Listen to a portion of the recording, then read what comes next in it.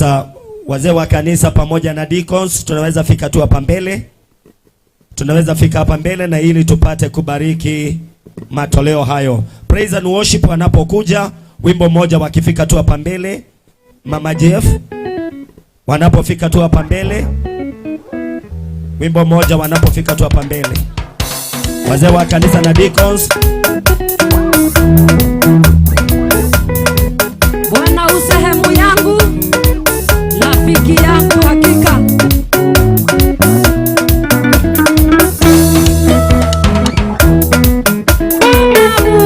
Usehemu yangu, rafiki yangu ewe, katika safari yangu natembea na wewe. Wewe Bwana usehemu yangu, rafiki yangu wewe, katika safari yangu natembea na wewe, pamoja na wewe, pamoja na wewe, katika safari yangu natembea na wewe.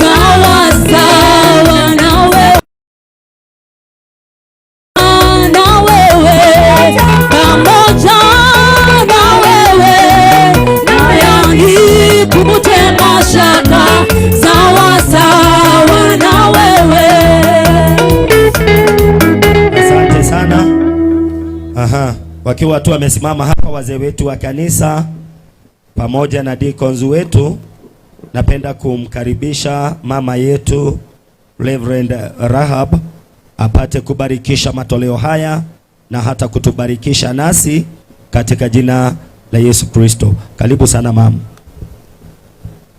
Tuamini na tuombe. Tukushukuru mtakatifu Mungu wa Israeli katika jina la Jehova. Asanti kwa sababu ya nafasi na toleo ambalo limekuwa mbele yetu katika jina la Bwana.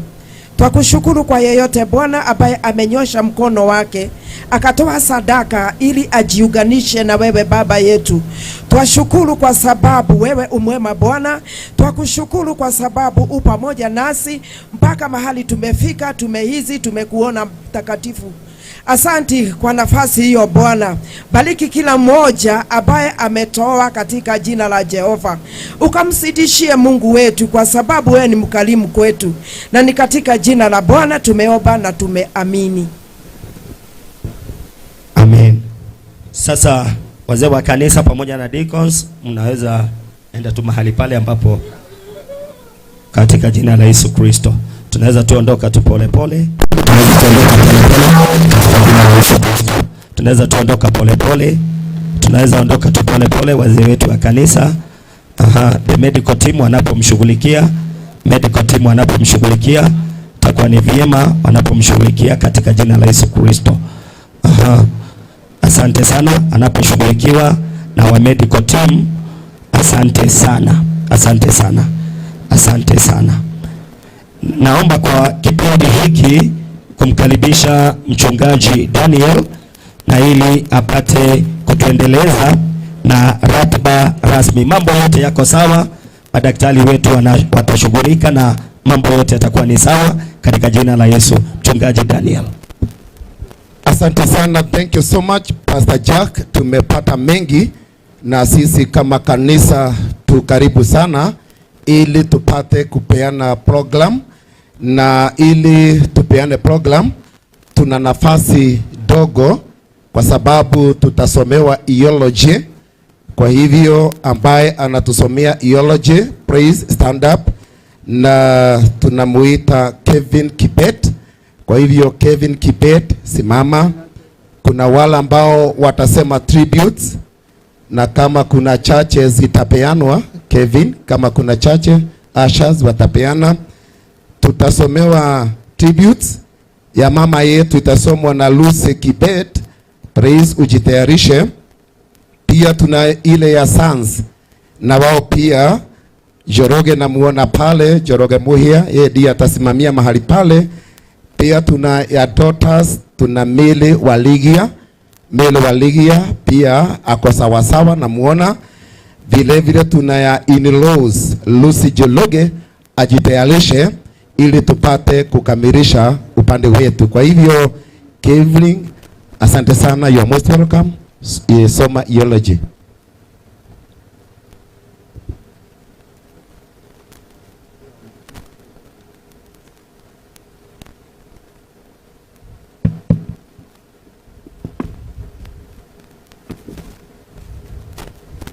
Hello.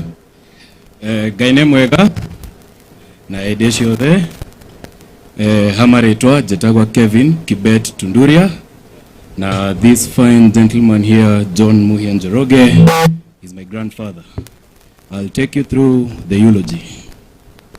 Eulogy of John Muhia Njoroge, 1932 to 2025. It is with heavy hearts and humble acceptance, God's will, we gather here to celebrate the passing of Mr. John Muhia Njoroge. Early life and education. John Muhia Njoroge was born in 1932 in Dakaine village, Muranga County. He started his education at Bugiti Primary School and later transferred to Dakaine Primary School.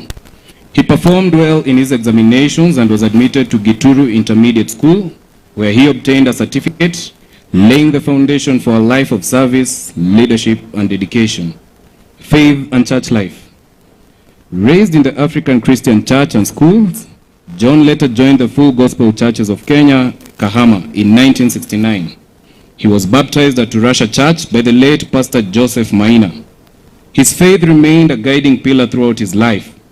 John was an ardent follower of the Full Gospel Churches of Kenya and was known for his strong and consistent prayer life. He could wake up very early in the morning to pray, especially for his family, and he never forgot to pray for the country. Even as he went through dialysis on his last days in hospital, he could be heard praying loudly. Driven by church and community, Mr. Muhia generously donated a portion of his land for the construction of a church. Family life. In 1965, John married his beloved wife, Ruth Wanjiru Muhia, with whom he shared a lifelong partnership. They were blessed with 11 children: Warigia, Gadoni, Joroge, Jogona, Wajiko, Denet Nanga, Waza, Ige, Mwagi, Jega, and Gashuga. He was a proud father-in-law to Julius Tunduria, Lucy, Esther, Susan, Betty, Mercy, and Helen, and a cherished grandfather and great-grandfather to many. He was also a beloved brother to Nana, Wajiko, Modoni, and Wangari. Career and community service. John worked as an agricultural field officer from 1965 to 1980 with Pan Food and Agro-Processing Company located in Naivasha. As an agricultural officer, he worked diligently with farmers in Kenya areas such as Nyakio, Javili, Morogaru, Tolojeru, and Turasha. His commitment and professionalism earned him promotion to agriculture manager for Nyandarua South, and he was fondly known as Ohewa Arati. After retiring in the 1980s, he engaged in small-scale intensive farming. He was so passionate about farming that he attracted dignitaries to his farm, among them the then District Commissioner of Nyandarua. His farm was selected as a model farm for agricultural trials after his potato yields was rated the best. He served as 1. Chairman, Block 6 and 7, Kifao Village, Chairman, Malewa Ranching Company from 1994 to 2012. During his tenure at Malewa Ranching Company, he successfully spearheaded the long acquisition of title deeds, a landmark achievement that transformed the lives of many families. Political legacy. For over 5 decades, John was a respected and influential grassroots political mobilizer. He was passionate about both local and national political affairs. At independence in the 1960s, he was an active youth leader and mobilizer for KANU in Gatanga, Murang'a County. Over the years, he passionately and successfully campaigned for several numerous leaders, including the late J.M. Kariuki, MP Nyandarua North, the late Honorable Kimani Wanyuike, MP Nyandarua South, the late Honorable Kimondo Agura, Nyandarua North, Honorable Kafigo Muregi, MP Nyandarua South, the late Honorable Laban Mushemi, MP Nyandarua South, Honorable Gibiomi Mwangi, MP Kipipiri Constituency, Honorable Dr. Amos Kimunya, MP Kipipiri Constituency, and the late Councillor Mroki Gibioro Ward. Mr. Muya proudly supported his daughter, Honorable Wanjiko Muya, the current MP Kipipiri Constituency, during her historic election as the first woman representative of Nyandarua County in 2013. Health and passing. Muya experienced periods of illness beginning in 2014 and received treatment at the Nairobi Hospital, Aga Khan Hospital, Coptic, and later palliative care at home. He was admitted at Coptic Hospital, Nairobi on 14th December 2025 due to kidney failure. Sadly, Mr. John Muhia Njoroge passed away peacefully on 29th December 2025 at 8 p.m. while undergoing treatment. Thank you, and may the Lord bless you. Asante sana. Alvin, may God bless you so much. Ni mengi baba yetu amefanya, lakini machache yametajwa. Sasa ni wakati wa tribute. Tuna ya mama yetu itasomwa na Lucy Kinet. Karibu sana Madam Lucy, Reverend Lucy. Thank you. Nyumba ya baba yetu kuna wachungaji.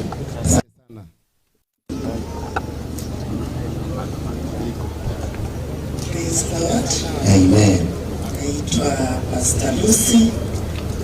On behalf of my mother, mimi nitamsomea to her beloved husband. Family, friends, and all gathered here today. Weighs heavily on me for the loss of my husband. I feel grateful for the years we shared, for the love we built, and for the legacy he has left behind. You believed in the power of education and worked tirelessly to ensure all our children were educated. Alongside education, you installed discipline, teaching them that true success comes only from knowledge, but not from living, but from living with integrity and responsibility also. One of the greatest gifts you gave me was the love and care you showed to my parents. You looked after them in their old age until their final breath, treating them as though they were your own. That kind of love, respect, is rare and showed me the depth of your character. You were a man of courage. You despised cowardice, and you taught us to face life challenges with strength and bravery. Generosity was at the core of your being. I remember over the years, many people stayed at our home overnight due to transport challenges of the times, especially families from Turasha, Ledeshua areas. Even when the space was limited, you insisted on one should walk home. No one should walk home at night for their safety. I also recall your kindness during the post-election violence in Molo in 1992, when you provided shelter to those who came seeking for refugee, including strangers. You were prayerful. You sought God earnestly, and your faith shaped everything you did. Your love for the church was so deep that you gave a piece of land for a church to be built,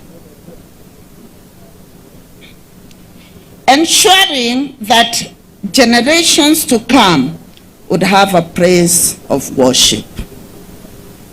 You always hated sin and stood firmly against anything that destroyed lives, including drugs.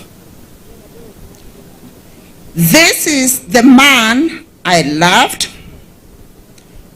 courageous, disciplined, prayerful, generous, full of integrity, devoted both family and to his faith.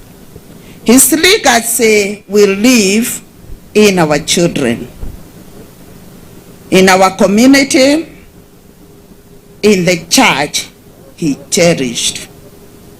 Though my heart aches with pain, I am comforted knowing that I will carry his memory with me always till we meet again.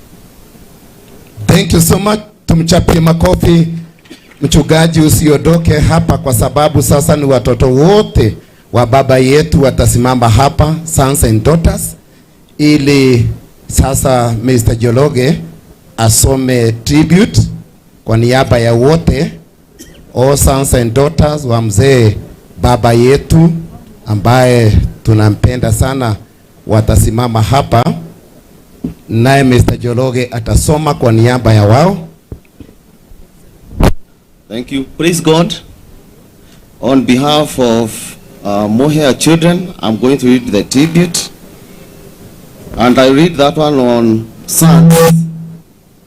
The other one is still there, but you can read later on. Ladies and gentlemen, family and friends, we gather here today with love and gratitude. We come together not only to mourn our father's passing, but to honor the life of a man who shaped us, guided us, and left a legacy that will never fade. Our father was a man of courage, principle, and faith. He believed that strength and bravery were the foundation of a meaningful life. He often reminded us that courage is not the absence of fear, but the choice to face it head on. He used to tell us, don't do things because others are doing it, but be principled. Those words became our compass. They taught us independence, firm values, and integrity, even when it was difficult.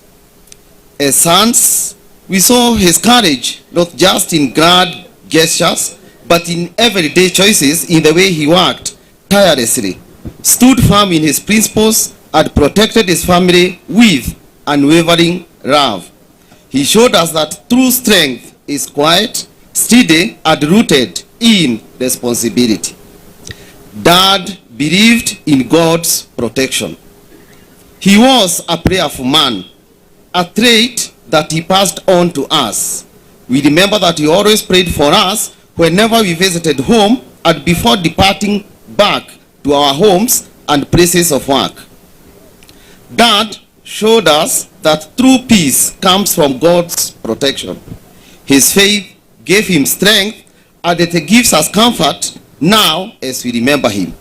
We are proud to be his sons, proud to carry his name, his lessons, and his legacy.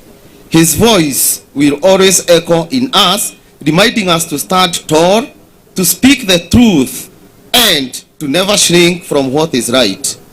Dad, you are our teacher, our protector, our example. Though you are no longer here, your spirit lives on in us. We will honor you not only with our words today, but with the way we live our lives tomorrow. We love you, Dad. Your courage, your principles, and your wisdom will never fade. Dad, rest in eternal peace. Asante sana, mtataja jina mkiketi, tukianzia na Mr. Njoroge, kisha baadaye tutafuatana. Kwa majina naitwa David Njoroge, mimi ndiye mkubwa for the sons. Asante, tumchapie makofi. Thank you so much, Mr. Njoroge. Kwa majina naitwa Mrs. Mary Tunduria, mimi ndio mkubwa wa boma ya Muhia Njoroge.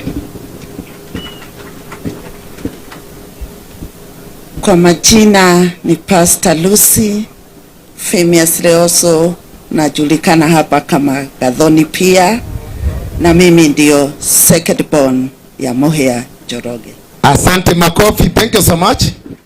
God bless you. Kwa majina naitwa Samuel Juguna. I'm the fourth born in the family. Thank you. Thank you so much. Tumchapie makofi. Asante sana. Wanjiku Muhia, fifth born. Aha, mheshimiwa wetu tumchapie makofi. I'm Fiona Muhia. I'm the youngest daughter. Thank you, tumchapie makofi. Thank you so much. My name is Alvin Ngige. I am the eighth born. Thank you, tumchapie makofi. Asante sana. My name is Sam Muhia, eighth born. Aha, tumchapie makofi. Thank you.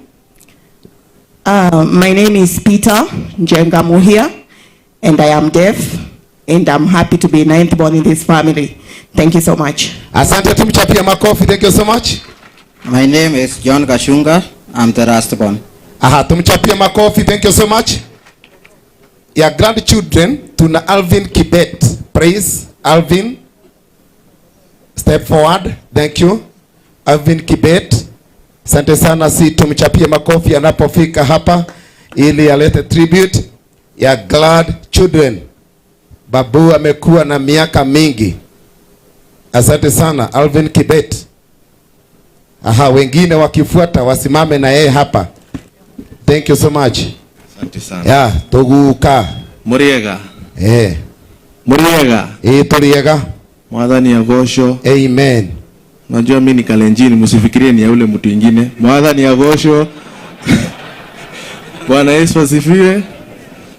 Kwa majina naitwa Alvin Kibet.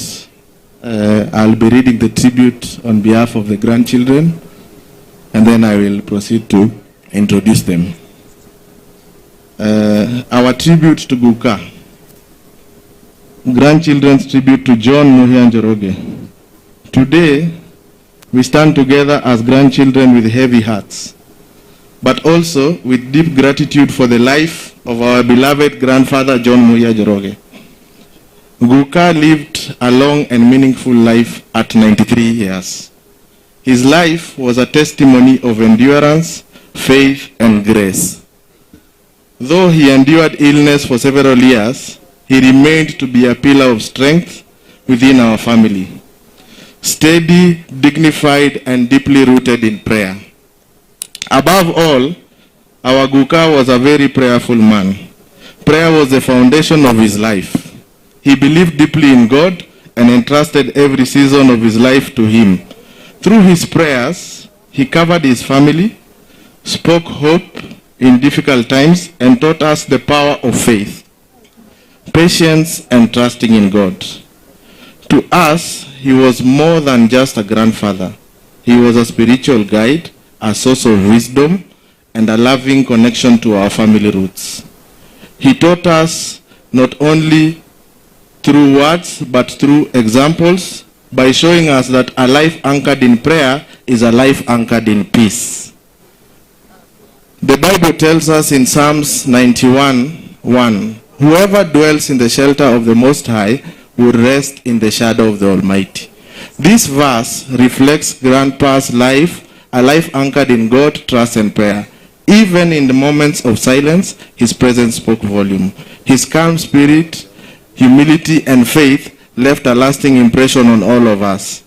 His prayer will continue to echo through our lives and guiding and strengthening generations to come. As his grandchildren, we are grateful for the years we shared with him, for the memories we will live forever, cherish, and for the spiritual foundation he laid for our family.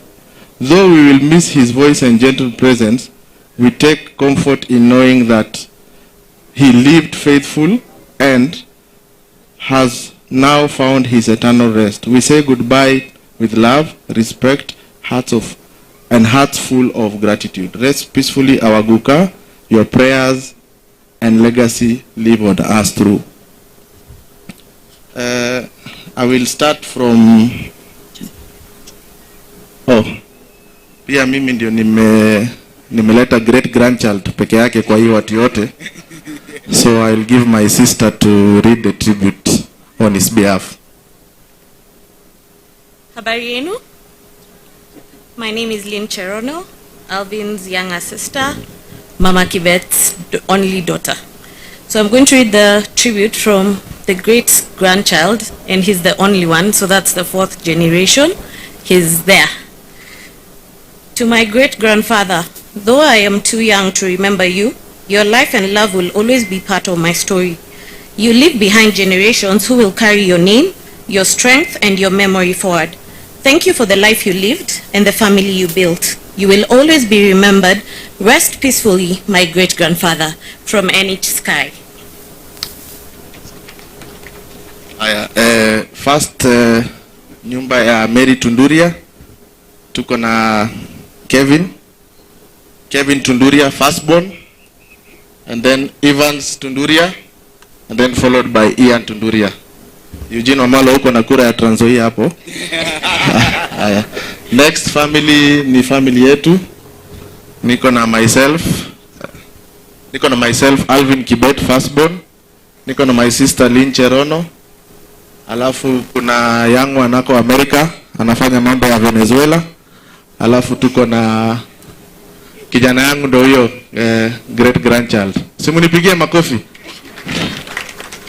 Then the next family ni family ya Mr. Njoroge ambaye alisoma tribute. Tuko na Zabon. Tuko na mrembo hapa Shiro. Wapi mwingine? Tuko na Nyagodhia. Na tuko na mwingine. Makofi. Next family would be Serena. Tuko na Serena Makena. Serita ako Canada, the sister ya Serena. Makofi. Next family would be Dennis. Tuko na Dennis, tuko na Bill, tuko na Njoro, tuko na warembo hapa wawili. Makofi. The other family would be familia ya my namesake Alvin. Tuko na Ryan na young one hapo. Makofi. Alafu tuko na family ya Fiona, tuko na Shiro. Makofi. The other family ni yangu sasa ya great grandchild. Asanteni sana, Mungu awabariki. Asante sana Alvin Kibet. Si tumchapie makofi. Thank you so much. Asante sana. Tribute ya mwisho ni ya in-laws Lucy Jologe. Praise. Karibu sana Lucy. Hii ni ya in-laws na hii tribute ndio ya mwisho. Wengine wakimfuata Madam Lucy.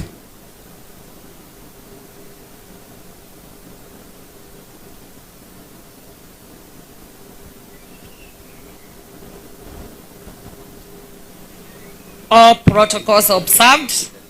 My name is Wamboi, and the man sleeping here is our dad.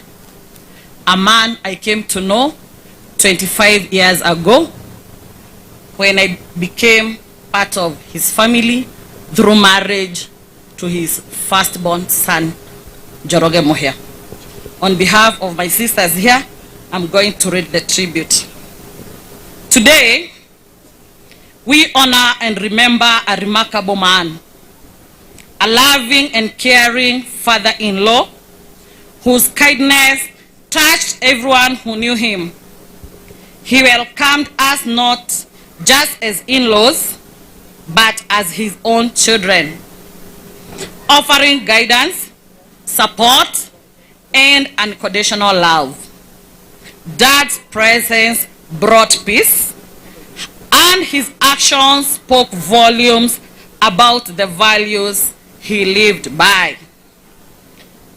Dad, we will always remember how you prayed for us and our families, mentioning each one of us by name.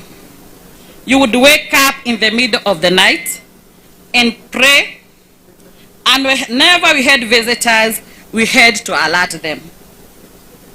We had to tell them, na mumenye fafa niokira gotu kukuhoya. That was the nature of our dad. He would wake up at the middle of the night to pray for us, his children, and to the community. And literally he could mention us by our names. We relied deeply on your prayers, and whenever we faced life challenges, we could always call you and ask you to pray for us, and you did it so gladly without hesitation.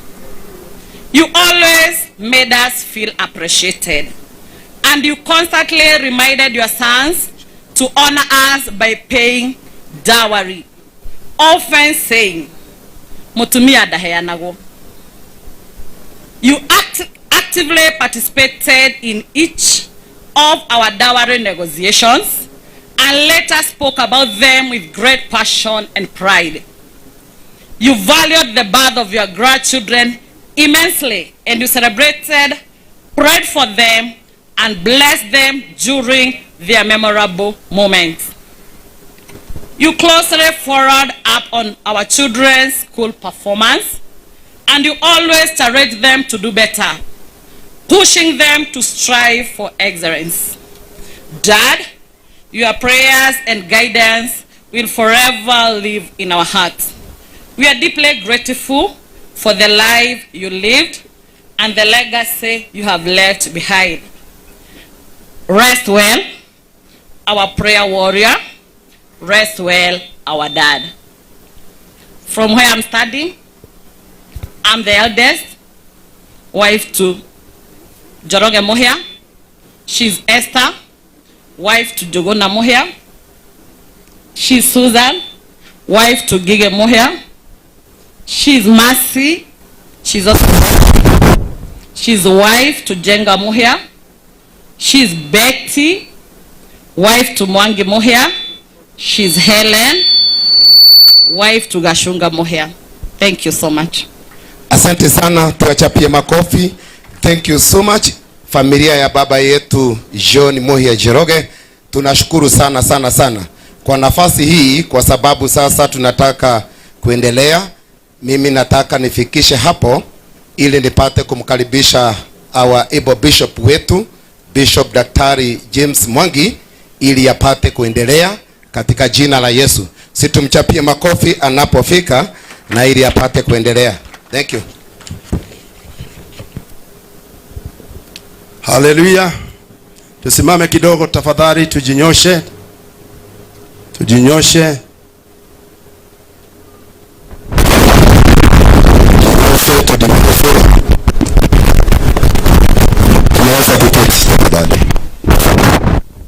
Kwa nafasi hii nataka kumkaribisha our regional bishop ili aendeleshe mahali ambapo pamezalia.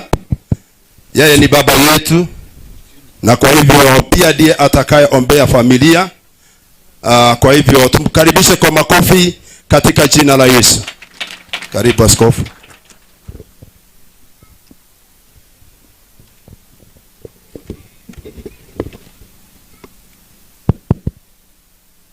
Bwana apewe sifa. Haleluya. Basi inaonekana ya kwamba wengine wameanza kushoka, lakini mambo bado.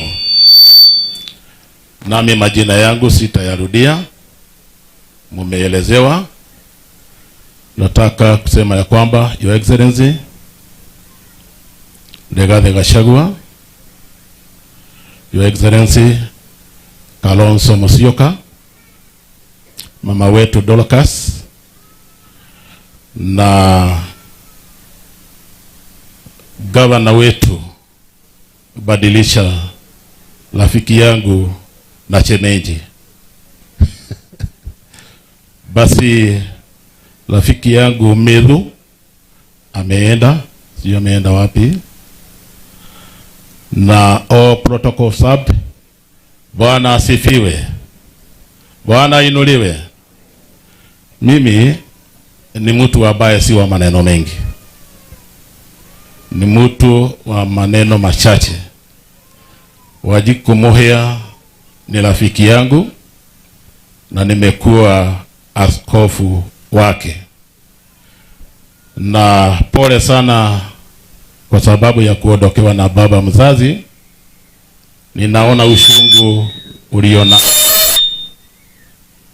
kwa kuondokewa na mzazi uliyempenda, lakini yote ni kwa Mungu. Kwa hivyo pamoja na mama yetu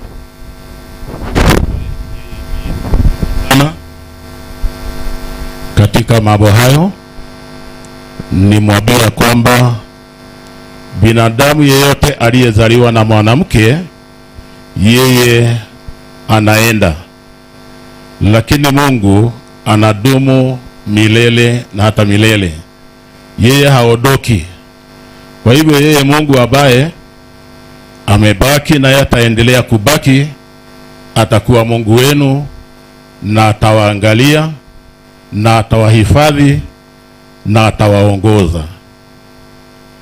Kwa hivyo sasa mjiweke nguvu, na Mungu amempa neema. Baba yetu ameenda na miaka mingi, kutoka 32 to 2025 kama vile ambavyo inaonekana pale.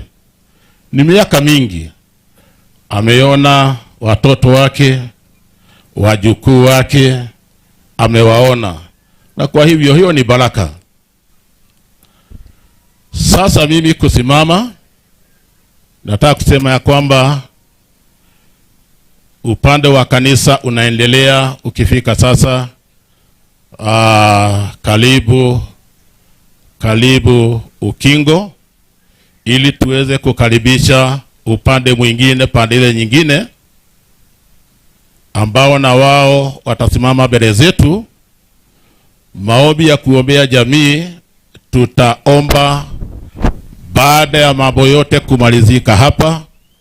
Itakuwa maombi ya mwisho hapa, kibakia maombi mengine ng'ambo ile ambapo mwili utakapolazwa. Kwa hivyo tutatulia tu, kishoka kidogo basi usiwe na shinda. Basi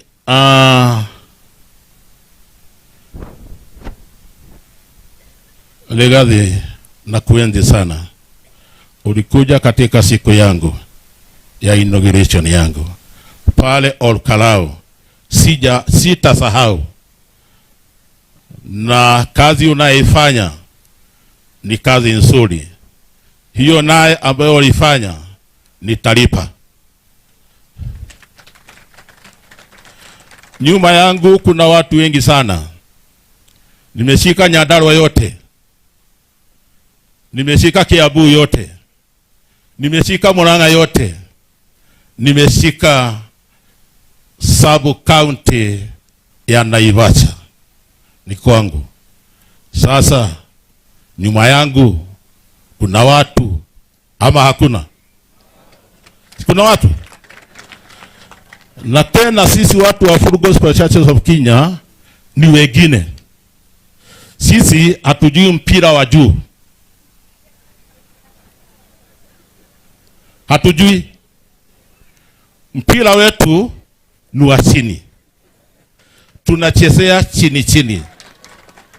Na hatuwezi kukuambia kabisa kile ambacho tutafanya. bali sisi tunajua kile ambacho tunafanya, na ukisimama ugwe mkono wa Full Gospel, wewe umeingia. Maana watu wetu ni wengi sana mashinani, ukienda hata mahali ambapo hakuna barabara unawakuta huko. Hata mahali ambapo kuna giza unawakuta huko. Sio kwa shetani. Unajua kuna mahali pengine ambapo stima hasijafika, si ndio? Hatuwezi kuwa zimefika Kenya yote.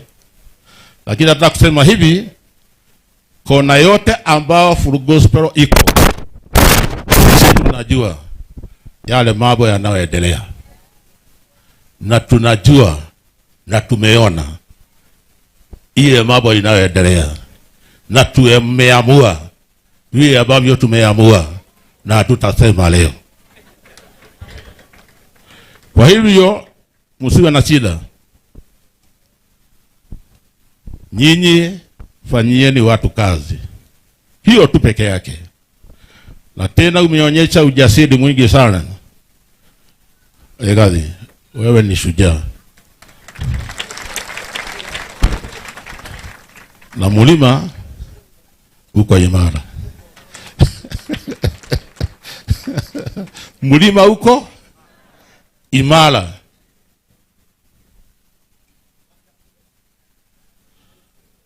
Na sasa hatusemagi, tunanyamaza. Sisi tunafanya mitendo, sio maneno. Hata kama hujatembea kanisani mwetu, utembee usitembee, sisi tunajua kile tunajua. Tunapea wewe hata ukiwa hata kama hujakuja kwetu. Tukikupenda tunakupigia kura. Kisema hivyo kina Mwangi wa Nyaga unajua. Pale the majority leader. Kwa hivyo sasa nataka tusipoteze wakati mwingi.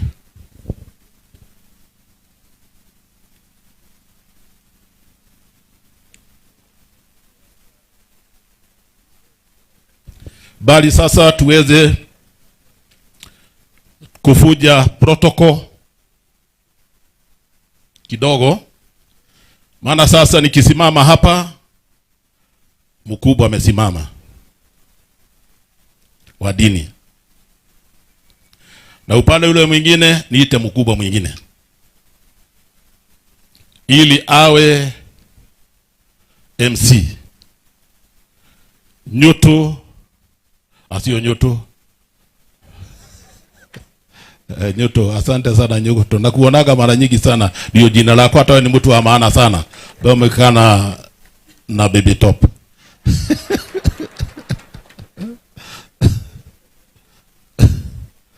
Kavamedhu. Tumchapie makofi. Kavamedhu sasa unajua sasa vile tunapikaga mpira. Mpira yetu Medhu anajua sana. Nani rafiki yangu sana. Kuingia huko katika KIC. Sijawahi fika huko. Medhu alinikaribisha huko. Nikaenda tukiwa na wachungaji na mmoja wako hapa. Tukaenda huko, tukakaribishwa Orphans Junior 26. Baadaye Wajiko wa Muhia akatukaribisha bunge. Tukakura. Wajiko wa Muhia sitawahi sahau milele na milele. Wene watu milele tukaria nyama itari mahindi. Tukiria tukiguayaga muno,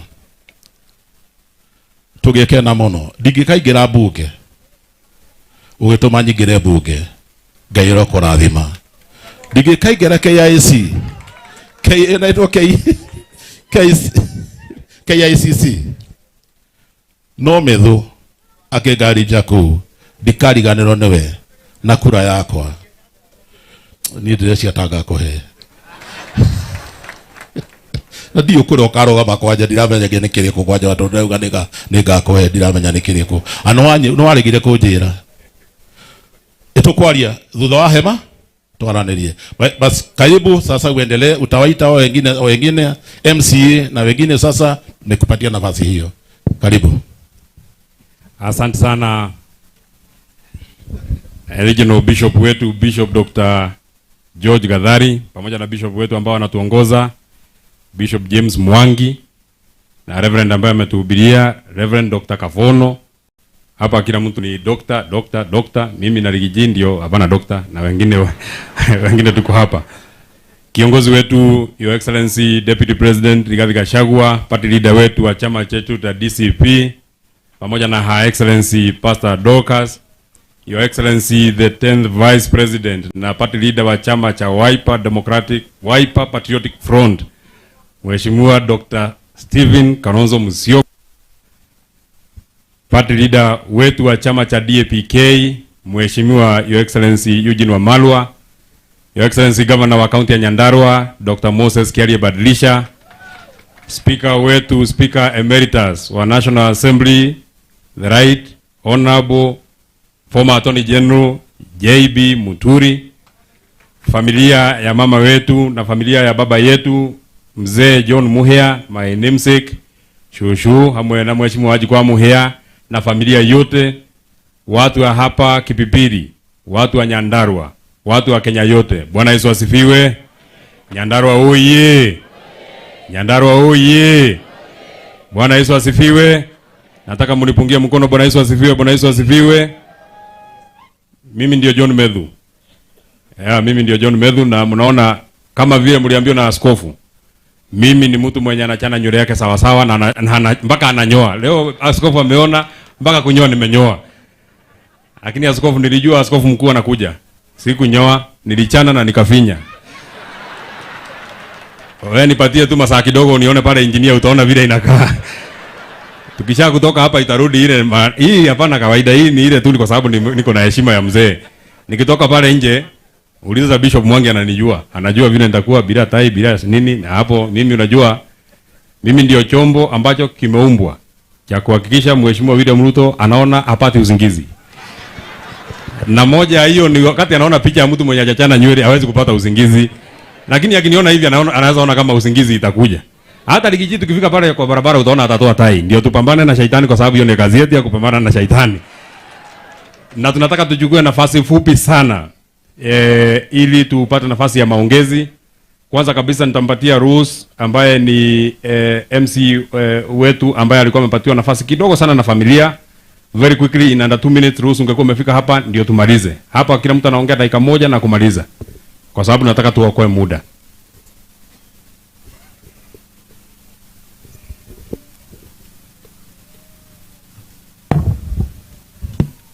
Asante sana Mheshimiwa Senator. Na niweze vile vile kutambua uongozi mzima wa kanisa la Full Gospel Church. Tukwe tumeongezwa naye Dr. Reverend wetu, Head Bishop wetu, Bishop Gathari. Asanteni sana. Kwa hiyo lishe bora ya roho zetu ambayo inaweza kutuongoza. Basi ikiwa ni hivyo na tayari ningependa niweze tu kusema kwa machache. Mheshimiwa, mimi ni mtu ambaye anafuata taratibu na kuangalia masala. His Excellency the Second Deputy President of the Republic of Kenya, His Excellency Rigathi Gachagua, ambaye pia ni kiongozi wetu wa chama cha DCP. Jamani, sisikii makofi wewe. Na wakati unasema DCP kawaida huwa tunashika masikio kwa sababu tunasikiza wapi? Sikiza nini? Jamani, hata siwasikii. Sikiza nini? Asante sana. Tukiwa vile vile na Her Excellency Reverend Dr. Dorcas Rigathi. Jamani, makofi wakati tunapo watambua na kuwakaribisha viongozi wetu. Vile vile Second Vice President of the Republic of Kenya ambaye vile vile ni Wiper Party Leader, His Excellency Dr. Stephen Kalonzo. The 7th Speaker and 8th Attorney General Honorable Justin Muturi, Democratic Party of Kenya. DAPK Party Leader Honorable Eugene Wamalwa ambaye vile vile alikuwa ameshikilia na kuongoza wizara tofauti tofauti pamoja na Justice na vile vile Defense. Wajua sisemi tu bure, ni kwa sababu nataka tutambue ni viongozi wa gani ambao tuko nao hapa jamani. Vile vile tuko naye Nyandarua County Governor, His Excellency Kiarie Badilisha. Na vile vile Mheshimiwa Senator wetu, Mheshimiwa nani? Kafao. Thank you very much, His Honorable John Medhu. Vile vile Kipipiri constituency, Mheshimiwa Honorable Wanjiku Muhia, ambaye yeye na familia yake imefanya tujumuike hapa tunapoweza kuomboleza nao. Na vile vile niweze kuwatambua viongozi wote wa National Assembly, ikiwa ni pamoja na bunge la taifa na lile la seneti. Jamani, makofi, wametoka kaunti mbalimbali. 47 zote hapa zimewakilishwa. Jamani, makofi tena. Bila kumsahau Paul Ngeshe ambaye ni MCA wetu katika eneo hili la Kipipiri, pamoja na MCAs wengine wote wawakilishi wa wodi ambao wamejumuika hapa kutoka kaunti mbalimbali. Jamani, makofi. Asante sana. Basi ikiwa hivyo, nataka tutambue kwamba kuna watu ambao ni vielekezo na wengine ni vigezo.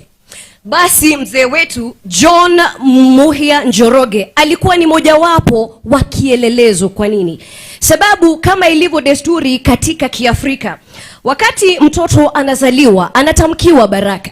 Na katika tamaduni zetu baraka za mtoto wa mvulana zilikuwa ni 5: Oradhi, Ogo, Odhamaki, Otoga, Ohamwe na Oshaba. Na nitaoshaba oria wakoro okeganuo nekanitha na utogoria oria wena mutogoria wito wa kiama cha DCP. Naye mzee alikuwa vile vile. Kwa nini? Baada ya haya mambo yote tumetaja, ikiwa ni miaka ya hapo zamani, tayari alikuwa ashatambua, alikuwa anajua uwezo wa kilimo, na hiyo yote tunatumia sasa hivi. Vile vile aliweza kufanya maneno ya siasa, na ndo maana tukaona wakati walifanya kampeni akamsaidia rais wa pili His Excellency Arap Moi, na vile vile wengine. Na todo gemishumaga na moshiere gagwe shiare rare niko gaka. Basi bila kuchukua muda zaidi, ningependa tuwatambue majirani ambao tuko nao, na vile mheshimiwa amesema dakika moja tu. Na basi ningeweza kuchukua nafasi hii niweze kutambua familia hizo zote kwa njia ya kutaja kila familia. Na baada ya kutaja kila familia, tutaweza kusimama mahali tupo, tukapunga mkono na kuwasalimia wageni wetu. Sawa sawa? Tuanze naye Sami Njoroge ambaye ako chini ya familia ya Tunduria. Mama Kevin, jamani tuone kwa ishara. Asanteni sana. Tuende kwake wa Kibet, Lucy John, tafadhali. Mambo na mwendo ni wakasi, masani kidogo, mheshimiwa kidogo atanichapa fine tafadhali. Vile vile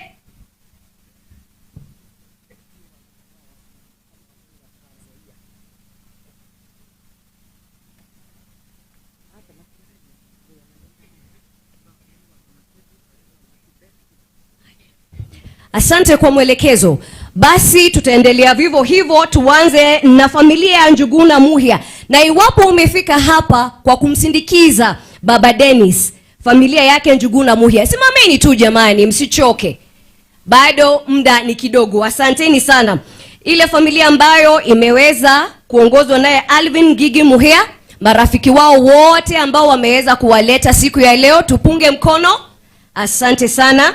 Familia yake Samuel Mwangi, wale wote wameweza kuwasindikiza mahali hapa, simameni na kupunga mkono. Asante sana. Vile vile tumpate Peter Jenga. Hapa lazima tuweke maua jamani, nataka tuchukue. Aliongea hapa kwa lugha ya ishara, tumuonyeshe pia sisi tumemsindikiza. Asanteni sana. Vile vile tunaye John Gashunga, familia ambayo wameweza kumsindikiza, wasimame. Kuna wale ambao hawakuwa wamefika ni Tunduria. Mama Kevin, mnaweza simama. Asanteni sana. Na basi bila kuchukua wakati mwingine, asanti mheshimiwa, niweze kurudisha usukani kwako. Shukran. Asante sana Rose, na pia mimi nitachukua nafasi hiyo fupi hivyo. Kwanza nikushukuru sana Reverend Dr. Kafono kwa sababu umetuhubiria vizuri sana, na mimi nilikuwa nimekaa pale nasikiza. Umesema kiongozi mzuri analetea watu barabara, analetea watu maji, anatengeneza masomo. Na mimi nikakaa hapa nikaona hapa iko barabara ilijengwa na Uhuru Kenyatta kutoka hapa kwenda mpaka huko Machinery. Tena iko barabara nyingine ilijengwa kutoka huko Captain kwenda mpaka mahali panaitwa kwa Matu Uhuru Kenyatta akajenga kama kilomita 47 na yeye mwenye yako mtu ya Singapore amejenga kilomita 1, kila mtu anaambia na maneno yake. Lakini watu ya area hii wangekuuliza wewe Reverend, kama ungewapatia nafasi wangekuuliza.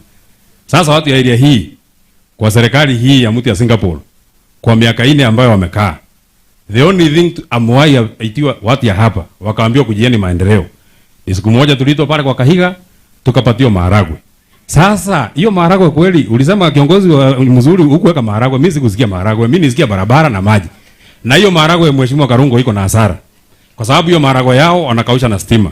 Unapatiwa maharagwe kilo 4. Wathie kuruga uraruga na ngũ kabuda kagima.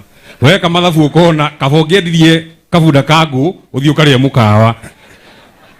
Na wecirio horo wa mboco kona. Wecirio horo wa mboco icio kona. Ya basi Bishop hii watu hiyo wanaimba, hiyo ni mzee mwingine ya kanisa yetu alikuwa ameimba hiyo wimbo, ni ya kwaya, hakuna makosa hiyo Sasa nataka kwa heshima kubwa niwaitie. Unajua hii mtu anaitwa Newton ambaye mnasema ati mimi tunafanana na yeye. Wakati alikuja hapa nilikuwa namtafutia kiti pale karibu na mimi, pale kwa mama Jane Kiara. Sasa mimi namwambia kuja mheshimiwa Newton ndio ukae line ya mbele ndio uonekane. Yeye ananiambia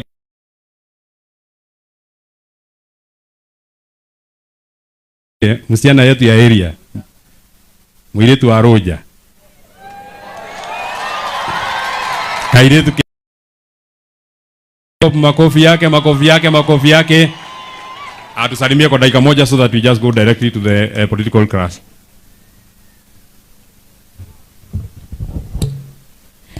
Ngai nĩ mwega na hĩndĩ ciothe mutirangeithĩka. Ngai nĩ mwega na hĩndĩ ciothe.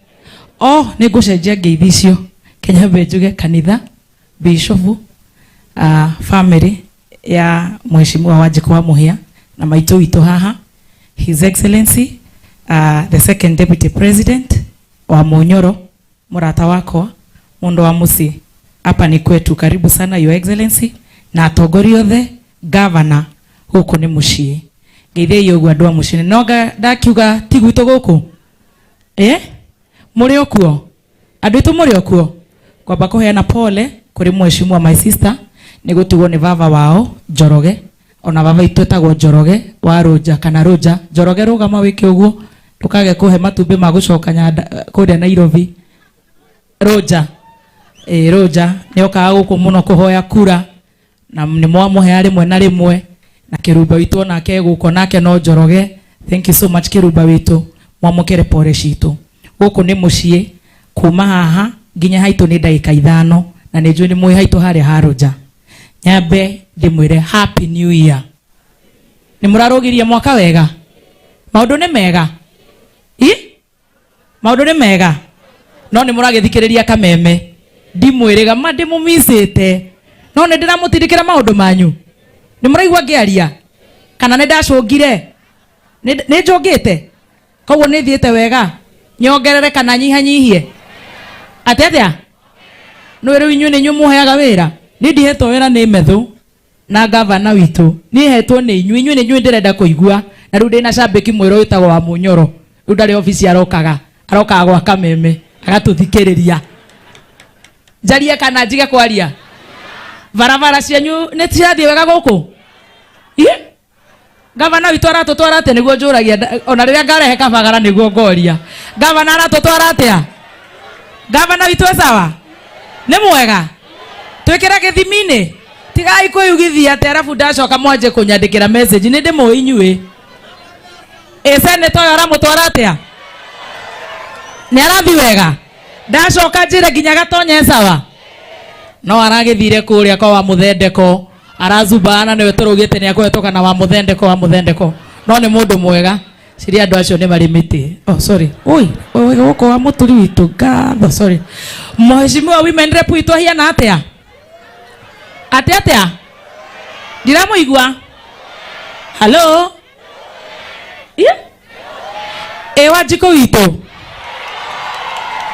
na niwe ni ndimukunyaga kidogo agoka wega ndirona riu okite wega riu sawa ciko witu sawa AMCA wa guku gwitu nigute me sawa hare iguru ndathi njuge atia hare iguru biu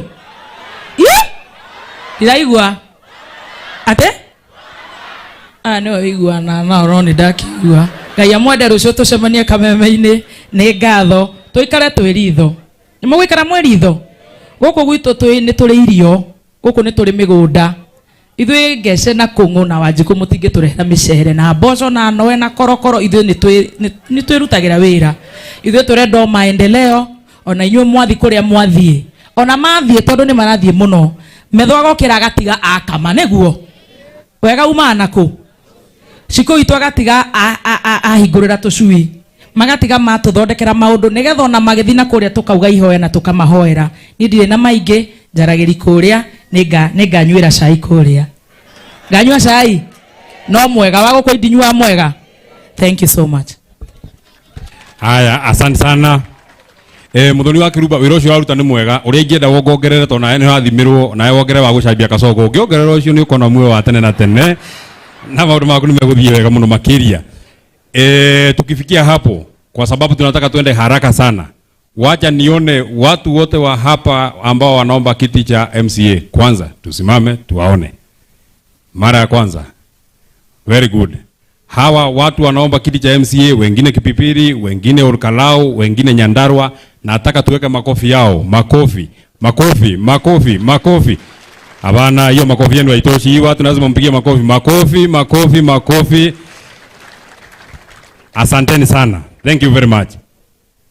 Tukifikia hapo, tukiongozwa na mzee Roja, wacha nione watu wote ambao wamekuwa MCA wetu kuanzia 2013, 2017, 2022. Wote ambao walikuwa MCA niwaone. Wote ambao walikuwa MCA. Hapa iko Roja, hapa iko Kamau Douglas, hapa iko Wanango, hapa iko Mama Soko, hapa iko Abbas, hapa iko Wahungu kutoka huko Donyonjeru, hapa iko Wanjiku wa Muhuhu, hapo iko Teacher Jean. Hawa wote walikuwa MCA wetu. Huyu anaitwa Mheshimiwa Kariuki Maguna, alikuwa majority leader anaomba kiti ya ubunge. Huyu anaitwa Kawaithera, alikuwa MCA huko Rurie. Uzuri mumepatia mtu mwenye anajua kila mtu majina. Kwa hivyo mimi mtu hata sema jina yangu itasahaulika, mimi najua nyinyi wote. Na hivyo venye umesema jina yako ndio na mimi ninasema tu. Hawajasema Kariuki, mimi nikasema Waithera. Ni watu moja tu. Pigieni watu wote walikuwa MCA makofi. Kwa niaba yao nataka nimpatie speaker wetu wa zamani dakika moja akuja afikishe salamu kwa sababu amefanya kazi na Mheshimiwa Wanjiku Muhia. In a minute, my boss Mheshimiwa Speaker James Ndegwa. Wapi makofi ya speaker wetu James Ndegwa Wahome? Just 1 minute.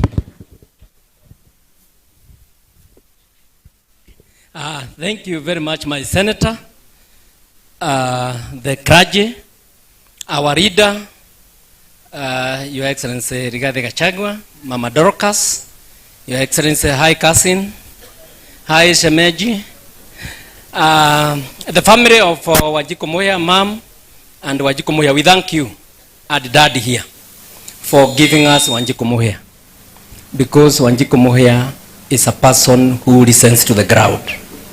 Sisi kama watu ya Kipipiri tukiongea, Wanjiku Muhia hiyo ndio anaenda anafanya huko bunge. Sisi watu ya Nyandarua tukiongea, Wanjiku Muhia ndio anaenda anafanya hiyo bunge. Na ile kazi ulitufanyia ya His Excellency, we shall forever be grateful. Mimi yangu ni kidogo, majina ni Ndegwa Wahome na mimi ni wakili. Na nimekuwa speaker hapa miaka 10. Senator amekuwa my personal assistant. Kwa hivyo mnaona I can mentor. And now he is one of the greatest leaders of this country through mentorship also by His Excellency Rigathi Gachagua. Mimi vile tu ningetaka kusema watu wa Mount Kenya kwa sababu wengi wetu wametoka Mount Kenya. Na nilisema hivyo uko Jabini kwamba our leader in the mountain is Rigathi Gachagua. I don't think there is anybody who has any doubt about that. And the other thing tunasema ni kwamba kwa sababu kuna biguni ya siasa. If you want to go to the mountain political heaven, you have to pass through His Excellency Rigathi Gachagua. Ile ya mwisho ningetaka kusema senator ni kwamba watu wengi wanatuambia kwamba serikali wanataka kuwa serikali kwa sababu ya maendeleo. Umetaja zile barabara zote tuko hapa, barabara eno ya kuma Girigiri goka Karawihana Ndangari na andu maratwira ati me thirikari ni nigo marehe maendeleo barabara ya Ndonyojeru, barabara ya Gatura, barabara ya Mairoinya ya Kariamu, barabara ya Mairoinya guthi Shamata ya guthi Pesi. Nothing is happening. Andu aria maratwira ati mare thirikari ni tondu wa maendeleo no aria matwiraga tutige kurwa na muthungu ati tondu muthungu niwe munene wa Kenya kahinda kau tungitura gokombo-ini wa muthungu andu aitu andu acio angiko ni kuri maendeleo maragira kuri State House no anga Kabagara no ti maendeleo magoka Nyandarua. Lastly juge atiriri senator ithuĩ mundu wetagwo William Ruto ni twamutahikire na ithuĩ tutikoria matanuko. Asanteni sana. Thank you very much. Wapi makofi ya Speaker Ndegwa Wahome. Unajua Bishop amesema watu ya kanisa wao wanajua na wananyamaza. Sasa juzi tulikuwa kwa kina Junyutu, hao wakashindwa kunyamaza wakasema one time. Sasa mimi nataka nionye mtu yote mwenye anakuja hapa. Nataka ati huko murauga atia? Acha murauga kahora nyitu ni kuthekerera. Tauga iwega jigwe. Ati namna gani? Yeah, very good. Sasa mtu yote mwenye atapata nafasi ya kuja hapa. Unajua Your Excellency tulienda pale Murang'a. Musiana alitoka wapi sijui mashetani kamuingia. Akakuja hapa akaanza kutusi sisi. Kama unasikia mashetani inaweza ingia wewe na wewe ni rafiki ya William Ruto, hapa unafaa kuwa kilomita kama 300 kutoka hapa mahali hii function inaendelea. Kwa sababu hata mzee huyu alikuwa courageous na mimi najua kama angepiga kura hawezi pigia mtu mwenye anaua watoto. Sasa tukifikia hapo, wacha nione former members of parliament ambao wako hapa wote wasimame tuwaone kwa sababu mimi ninawajua.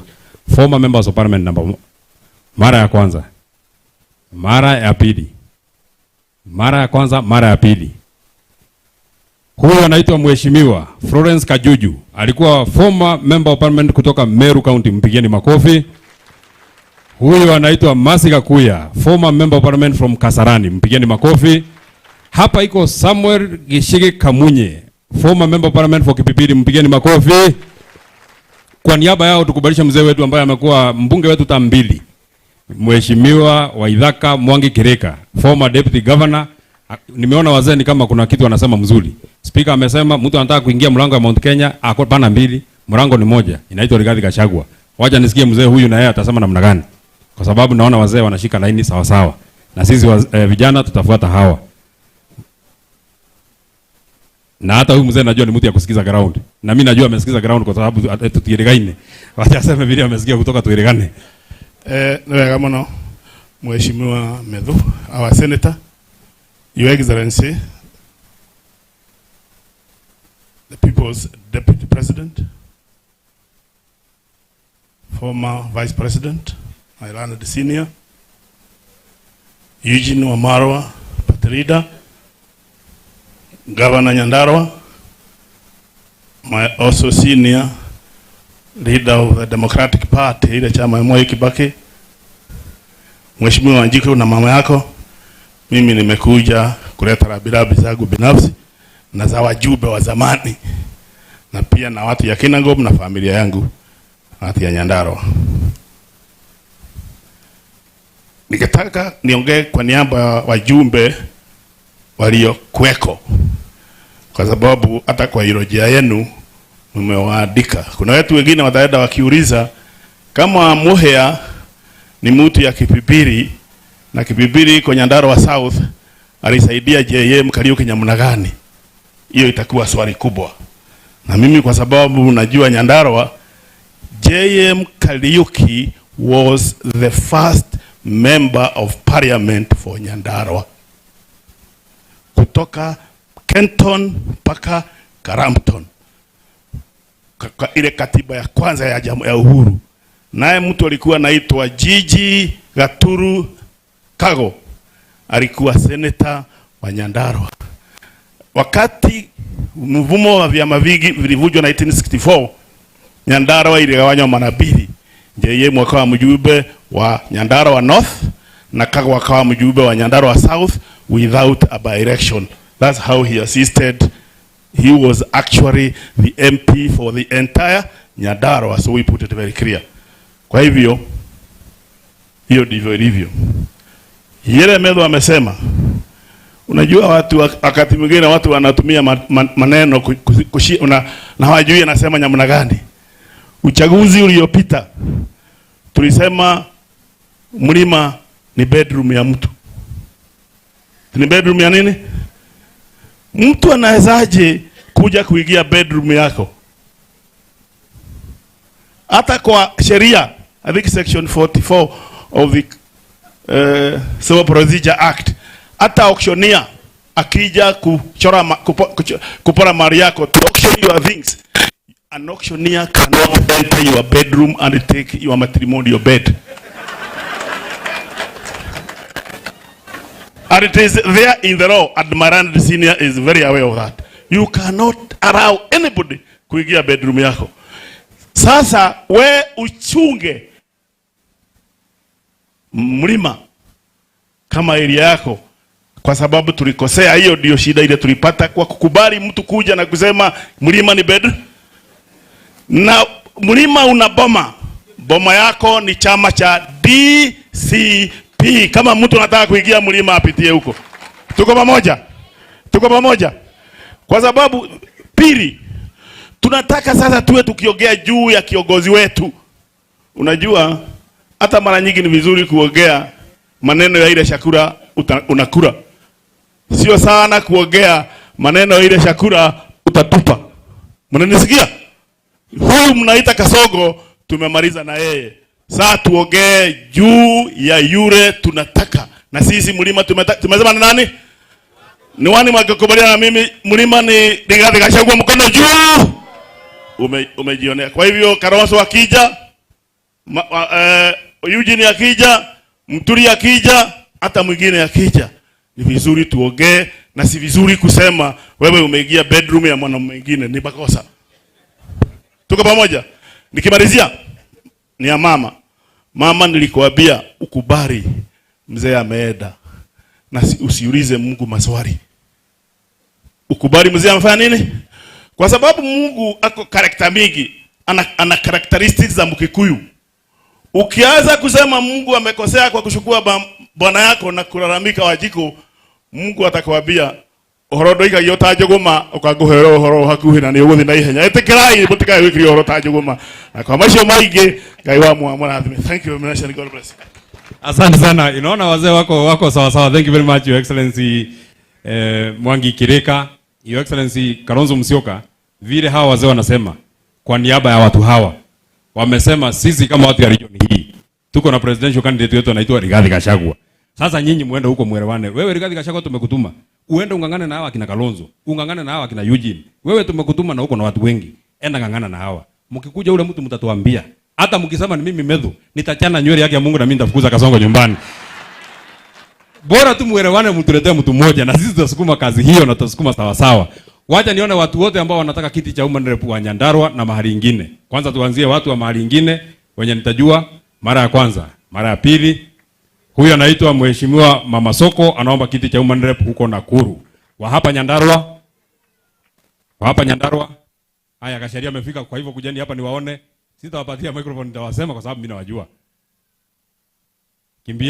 Kimbieni.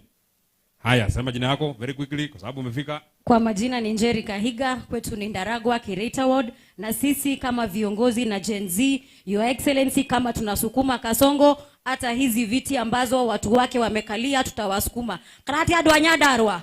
Totinyike adu acio. Hamare twajitagwo Njeri wa Kahiga kana Gacheri ka Nyandarua. Asante sana. Thank you very much. Mheshimiwa Teacher Jane. Wana Nyandarua hoye. Aya, na kwa majina anaitwa Jane Nyambura Bogwa, na jina lingine wananiita Teacher Jane. Na sisi, mimi na wana Nyandarua tuko upande wa one term. Na kukifika ni ya siasa 2027, kiti cha Women Rep wa Nyandarua ni Teacher Jane Nyambura Bogwa aka Teacher Jane. Thank you so much. Very good. Mkiendelea hivyo Nyandarua hai. Nyinulieni mkono hivi kama umefurahi kufika hapa. Mimi naitwa Wakili Sasha Wamae. Mimi ni MCA bunge la Nyandarua na mwaniaji wa kiti cha Mama County. Na sasa nyinyi mnajua tunasema sasa ni Sasha, sababu Sasha ni kiongozi shupavu, atakuja kubadilisha na kuweka Nyandarua mahali nafaa. Your Excellency, karibuni sana nyinyi wote. Sisi hapa nyumbani tuko nyuma yako. Asante. Na tukikutuma pale kwa meza uko na 8 million votes. Sasa tunafuatilia, kazi yangu kubwa ni kwenda door to door. Tukiambia vijana wachukue kura, Silaha zetu tunakupeleka pale kwa meza. Ukinegotiate na hao viongozi utakuwa na 10 million strong. Tuko one time. Asante, thank you very much. Bwana asifiwe. Happy New Year. Jina ni Wanjiko Mohoho. Karibuni sana viongozi wetu na poleni sana mama wetu kwa kupoteza baba yenu. Kiti yenye nasimama ya Women Rep. Na ikaria Nyandarua tukoretwo na inywe na turoiga 2027 ni kimera kia Ngai. Na akandu ake veferi ni ndona mutire mwarenga mwaki. No ngamurarenga. Kanitha yanyu ni ya one time. Na bishop witũ nĩ Rigathĩ wa Gachagua. Ngai ndake mũrathime harambe. Asanteni sana. Thank you very much. God is good. I know the time. Mimi naitwa Judy Nyambura Mohea. Poleni sana Mheshimiwa Wanjiko Mohea. Najua watu wengi walikuwa nadhani we are related. Maybe we are related cousin. Na mimi nimekuja hapa kusema nilikuwa nasimama kiti ya Women Rep and right now I'm working with DCP.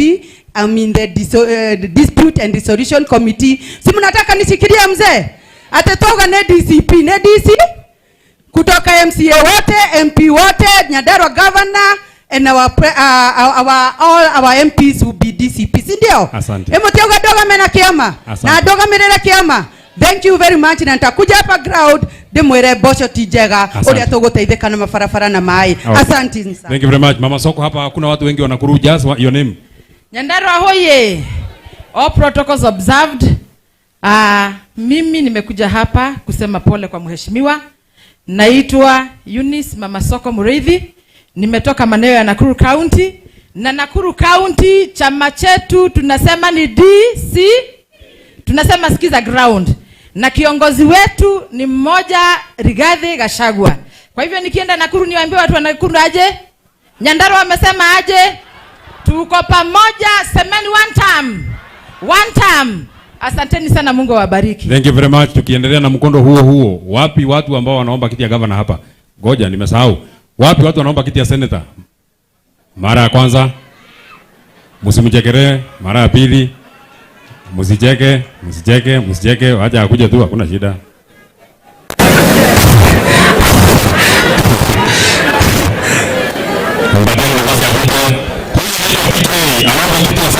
Laikipia, mpigeni makofi.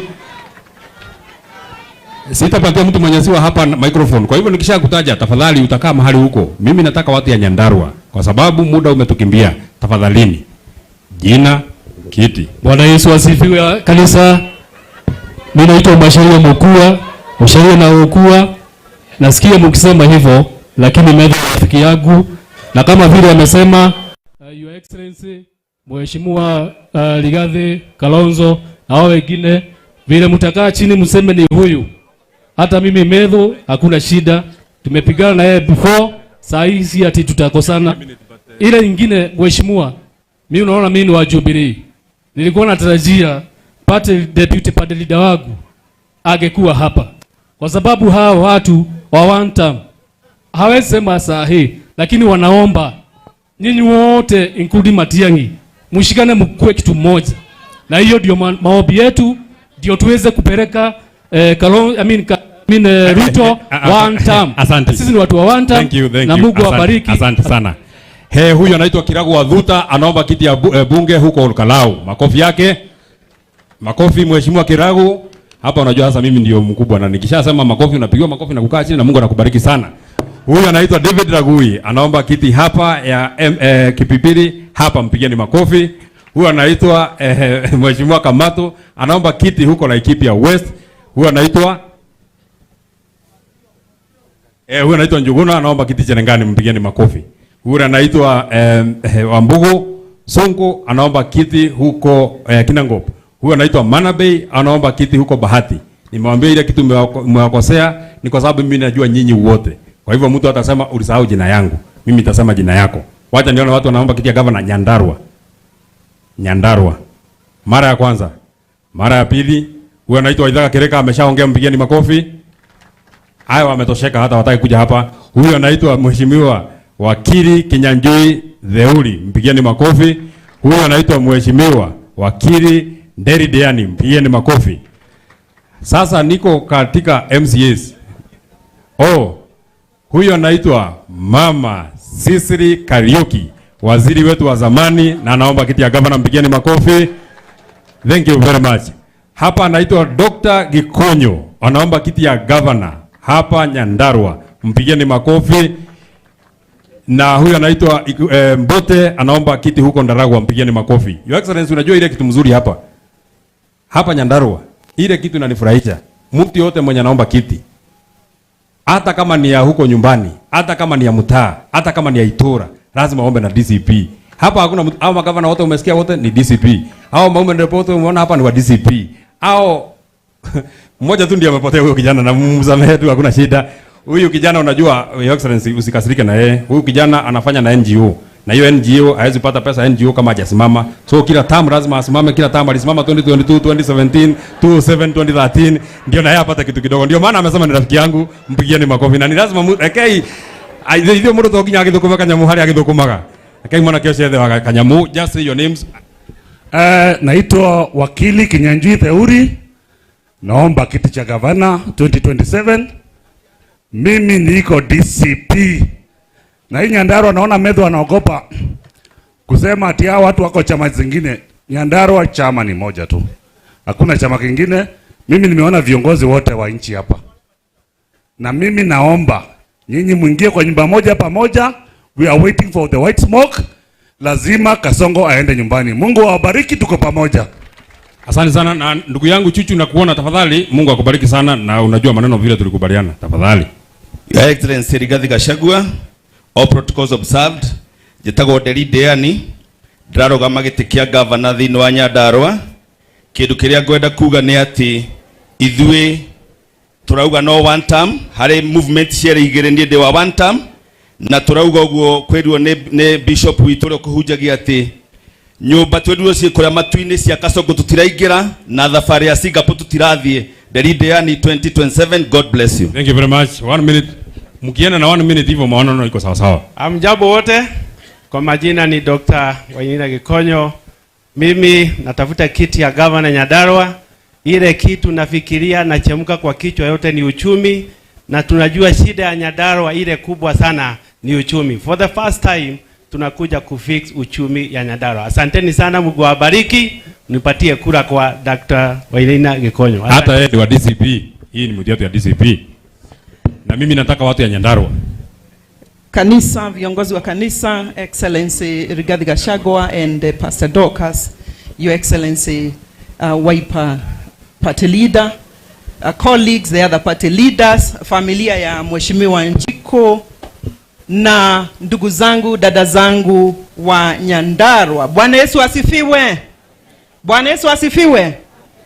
Hamare tuane maito Sicily wa Kariuki.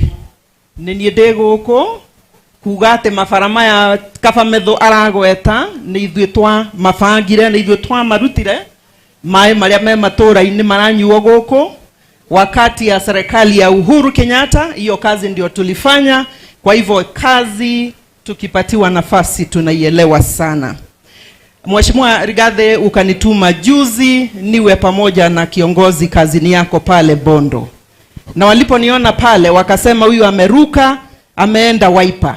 Sina ruhusa ya kwenda Wiper, sababu mimi mnaelewa hapa Nyandarua chama ni DCP. Asante. Chama ambao tunasikiza ground. Asante. 2027 Kakamega Kedearie tutawania kiti ya ugavana, sababu saa hizi pia kiongozi wetu Bwana Rigathi anahitaji mama wa nguvu ambao watamshikilia hapa mashinani, na ndipo tuko hapo tufanye ile walikuwa wanafanya wakati ya Maumau, kupitisha chakula, kufanya logistics, keep the community secrets. Ndio tunakushikilia, sababu hiyo ndio kazi tutaendelea kufanya. Asante sana. Thank you nawe. Asante. I'm very very pressed of time. Huyu anaitwa Kirui. Mheshimiwa Njiko Muhia amesema atakuintroduce, anatoka kule Bomet, mpigieni makofi. Mheshimiwa amesema atakupatia nafasi. Huyo ameombewa nafasi na mbunge hapa. Aseme just your name, our time is far much gone. Mungu ni mwema na wakati wote. Kwa majina ni Samuel Kamunye Gishege. Nilikuwa nimetajwa, watu wa walikuwa wamenipatia heshima ya kuwa mbunge wao 2013 mpaka 2017, na Mimi nimekuja tu kuambia mbunge wangu na familia yake, poleni sana. Mungu aweze kuwapatia faraja na amani. Leo sio siku ya siasa, lakini kwa sababu viongozi wako hapa na najua mheshimiwa wetu anaomboleza, hata ongea sana. Mimi nitaambia nyinyi wageni wote ambao mmekuja hapa kwa niaba ya watu wa Kipipiri, asanti sana kwa kuja kushirikiana na kiongozi yetu. Kiongozi wangu Your Excellency Rigathi Gachagua, Your Excellency Vice President Kalonzo Musyoka na wale wengine ambao wote mko hapa, go look for votes elsewhere. Kura ya United Opposition hapa Nyandarua na Kipipiri ni yenu, tuambie ni nani. Na kwa sababu mimi nilikuwa nimekataa kidogo kuingia UDA, mimi nasema asanti. Mimi mumenikuta kwa kwaya. I want our own party for the region. Mungu awabariki. Mambo ya siasa tutakuja baadaye. Poleni sana familia. Asante sana mheshimiwa Ishike, mpigeni makofi. Na tulikubaliana watu ya wenye walipigia Azimio na mtu mwenye alipiga hata nyinyi mheshimiwa Kalonzo Musyoka, msirudi kutuchekelea ati sisi tulichagua William Ruto. William Ruto alisimama mbele yetu na Biblia, mwathani agocwo Ngai ni mega hende shothe. Sisi yote nikwambia Your Excellency, ukishasema Ngai ni mega tena mpaka akajifunza nyimbo zetu, Ngai wakwa akishamaliza hivyo sisi wote tumeshaingia kwa mtaro. So tusamehe sisi na kila mtu, hakuna mwenye ange mpaka maaskofu. Wachana na sisi na Rigathi, mpaka maaskofu hawa walisema hii mtu ndio ameitiriria maguta kutoka mbinguni. Na Your Excellency, watu yote nimekwambia hapa ni wa DCP. Hata mtu yote mwenye anaomba kiti yote, hata mimi mwenyewe najua nisipokuwa DCP sitapata kiti. Hata huyu badilisha ni mzee ya kanisa yetu, huyu badilisha. Hata yeye anajua kama anataka kiti, anajua. Niguo kana tiguo. Nioi tika kutheka gavana nioi badilisha nioi. Kama anataka kiti ya kuchaguliwa tena, chama yenye utachaguliwa nayo gavana badilisha. Unajua ni mtu yetu ya AIC. Kama unataka kuchaguliwa tena, njia ni moja. Na hapana njia mbili, na njia yetu inaitwa DCP. Niguo kana tiguo. Hata watu yake wameona mimi unajua mimi ni mtu ya kuambia ukweli. Na unajua siwezi taka upotee kama mimi naona. Chama ya kuingia nayo kama unataka kiti yoyote, hata MCA, hata ya chief huko nyumbani, chama ni DCP. Nataka nione MCAs wote ambao wametoka nje ya Nyandarua. Tafadhali simameni. Mara ya kwanza. Mara ya pili. Mara ya kwanza. Mara ya pili. Kwa niaba sisi wote mtakubalisha last born azungumze kwa niaba yetu. Huyo anaitwa Mheshimiwa Douglas Masikonde ambaye anatoka huko, lakini kabla hapo nitawatambua tu kwa majina. Mtanikubalisha, we are going out there and we shall all speak. Mtanikubalisha tu kwa sisi wote. Mimi nitawatambua kwa majina. Huyo anaitwa Mheshimiwa Mushina. No, it's not Mushina. It's Mushina kutoka huko Kirinyaga. Huyu ni mheshimiwa anatoka kule Mweki, anaitwa Mheshimiwa Kago kutoka kule Mweki. Huyu anaitwa Riz Mbugua, anatoka kule Muranga. Huyu anaitwa Mheshimiwa Vinkins, anaomba kiti Gilgil Ward. Huyu anaitwa Jerry Githuki Ward. Huyu anaitwa Favor. Huyu anaitwa Irene Molo, anatoka kule Machakos I think. Huyu anaitwa Karanja wa Mariamu, mtoto ya Singomadha, anatoka pale Kinongi, anaomba kiti ya senator. Huyu anaitwa Kamau, anatoka Mutano Ward. Huyu anaitwa Elizabeth. No, is it Elizabeth? Emma, anaitwa Emma Wangui, anatoka kule thank you Senator Karungo Adhango. Nimeona hiyo jina wewe sahau. Huyu anaitwa Emma Wangui kutoka huko Nyeri. Sorry. Huyu anaitwa Anastasia, anakuja na mheshimiwa party leader kutoka Wiper. Na huyu anaitwa Catherine, pia ni wa Wiper. Na huyu anaitwa Joyce kutoka Machakos, na watasema moja, mama yao aseme moja na huyu aseme moja. Masikonde endelea. Kuja Masikonde, kuja mama yao. Kuja. Wapi microphone?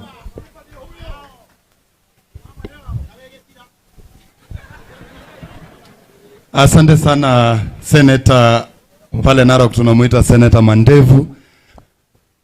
His Excellency the second Deputy President of the Republic of Kenya and the People's President, and the 6th President of the Republic of Kenya, His Excellency the second Vice President, His Excellency Stephen Kalonzo Musyoka, familia hii ya Wanjiko Mohea, wachungaji, bishop wa kanisa la Full Gospel na wananchi wote kwa ujumla, hamjambo?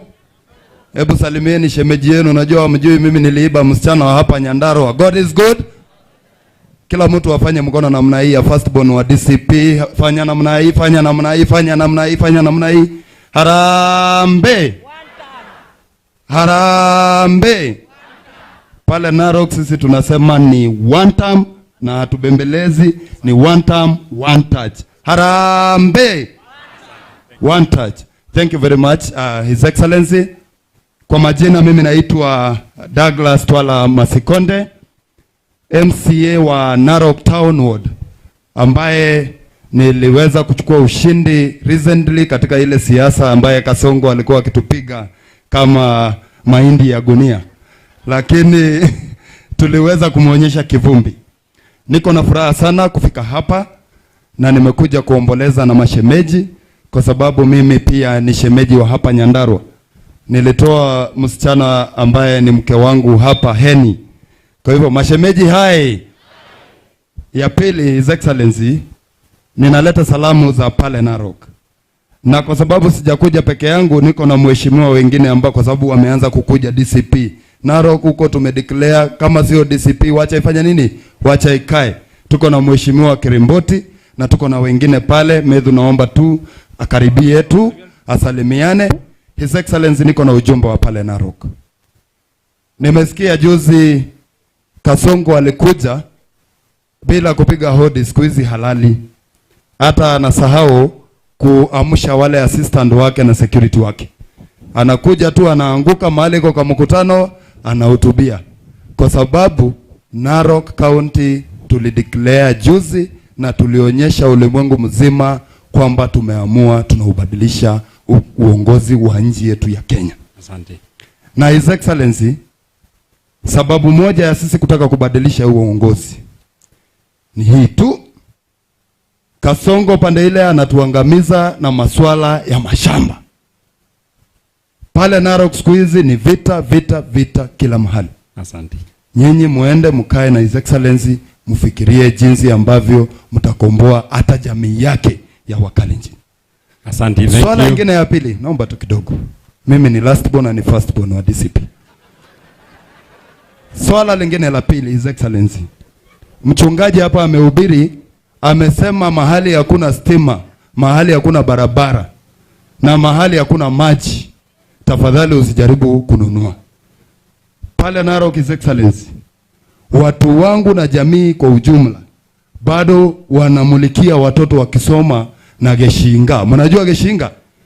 Bado tunamulikia watoto. Swala la stima tulilast wakati ambapo Uhuru Muigai Kenyatta alikuwa kwa uongozi. Na tumesema Kasongo atumbembelezi. As I speak right now, I think I'm the people's president. I defeated Kasongo. Si namna hiyo? Ya mwisho, His Excellency, tafadhali mnapozungumza, iko barabara imeishi kuweka watu barabara hapa Mai Mahiu. Tafadhali, wamesema kwa sababu watawachagua. Kitu ya kwanza mkishika Biblia hivi, hii barabara ya Mai Mahiu murega ile motikora ofara yao kaide tukayunika fudithetie, tafadhali muangalilie masuala ya hiyo barabara na ikuwe kitu moja. Harambe. Asante. Harambe. Thank you. Naomba tu mheshimiwa salimiana. Huyu ni Masai ambaye alichunga kura za DCP. Naomba tu tafadhali seneta wangu. Sawa, nitampatia. Unajua kadero nenda yumu nenda ametigira no igume no unida gegoma unengodira nake. Asante sana mheshimiwa Senator, sipokuwa ameongea Kikuyu sijaelewa amesema nini? Nimesema huko kwenu watu wanasema one time. Kwani hujasikia? One time.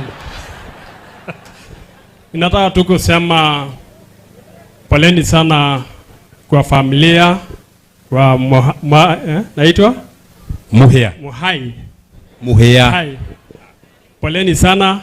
Sisi tumetoka Narok tukikuja kusema pole. Mheshimiwa Kalonzo, Mheshimiwa Rikije, Mheshimiwa Wamalwa na senators, wabunge ambao wako hapa, MCAs na wananchi, Happy New Year. Mimi naitwa Sadera, ninatoka Narok, mjumbe wa Narok North constituency 2027, na tumekuja hapa siku hizi sisi tukisikia mahali wanaenda team ambayo wanasema ni one term, hata fadhali tukopesha mafuta kwa petrol station mpaka tufike mahali wako. Kwa sababu sisi tunasikia watu wanasema ati Rift Valley hakuna one term. Na sisi tumetoka Rift Valley. Na Rift Valley wanasema one term. Ama namna gani? So tumekuja hapa tukisema tumeungana na nyinyi na tumesema one term, na tunataka viongozi wetu wa national level tunataka waende washikane. Mheshimiwa Rikiji alikuja Narok 2022. Alinishika mkono, yeye ndiye ameniaga mimi kwa UDA. Alinishika mkono, mimi ndiye nilikuwa mbunge wao wa UDA Narok North 2022. Mheshimiwa Rikiji, usiteleze tena kuweka sisi kwa mtaro. Kwa sababu tumesema atupangwangi, na wewe umekuja na tukafuata wewe na tukafuata Ruto, na sisi saa hii tuko kwa mtaro. Kwa hii timu ambayo tunategemea atoe sisi katika hiyo mtaro, hatutaki tuone mambo ingine pale.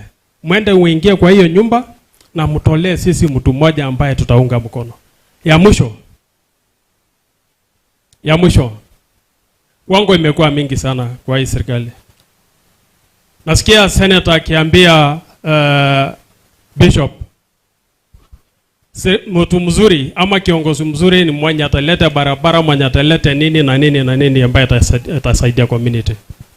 Sisi tumedanganywa, hata afadhali Mount Kenya, kwa sababu juzi tulikuwa masishi ingine tu na tumeona lami, tumeona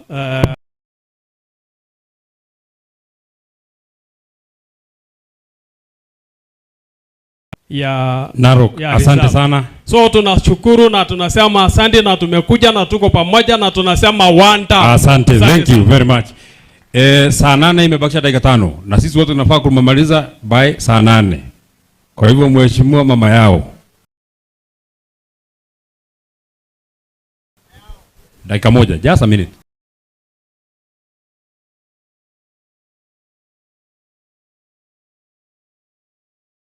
God is good and all the time. Kanisa ambaye imetuhubiria tunataka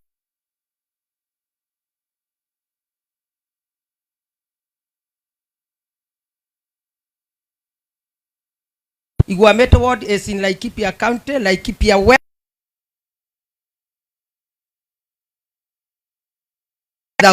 As a MCA. Kwa hivyo nataka tu kukueleza mambo mawili matatu.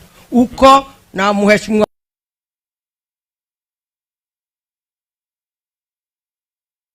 tako hapa Kenya, niko na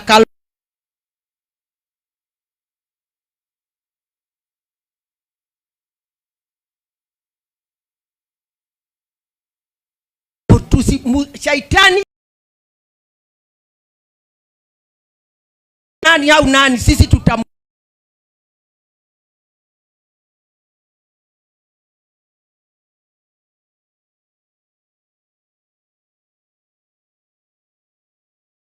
to be elected as a deputy mayor in this country kutoka Nyahururu ni huyu mwanamke anaitwa mama yao aka mama yao. Kitu ile tu nataka kusema, tafadhali nimetuma nyinyi kwa maombi, na mtoto akiomba baba yake kitu ya kukula uwezi ukakata. Obeni hii mzee anaitwa Moses Kuria, kama yeye ni mgonjwa apeleke hospitali. Hatutaki na hatutakubali kutusi wa mama.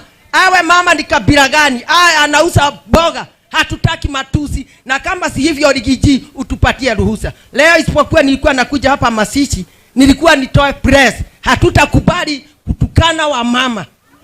Hiyo wa mama muko nyinyi mmekubali. Moses Kuria kama yeye ni mgonjwa, wasema mchukue mpeleke hospitali. Wasema Kikuyu mchukue huyu mzee, na hatutakubali. Kama si hivyo ngoja tupatane kwa uwanja na atajua sisi ni nani wa mama. Tunaheshimu yeye, na kama hata heshimu mama, si alisaliwa na mama, si yako na wasichana. watoto wa wasichana. Kwa nini anatukana mama wetu? Mama akisimama ako na right ya kusimama na kuomba kura. Tulisikia vibaya, si yule mama alitukana mheshimiwa Jane. Siongei mambo ya Jane, naongea wa mama wa Kenya. Na kama hatutapewa heshima, Rigiji ukisikia tumetoka kwa barabara, mimi nimesomea karate. Do you know that? Mimi niko na black belt. Mimi niko na black belt. Nilisomeshwa na the late Gigi Kariuki. Nitamuonesha. Hatutakubali wa mama wakose kupewa heshima. Asante. Hata hawa waheshimiwa wako hapa na ni pastors. Kama hatutawaheshimu, hatutakubali. Hakuna kitu kama hiyo. Hakuna siku tumeona hata kabila gani ikitukana mama. Hiyo matusi. We need to be respected in this country. Kama ni ba nakasiona na inuka nere. Hiyo mambo ishe. Asanteni sana. Asante sana. Wapi ndogo ya mama yao? Thank you very much mama yao. Lakini hata sisi tunataka kufanya amendment. Kwa sababu umesema nyinyi wa mama wa Kikuyu mnataka kutupatia sisi wanaume wa Kikuyu. Hata sisi tumemkataa hapana mmoja wetu. Tafuteni watu wengine wa kupatia, aende akapatie huko kwa wale watu ya huko area kwao. Nataka MCAs wa hapa kwanza nimpatie MCA wa area hii Mheshimiwa Paul Ngeche wa Mbaire Mangeche. Aseme yake na atukaribisha hapa kwa ward yake. The four principals magitongorio ni the host Rigiji Wanjikũ Mũhĩa na family yanyu mwena wa Kĩgongona mwathani agocwo tigai kunyita matu murarigwo uria Mangeche kuga ngugo wega nindetera birabi ciakwa na uria ndiraugire kuria mucii senator ndirauga nie gutire mathiko makoragwo me mahuthu kuomboreza na kuhe andu pole ta mathiko makuitwo ni muthuri to nie ndi mwana wa mutumia na ndi mwana wa mutumia ndire guku thi ndire ndagea na mundu ingita baba mena munyaka Wanjikũ ikarite na baba wa miaka 50 nie ndire ndaikara na baba ona ndaikona emwe koguo ni areke baba wake atia ahuruke na baba uria wi iguru muno amunyitirire we na giikaro kianyu mwena ucio wa kuomboreza ni ndarikia ndirenda tuke thiini wa kindu gigwitwo siasa cia historical injustice baba witu arakuire agithikiria kiria kiokite ndagwira kiria kiokite riwe kiragirite muke guku twariririe historical injustices cia Nyandarua haha turi demu ya Koroike mundu ina thimu ya Google wone demu ya Koroike rugiro mai maria momaga magithie Baringo magithie Naikuru na magithie Nairobi demu ya Sasumwa o muthenya iraruta 16 million liters magathi Nairobi 12% nginya mwanyu mwe haha munyuire na mwathamba na mai ma guku Nyandarua turocokire turona kuria Masai Mara yatuika nyamuri icio no igicoke na andu monage mbeca guku muthenya wa muthi turonire president wa Venezuela akigirwo ni undu wa kindu gitagwo oil uyu ni utonga wa kimerera turi naguo guku thiini wa kundu gwitwo Nyandarua mai tondu ona inyuĩ nĩ mũĩ Kimwerero dam yahetwo bilioni makiria ma 22 billion mbeca cia Kenya ithuĩ andũ a Nyandarua rĩ na tondu ndirarĩria president wa gatandatu tondu haha harĩ four principles aya niwe ndirarĩria ithuĩ gũkũ andũ aya me haha ũguo gacigĩrĩra gaka matirĩ maĩ marokire mara connect haha mara connect rĩu andũ a Baringo nĩ kũnyua maranyua maĩ akũrĩa kũngĩ nĩ kũnyua maranyua maĩ no haha nginya kwa Wanjikũ governor arathire gwetha maĩ ma gũflash kĩoro araga na koguo president wa gatandatu tondu ri haha na ndiramuona uhoro wigie utonga wa andu a Nyandarua riu ni tuonio uria tubati gwika ngirikireria tondu ndona senator agikuhiriria ni ati ungirora wega thiini wa mafu ya Kenya marokire haha mararora kirima kiria gia Chamata marauga demu iria nene etagwo Marewa haha tuikarite nio the gorge andu aya othe ni marathama kuratuikire the best gorge ire gikuwa mai maria mothe ma Nyandarua ni haha na ni hore ndireta ujasiri watongoria a Nyandarua kana we Kenya kuisha kana kuriori twajie kwaria rwario rumwe tondu andu aitu mara displacewo mai magaikũrũka na kuria na ndirarega andu manyue no ithu tigirwo kindu guku etiguo Mangece augate president wa gatandatu ongekarega gwika uguo nie tondu ni ningawa ya ruhiu ndi president wa mugwanja ningeka guo. Ya president wa mugwanja makofi yake, na amesema kitu muhimu sana, na mimi nimekubaliana na wewe Mangi. Your Excellency Rigathi Gachagua, kiongozi wetu, wakati mimi ninaita MCA wa Nyandarua wakuja hapa, I want to actually say that I'm a very, very proud senator of the MCAs that we have from Nyandarua. Our MCAs last week, mtu anaitwa Soprano alikuwa ameita hawa Nairobi na akawaambia mtu yote mwenye atafika huko atapatiwa 300,333. Kwa MCA wangu elected 25, watu wawili peke yake ndio njaa iliwatoria. Wengine 23 wote walisimama na wakasema hawawezi kuuza Ruriri. Hawa ni watu ya DCP, huyo Soprano na pesa yake waende wakiendanga. I am very proud of you, our MCAs. Nyinyi ni watu wazuri, na hata msipofika binguni mtakaribia mahali watu watakuwa kiingilia binguni. Kwa hivyo MCAs wote wa Nyandarua tafadhali kujeni. I want all of you to come. MCA wa Nyandarua, MCA wa Nyandarua, MCA wa Nyandarua, MCA wa Nyandarua, MCA wa Nyandarua, MCA wa Nyandarua, MCA wa Nyandarua. Uzuri mimi najua MCA wote wa Nyandarua. I know all of them. Mtu akikuja nitamwambia wewe utakuwa MCA lakini si leo. MCA wa Nyandarua. Nataka tusimame hapa ndio tuonane. Maidho kwa maidho ndio tujue vile tutaendelea. Kwa sababu hatuwezi kuzungumza sisi wote, na sijui majority leader yuko wapi. Mwangi Nyaga nilikuwa nimeona yeye, so that kuja hapa atueleze vile tutaenda. Your Excellency Speaker wa Wajikwa Muhia, Speaker witu ni athiete thabarĩ na nĩ anjĩrire nginye ndũmĩrĩri yake, na Your Excellency wamũkĩre ndũmĩrĩri ĩyo ya Mheshimiwa Speaker Steve Waiganjo. Kwa hivyo majority leader, Joe kwa niaba yetu sisi wote useme moja, as I consult with these leaders waniambie vile tutaendelea. Thank you so much. The four principals, my bishops ambao wako siku ya leo, familia ya Wajiko Muhia, Mwathani arogoshwo. Basi nataka nichukue hiyo nafasi nilete labilabi zangu kwa familia ya Muhia kwa maana ya kuachwa na baba wenu. Pili niseme Medho, I'm so much happy, so much glad that vile tulielezea kiongozi wetu wa mlima Rigathi Gachagua ya kwamba we shall never betray. Ungekuwa na watu kama hawa kwa bunge kubwa, haungeenda nyumbani, kwa maana wamesimama kidete. Pesa imejaribu kumwagwa, but steadfast tumesimama pamoja na wewe na hamwe na ruriri rwitu rwa Mount Kenya eyothe.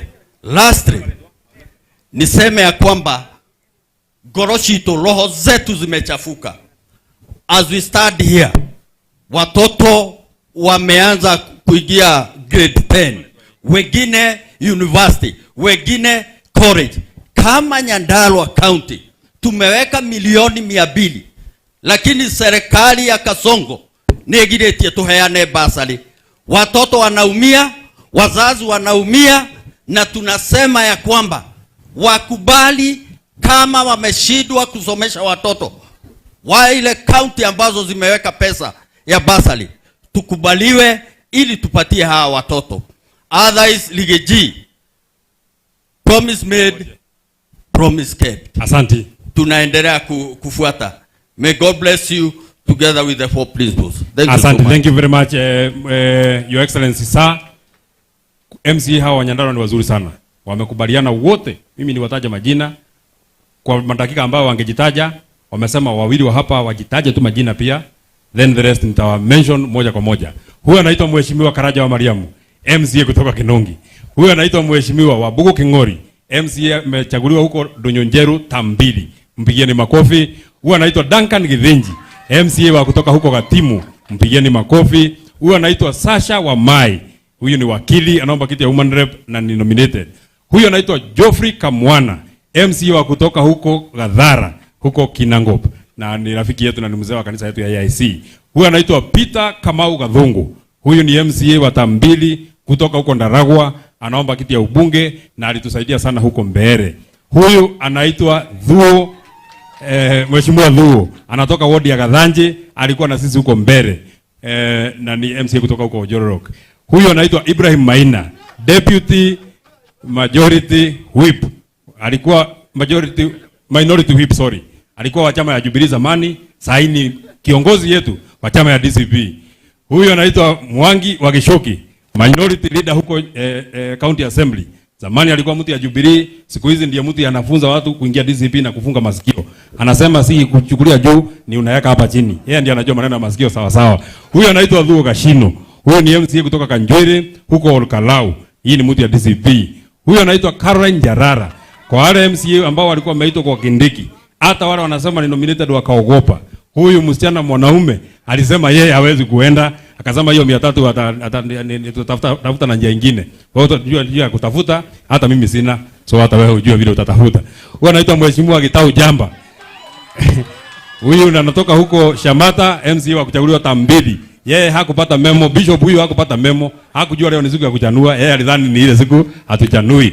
Huyo anaitwa Mheshimiwa James Keiro Gashomba, ni MCA wa kutoka huko kwetu Jambini. Amechaguliwa tamu 1, tamu 2, tamu 3, tamu 4. Watu ya kwetu wakamwambia ukijaribu tamu ya 5 utatuambia kwani chiti ya MCA ilikuwa imeandikwa baba yako. Hasa amesema atasimama kiti ya ubunge ndio ajaribu vile atangangana huko mbele. Huyo anaitwa Zakari Njeru.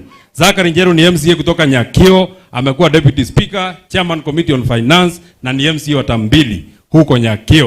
Huyo anaitwa Patience Manga, anatoka huko Gadhara na ni mtu yetu ya DCP. Alikuwa ameenda mkutano mwingine, akaniambia ameenda kusikiza vile watasema. Lakini leo nimemkataza siku nyingine usiende kusikiza. Hakuna kitu mzuri wanasema huko mimi najua. Huyo anaitwa Morin Mugaki, anatoka huko Geta, ni rafiki ya Wanjiko wa Muhea. Huyo anaitwa Elijah Mwangi Nyaga, ni mzee wa kanisa la Full Gospel huko anahubiriwa na Bishop Gadhari. Kwa niaba yao wote, mheshimiwa ambaye just 1 minute, mheshimiwa Kongo 1 minute and then we are done. Asante sana Your Excellencies, pamoja na bishop wangu regional, pamoja na other bishops who are here, na familia na viongozi wengine wote. Bwana asifiwe. Bwana asifiwe. Kwa majina ni Isaac Baye, MCA Githioro Ward. Githioro Ward ni ng'ambo ile mnaona zile milima, na hiyo damu ya Konoike Dam mmeambiwa kuhusu iko kwetu. Tumegawana hapo na mheshimiwa Geshi. Damu hiyo ndio heaga kinya Gideon Moi Mai. Na saa hii hata ukipea hiyo maji yote ikienda, for the first time mimi niliona general wa jeshi, Army General yule anaitwa Ketel. Wakati mpereji ilikatika hapa aliweza kufika. Lakini hata akifika, they cannot even offer the solution of that road ambayo inashikanisha watu wa Kwagu kwenda upande wa Murugaru. Kwa hivyo mimi tunasema kama MCAs na viongozi tukiongozwa na mbunge wetu mheshimiwa Wajiko, tutapambana na hao watu mpaka tuhakikishe mambo yasipatikana. Na mwisho mheshimiwa, miti imekatwa kwa ile mlima. Kwa hivyo hata nyinyi watu wa Nairobi mjitayarishe kwamba maji hamutapata. Wamekata miti inapelekwa sijui hatujui hata ni wapi. Na kwa hivyo saa hii tunavyoongea msitu yetu inaachwa bila miti. Na kwa very soon the area will go dry na tutahangaika sana na maji. Asante sana. Thank you very much. Mheshimiwa Kungu. Asante. Your Excellency is the principal present. Wageni wote kwa sababu I observe the protocol. Mimi ningetaka kuleta pole zangu kwa mheshimiwa Wajiko na familia. Poleni sana.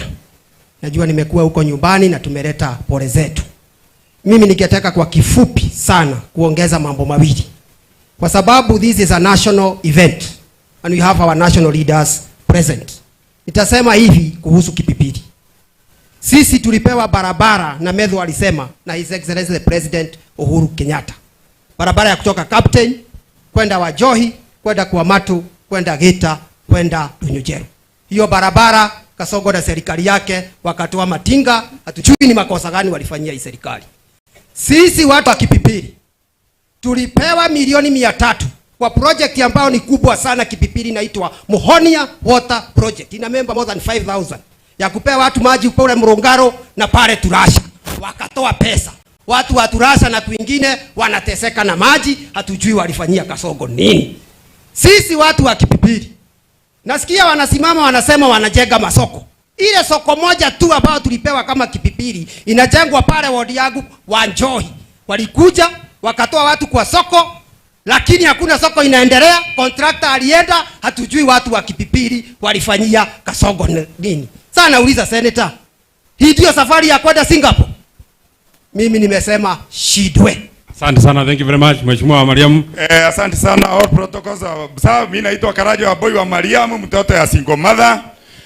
Your Excellency, kuna mambo mbili mimi nataka tu kusema haraka haraka. Number 1, rais wa kwanza wa Jamhuri ya Kenya aliitwa Jomo Kenyatta, alikuwa anthropologist, anashikiana na watu. Rais wa pili akawa Moi, alikuwa mwalimu, alikuwa na wazazi na watoto, alijua mambo ya watu. Rais wa tatu wa nchi hii akawa Kibaki, alikuwa economist. Wa nne alikuwa economist, alikuwa Uhuru Kenyatta. Sasa alikijipa hali tulikosea. How did we elect a botanist? Botanist, Your Excellency. Botanist hajui mambo ya watu. Sasa tunaambia botanist ati shule, ati watoto wamefukuzwa. Mtu anatolewa hapa day school, anaitwa Girigiri. Hata safiri na mnagani, hata Roho Mtakatifu hakuna. So Your Excellency, you cannot trust a botanist to change the country. Mwisho, Your Excellency, mimi nimeona Moses Kuria akitusi watu. Na mimi ninauliza kamati ya National Cohesion and Integration ambayo inaongozwa na Reverend Kobia. Kobia wewe, huyo mtu ni wenu. Kobia ni Reverend. Kwa nini anarao Kuria kutusi, anatusi Mheshimiwa Jane, anatusi Rigathi Gachagua? Mimi nauliza hiyo kamati imchukulia hatua mara moja. Nayo kiama kama Kuria aliwahi kutoa buzi, na mimi naona kama alitoa nguruwe. Mimi kila ninataka ni afukuzwe kwa kuvuja Kenya, afukuzwe. Kwa hivyo mimi kila naona Kuria, usidhani ya kwamba wewe ni mwerevu. Sisi tutafinya wewe pahali ambapo sitaki kusema, tutafinya. Asante sana. Hiyo mtu vile anaongea kama anazafinya. Ukiangalia mtu si mtu anaweza shinda kufinya. Mimi siko kwa hiyo maneno ya kufinya bishop, ni yule mtu ndiye atafinya. Na Mheshimiwa Kongo hapana jali. Hapana jali na mtu mwenye anasema atupeleka Singapore. Kabla hajatufikisha Singapore, tutakuwa tumefikisha yeye Sugoi. Barabara yetu ya kufikisha Sugoi iko na haraka kuliko yake ya kufika Singapore. Hiyo Singapore ataonea kwao nyumbani Sugoi. Nataka kwa heshima kubwa, wabunge mnaona His Excellency is under so much pressure of time. Nataka wabunge wote. Najua pale kwa Munyoro tuliitwa mmoja mmoja. Leo hapa ni kwa John Medhu. Na hapa ni Nyandarua. Na hapa ni Kipipiri. Wote wa National Assembly. Tafadhali njooni. Wabunge wote wa National Assembly. Tafadhali njooni. Na Bishop usijali na Mheshimiwa Kagushi amesahau. Tuko kanisani amesahau anavaa kofia wakati mwingine. Ni mtu unajua hii mambo ya kupigwa na William Ruto inaweza mpaka kuletea maneno mingi sana. Nataka wafike wote ndio niwaone so that we agree also how we shall go, ndio tuonekana tuko wengi namna gani, tusonge tu hapa. Wabunge wote nataka wakifika wote ndio tutaanza. Wabunge wote mpaka Meja Dong hii mtu ya Nairobi. Hapa tuko mashinani na unajua jogoo wa shambani awiki Nairobi. Na wa Nairobi pia hawezi wika Kipipiri. So you see the number of members of parliament that we have. So nataka tu tuanze tuseme tu jina na just one word. Asante kwa kunigojea. Familia ya Mzee Mohia, kanisa, our second deputy president, our former vice president, kanitha na rio the tukire gucakaya Ngai ni mwega na hindi ciothe. Kwa majina naitwa Meja Dong Benjamin Gadiro, mbunge wa Embakasi Central. Embakasi Central ni kule Kayole. Niseme Wajiko, mimi nimekuja kwa sababu unasimamanga na sisi wakati mtu ako na shida, na wewe wakati uko na majonzi, lazima tukuje tusimame na wewe na familia yako. Na nakuomba Wajiko, endelea kushikilia familia, na furahi vile naona watu wamekushikilia kama kiongozi. Najua wewe sio the oldest, but as a leader, continue holding the family together, saidia mama na Mungu atawabariki. Mimi sitakwambia ati mzee amefikisha miaka, kwa sababu mtu akiwa wenu hakuna yule mzee. Hakuna mtu mzee akiwa wenu. Kwetu sisi anaweza kuwa mzee, lakini kwenu sio mzee, ni baba yenu. Kwa hivyo you take heart, ile uchungu mko nayo sisi hatuwezi, lakini najua Mungu yuko hapo. Medhu, nimesikia unajaribu kuambia watu ati kuna safari inaendwa Singapore.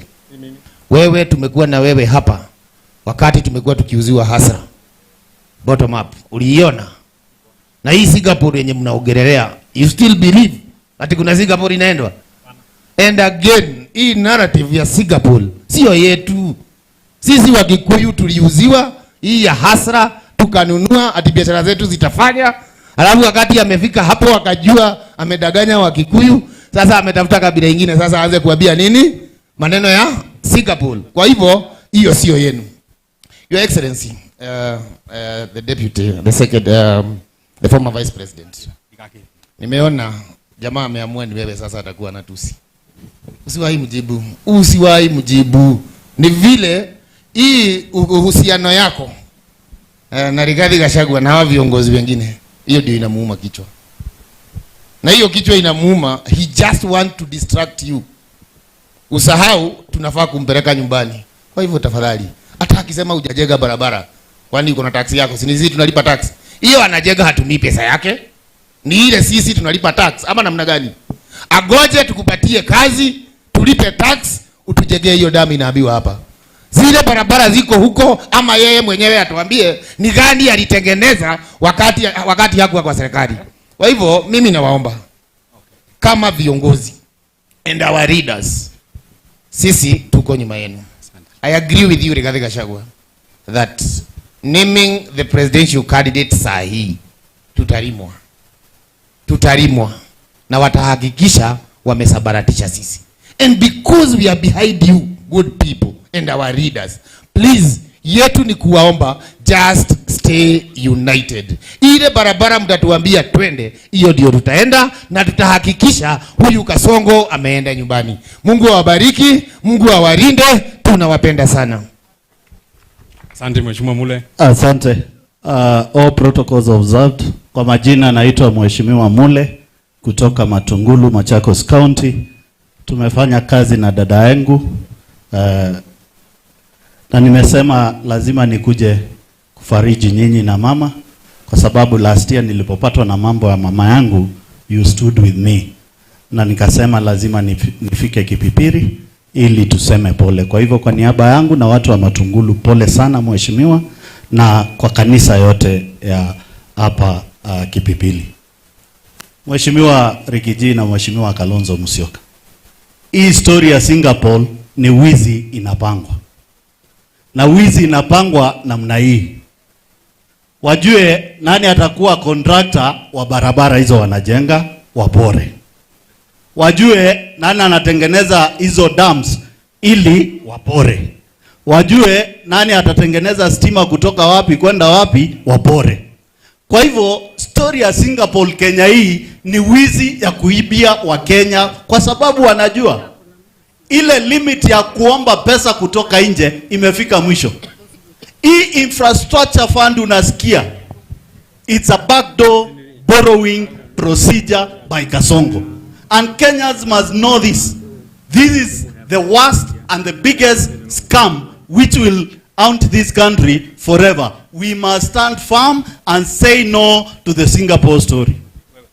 Secondly, Mheshimiwa Rigiji, Mheshimiwa Kalonzo, Mheshimiwa Eugene, Mheshimiwa Muturi, hii maneno ya IBC na ile mtandao watatumia inaitwa smart mat, lazima tuikatae.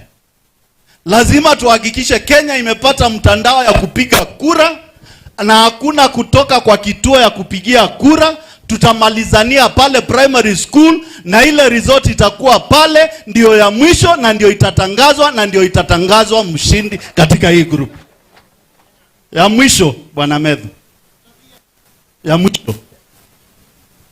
Hii maneno mnasikia Kasongo anaongea anapita hivi, anaongea anapita hivi, anaongea anapita hivi, anatusi hawa viongozi. Ni kwa sababu aliambiwa peupe na Mheshimiwa Trump, just go and prepare to hand over once you are defeated. Na now he is in deeper problems. Ile pesa yote iliibiwa Minnesota, na kuambia Kasongo, nyoa nywele yako na watu wako, kwa sababu Trump ataikujia hapa, na naona ukienda kama maduo. Mwenyezi Mungu awabariki. Asante sana Mwesh Wajiko Mohia na familia, all protocols observed. My name is Joseph Kamau Munyoro, mimi ni mjumbe kutoka eneo la Kigumo pande ile ingine. First ni kufariji na Wanjiko. Na tuliposikiza story ya huyu mzee, we can now actually put Wanjiko in rightfully in her place, where she's come from, why she is who she is, na ule msimamo anakuanga nayo na ile mambo anafanya. So first we condole with you and family, and now understand slightly much more deeper where you come from. Sai kusema mengi, sababu mengi yamesemwa, but nimesikiza story hapa na mimi I'm telling you, juzi tulikuwa Kigumo na Medho amesema hapa kuna mtu alikuja akateleza ulimi akasema kitu kwetu hatusemangi. Sisi watu wa Murang'a wale walisimama na Rigiji na mnatujua. One term is non-negotiable. Number 2, ile shida yote mnasema hapa ya maji, barabara, saa hii tumehave kuzunguka tunapitia jia Nairobi ndio tufike hapa. Kama hizi barabara zetu za Maumau zingekuwa zimejengwa, tungekuwa tunavuka, mnaleta mazao yenu huko mnauza na tunakuja hapa in 20 minutes. I want to tell you, nimesikia mmelaunch barabara. Issue ya Kasongo hatuwezi ongea. He's a liar, he's a cheater, he's cheated all of us. Sisi na Deputy President hapa Rigathi Gachagua tumeenda kwetu mara 2 kulaunch barabara. Tunaenda na tractor, tunaenda na lori, na mawe zinakuja zinamwagwa, usiku zote zinatoka zinaondoka. Kwa hivyo hakuna kitu mpya hapa tutaongea juu ya Kasongo, sote tunamjua. Ile kitu tunataka kuhakikishia our leaders is that the moment you agree on who you are giving us, that is a decision we've made. That is a decision we've actually decided on. Yule mtu hatuchagui, tunamjua. Yule mtu tutachagua, bado hatujamjua. And we hope and pray that you'll give us the best candidate that you can be able to produce. Ya mwisho, mimi nataka kuambia Medho, hata mimi usinikaribie sababu nimefanya taekwondo, nimeona ukiongea na huyu mama yao, ukiliposikia ni karate ametembea. Huyu Medho tulikuwa naye kwetu, tukampatia kichana, naona ametumia nikiabao niwega mudhuri senator. Nataka kumalizia hapo niseme Mungu na wabariki na mmefanya vizuri kufanya kazi na Wanjiko Mohia. She's a strong-willed lady, she's a good member of parliament. God bless you. Asante sana Mheshimiwa Munyoro, hata kama umefanya taekwondo ni digihoro na mudu mukuyu. Asante sana. Our principals, our clergy, viongozi wetu, waombolezi wote, Bwana Yesu asifiwe. Jina langu naitwa Kamanda Mwafrika, Member of Parliament for Roysambu constituency, Nairobi County. Tuko hapa kusimama na mbunge mwenzetu Wanjiko Mohia pamoja na familia yake, na mimi niseme ya kwamba nimependezwa na historia ya mzee. Kwanza niseme ningependa kumuiga ile kiwango ya maombi yangu. Huwa mimi naenda sasa kufanya marandufu, kwa sababu tumesikia mzee alikuwa anaamka usiku kuombea jamaa yake, jamii yake na kuombea community. Kwa hivyo mheshimiwa, kama vile mwingine amesema, your father alikuwa ni mcha Mungu na sisi wote tungependa kumuiga. Wacha niseme ya kwamba tuliambiwa na Kasongo ati infrastructure fund ile inatakikana ni 5 trillion. Kuna kitu moja tu hawakutuambia na ningependa watuambie. Hii 5 trillion, ile kitu hawakutuambia, mambo ya 5 trillion wataimba ngapi? Hiyo ndio kitu hawakutuambia. Na ni lazima watuambie, sababu si hiyo ndio kawaida yao. Ingine niseme ni ya kwamba mambo ya Singapore, there is a difference between vision na ndoto za mchana. Kwenda Singapore ni ndoto ya mchana, na ndio sababu tumesema hatuendi and we are not boarding. Mungu awabariki. Asante sana Mheshimiwa, even make it easier, there is a difference between vision na kichaa. Asante. Nikifuata zile itikadi zimewekwa, kanisa, familia pamoja na viongozi wale wote wako hapa. Mimi naitwa Ngogoyo, mbunge kutoka constituency ya Kajiado North, mahali ambapo Professor Saitoti alikuwa mbunge, na baadhi ya familia ndugu mmoja Wanjiko Mohia naishi pale Ongata Rongai. So niseme pia ni watu wangu, kwa sababu sio kura yote inakujanga pande hii, ni kidogo tu inakuaga ya Wanjiko Mohia, ingine ni yangu. Wanjiko Mohia ni rafiki yetu, na niseme watu wa Kepipiri, baadhi ya watu tunafanya na wao kazi kama wabunge. Wanjiko Mohia is a reliable person.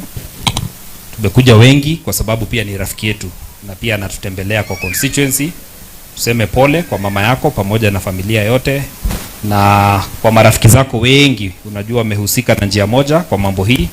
So nitoe pole kwa niaba ya wabunge, marafiki zako hawajaweza kufika, lakini ambao pia wamehusika kwa njia moja ama nyingine. Mimi sitakuwa na mengi. Mimi ndasema mambo mawili. Ya kwanza, hawa viongozi wa kitaifa kiongozwa na Rigathi Gachagua, Kalonzo Musyoka, Wamalwa pamoja na Justin Muturi, tumeshakubaliana tutakuwa na one presidential. Tutakuwa na one presidential na hakuna confusion. Tutakuwa na candidate mmoja. Huyo candidate kazi yake itakuwa kupeleka William Ruto nyumbani. Si mko tayari kwa hiyo kazi? Na hiyo kazi haina pressure. Na sio William Ruto atatupangia vile tutafanya. Sisi tutajipanga sisi wenyewe. Ya pili, President William Ruto ako na tabia ya kuchochea watu kutoka makabila tofauti. Juzi alipatia Duale pesa, naambia wabunge wa Somali wafanye press conference wapiganishe watu, kwa sababu Rigathi Gachagua amesema kuna pesa ambayo Trump, sio Rigathi alisema, Trump ndiye alisema kuna pesa imetoka Minnesota ya kushughulikia watu wanaishi na ulemavu, lakini imechukuliwa kufanya kampeni ya Kenya na kujenga manyumba pale Isili.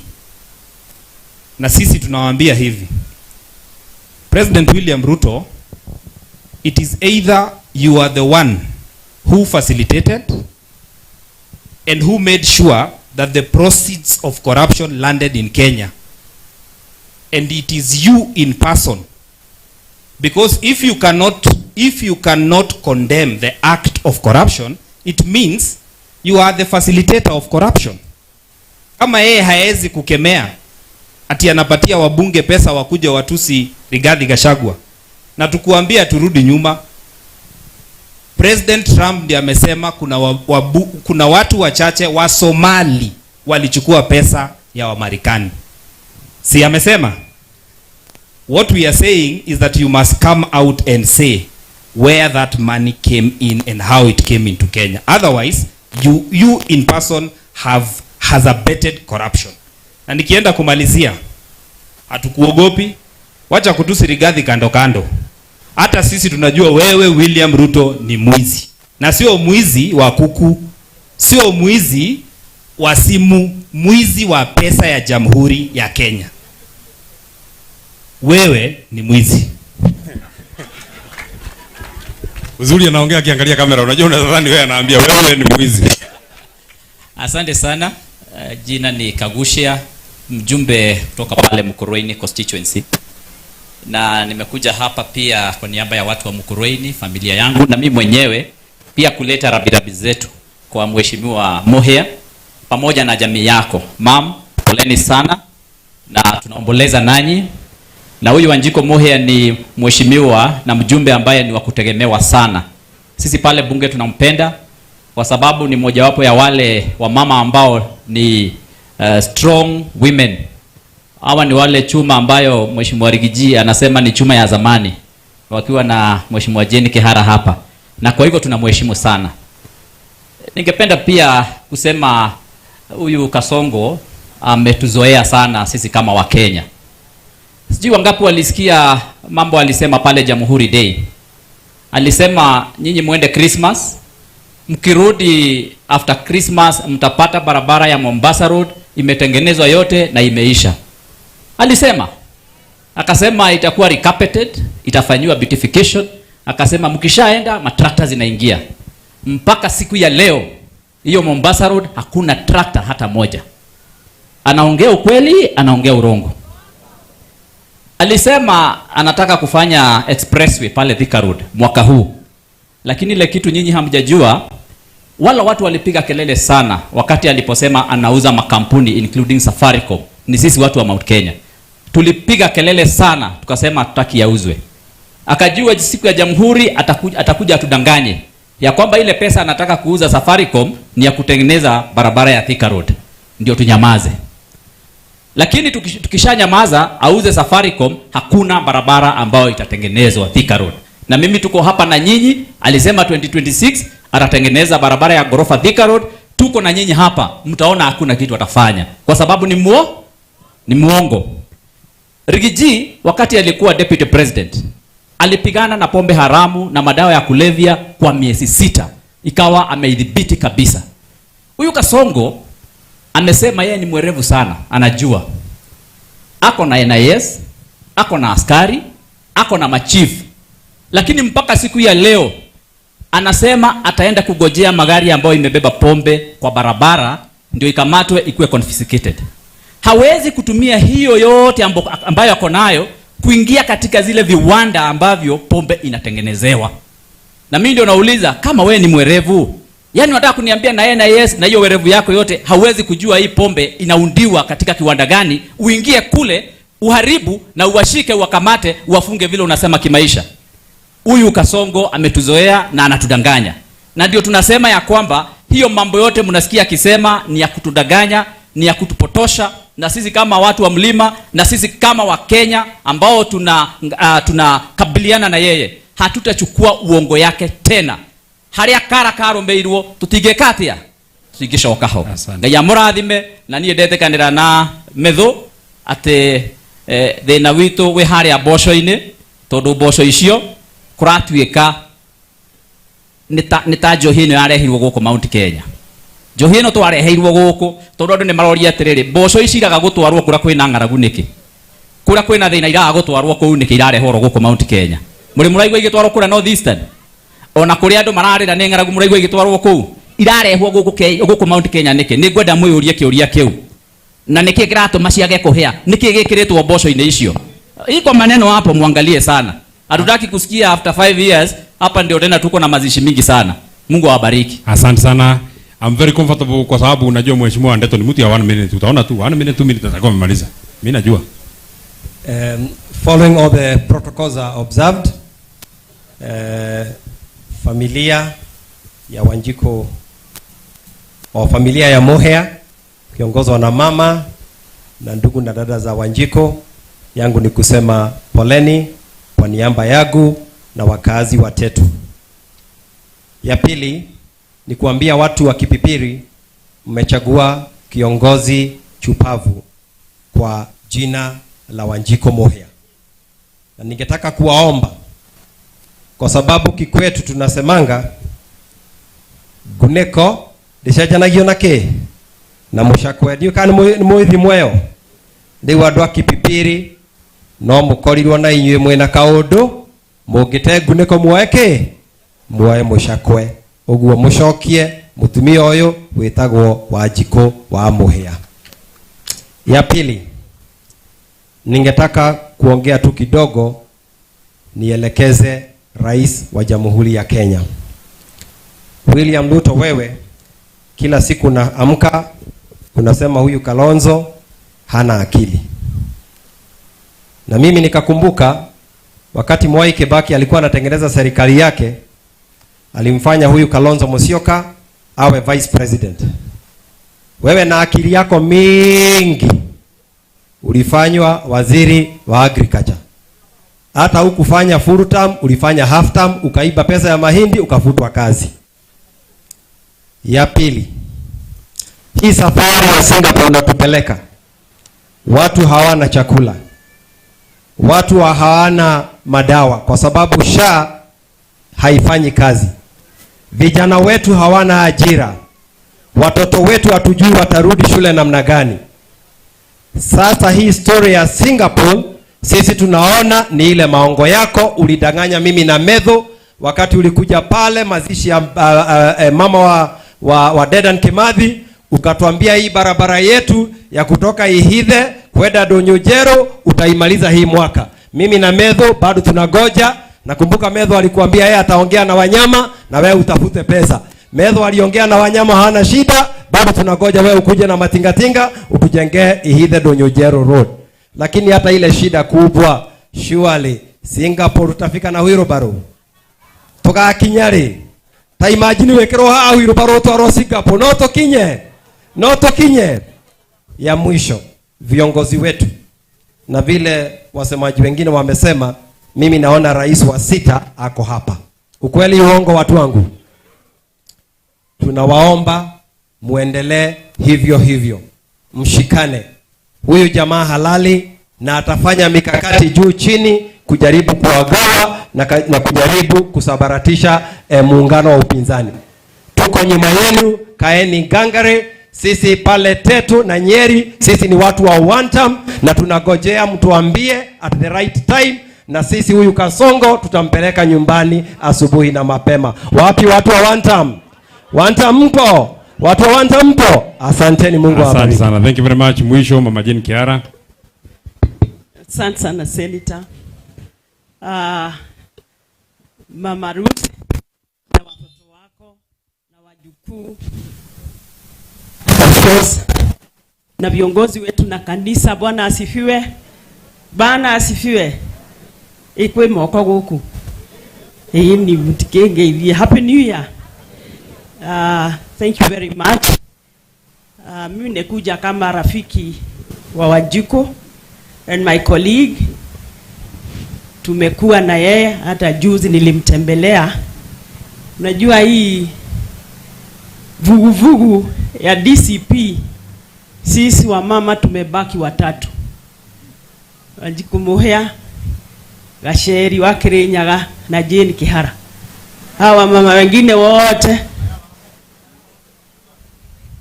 tunasema bunge. Bunge tumebaki sisi watatu. Ningewaambia tu, na niliwaambia juzi, mama, kubali vile DG amesema, ndio muweze kuendelea, ndio muweze kuwa na nguvu. The children, be strong for mommy, because also like the tribute said, she has lost a lot. Mambo ya Kasongo, unajua mimi siongeangi, naongea na nishika. Nikiongea na nishika, lakini wakili wangu wako hapa, His Excellency Kalonzo Musyoka. Mambo ya Kasongo, unajua alinishika nilipouliza kwani tulichagua wazimu. Swali, sikusema ni wazimu, lakini nilijiuliza ile mambo nasikia, kwani tulichagua wazimu? Unajua mimi nilimuuliza one on one, Your Excellency, tumetoka uchaguzi, tumeahidi, na kabla tutimize uko juu ya gari tena. Sasa watu wanatuliza, leo anataka kudanganya nini? Kaniambia, Jane, unakumbuka Omo with powerful? Nikamwambia ndio. What about it? Unarudia na unarudia hata waleo sio moiko. Yani what he is doing ni kurudia what he said. He doesn't intend to do it. Jiko nilikuwa kampeni wake, tukimpeleka East African Assembly, mimi ndio nilikuwa chief campaigner. Kwa hivyo tumetembea sana. Viongozi tuko nyuma yenu. Wagikuyu waria me guku ni muigua Gachagua Taraugondo akiuga tunyitana, ni muigua Taraugondo, ni muigua Taraugondo ithwe andu a nyumba eno ni aragia wega, niguo tugwika. Hii jama ya Kasongo was ilipangwa 2014. Amepanga akijua atakuwa rais na atatumia sisi wa Kikuyu, akifika pale atutawanye. Ndio unasikia tunaambiwa kuna Mount Kenya East. Yule msichana alivurugwa kidogo pale, alikuwa atakatuambia, nyinyi watu wa Mount Kenya West mko Singapore. Yani kuna wale ambaye already wamejigawa. Mna pesa ya shukuru, mko na school fees, iko school fees, si mnajengewa stadium. Silisikia kuna stadium inaundwa hapa. Sasa mama hajakula, watoto hawana school fees, alafu unasimama unasema ninajenga stadium. Ya kwenda wapi? Why don't you feed the country first? Why don't you pay the school fees for the children? Sasa hivi ni tukahota kutengera stadium wewe kweli? Andradra wega. Ikwenda kunyitwo. Kwenda kuga turugamire hau. Ni cia kuria ndiraria ona ndikwaria ona ndina wira wake. Mutumia uthuragwo giti. Utari warumo umenye nduri urakinya hau. Ungiaga kurumwo especially we mutumia. Ugathurwo maita matatu tanie. Niongerere ngia ya irumi. Na gutikirio magoti. Akili wako ari haha ni akwa advice. God bless you. Take care. Mom, it shall be well. Maudu mothe mega. Thank you very much. Wapi makofi ya Mheshimiwa Jean Kiara. Mheshimiwa Jean Kiara, don't be distracted. Wewe hapana mtu ya kujibu Moses Kuria. Tulikubaliana wewe na Mheshimiwa Wanjiku Muhia na Mheshimiwa Jean Njeri. Mtu ya kujibizana na yeye ni ile mtu anaitwa soprano. Kwa sababu nyinyi mnaongea lugha moja. Kindiki akiongea na nyinyi mnajibu. Kwa sababu sauti yangu na yake haipelekani. Akisema ni faya si faya na wewe unamwambia pande ni faya si faya. Ndio sasa muweze kuelewana. Hiyo ni lugha ya watu moja. Sasa mimi na Karungo tutajibu aje mtu mwenye anaongea kama nyinyi? Hata sisi hatuwezi kujibizana na yeye. Sasa mnanikubalisha tunataka kuvunja protocol. Kwanza nikushukuru sana Mheshimiwa Rigathi Gachagua kwa kututafutia rafiki na kututafutia cousin. Siku ile tulikuwa tumefinywa sana. Siku ile William Ruto alikuwa anataka sisi tutengwe na jamii zote. Siku ile alikuwa amepanga mambo ya 41 versus 1, 43 versus 1. Ukatutafutia marafiki. We are very grateful. Kwa sababu uliona mbele na ukatusaidia. Mheshimiwa Kalonzo Musyoka, thank you very much. At the time when our community was at its lowest, siku ile tulikuwa tunapigwa huko bunge, wewe ulituma maseneta wako na wabunge wako, ukawaambia wasimame na watu ya mlima. We are very grateful, asante sana. Na hii maneno inatoka ndani ya roho. Mheshimiwa Eugene Wamalwa, thank you very much kwa kusimama na sisi kutoka Mulembe Nation. Siku ile tulikuwa tumefinywa sana.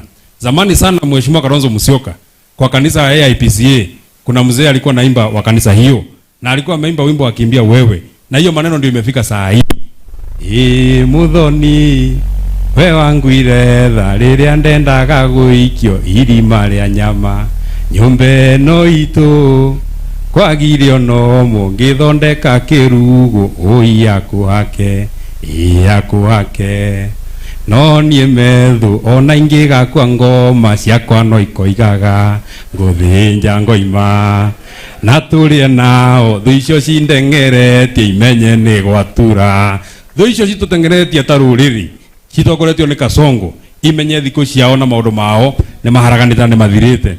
Kwa hivyo nataka mnikubalishe, mkisimama mnikubalishe, tumkaribishe.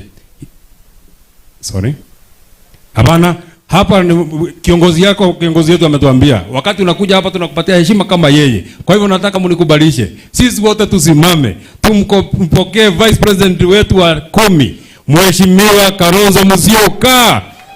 Wapi ndio Mheshimiwa Kalonzo Musyoka? Wapi ndio yake? Asante sana. Well, I think it is useful to mention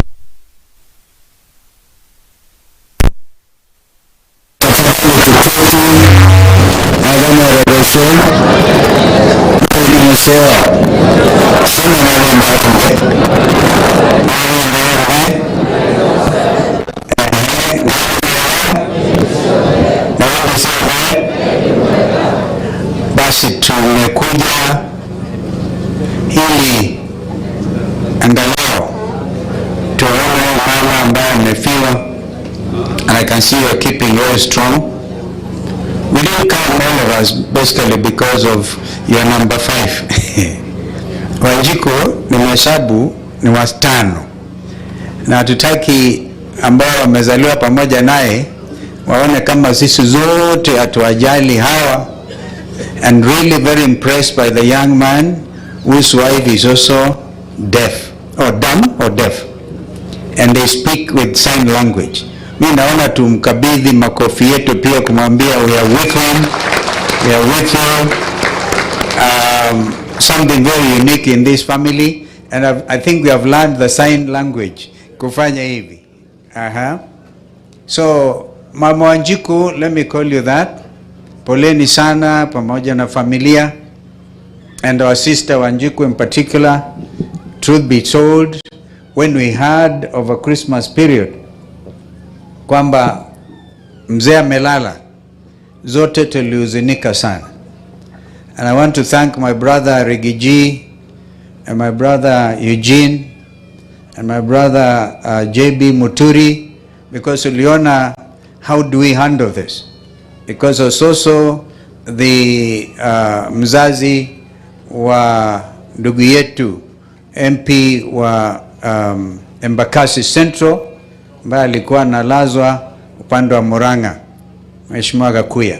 So tukaona mambo haya ni magumu, mwaka umekuwa mzito sana kwa hii familia na familia zingine, na hata tumeona as we say happy new year, tayari watu wengi wamekufa barabarani zetu. So it's also a difficult year, lakini mambo haya yote ni ya Mungu, and we are here to celebrate a life ya mzee kama huyu Muya John Njoroge. Wale aliwasaidia kwa bunge, wengine nilikuwa nao huko. Msiniulize niliingia huko lini, niliingia kitambo kidogo. Mimi nilikuwa Gen Z, nilichaguliwa nikiwa Gen Z kama mbunge wa kutoka huko Kitui North, na nimeona mengi sana. Fanya kazi na mzee Moi, hata mbunge yenu Kabegu, I think is still there, Moregi, naona bado is around, and tukafanya kazi. The late Kimani Wanyoike was actually one of the people, for us who are not familiar with this reality, Kimani Wanyoike was the founder of the National Prayer Breakfast. Hiyo nitawaelezeni kina maanzo. And he was mistaken for it. So we caught up with him mpaka akahamia upande wa Machakos kule. And of course, mimi sikumpata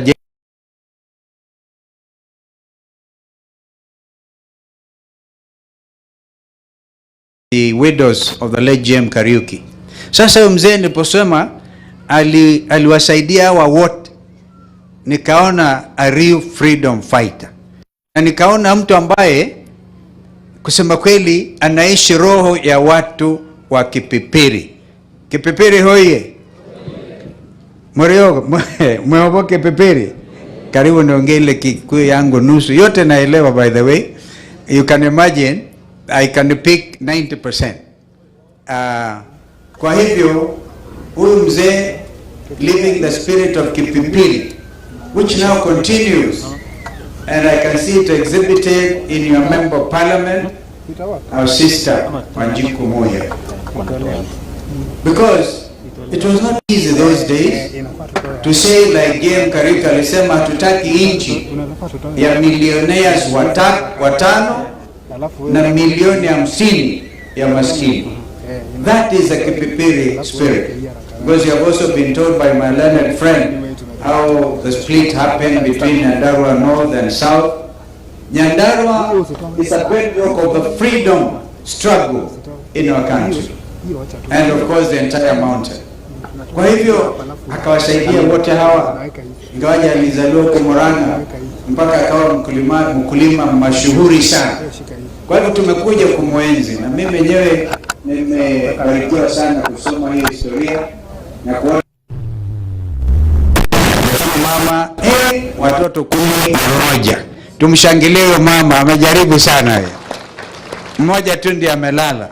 This is a true African family. But allow me to say something about mjumbe wa Kipipiri, huyu Wanjiku Muya. Living that spirit. Mnaona hiyo? Kwanza kumbukeni, watu wa Kipipiri ndio nilisema Kipipiri hoye. Mimi nilikuwa katibu mtendaji wa chama cha KANU. Mnakumbuka hiyo? Tulikuwa na kina Kamodho, tulikuwa kule katokea uchaguzi hapa Kipipiri by election. KANU ikajaribu, mzee Moi akainua rungu akasema hicho kiti lazima KANU ichukue. Spirit ya Kipipiri. Candidate wa KANU alikuwa, I think JB, I see you laughing, was Maina. Maina alipata 17%, almost 3,000 votes, na mheshimiwa ambaye aliibuka Mgethiomi Mwangi alipata 82.5% wa chama cha DP. Wakati huo hata Kibaki alikuwa tu opposition. We wanted to really discipline, tuonyeshe Kibaki sisi KANU tuko, wacha tulishindwa. Tukashindwa. Mzee Moi akaamrisha walete vikingi ya stima Kipipiri kila mahali, zikamwagwa. Ni kama hizi za Ruto tu, kama Ruto tu analeta kila mahali, anafungua this project, that other project, not meaning it, not even doing statistical whatever, ama kufanya evaluation proper. Tukalazwa na watu wa Kipipiri. Kwa hivyo mimi, mama, our sister Muhia, when our sister there, other sister Jane Kihara, na amezungumza juu ya Gacheri wa Kirinyaga na wewe in parliament, you had no choice because you are original. Mtu wa hapa, amezaliwa hapa. That Kipipiri freedom fighting spirit is what you have come to celebrate. Tukimwaga huyo mzee apumzike. Let us give him a very big clap. Because historia ya Kipipiri ni wazi.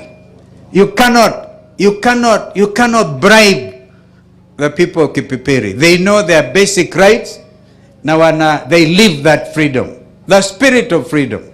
Kwa hivyo, huyu mama, allow me to bring special condolences for my own son, ambaye yeye alimchukua wakaenda naye Arusha.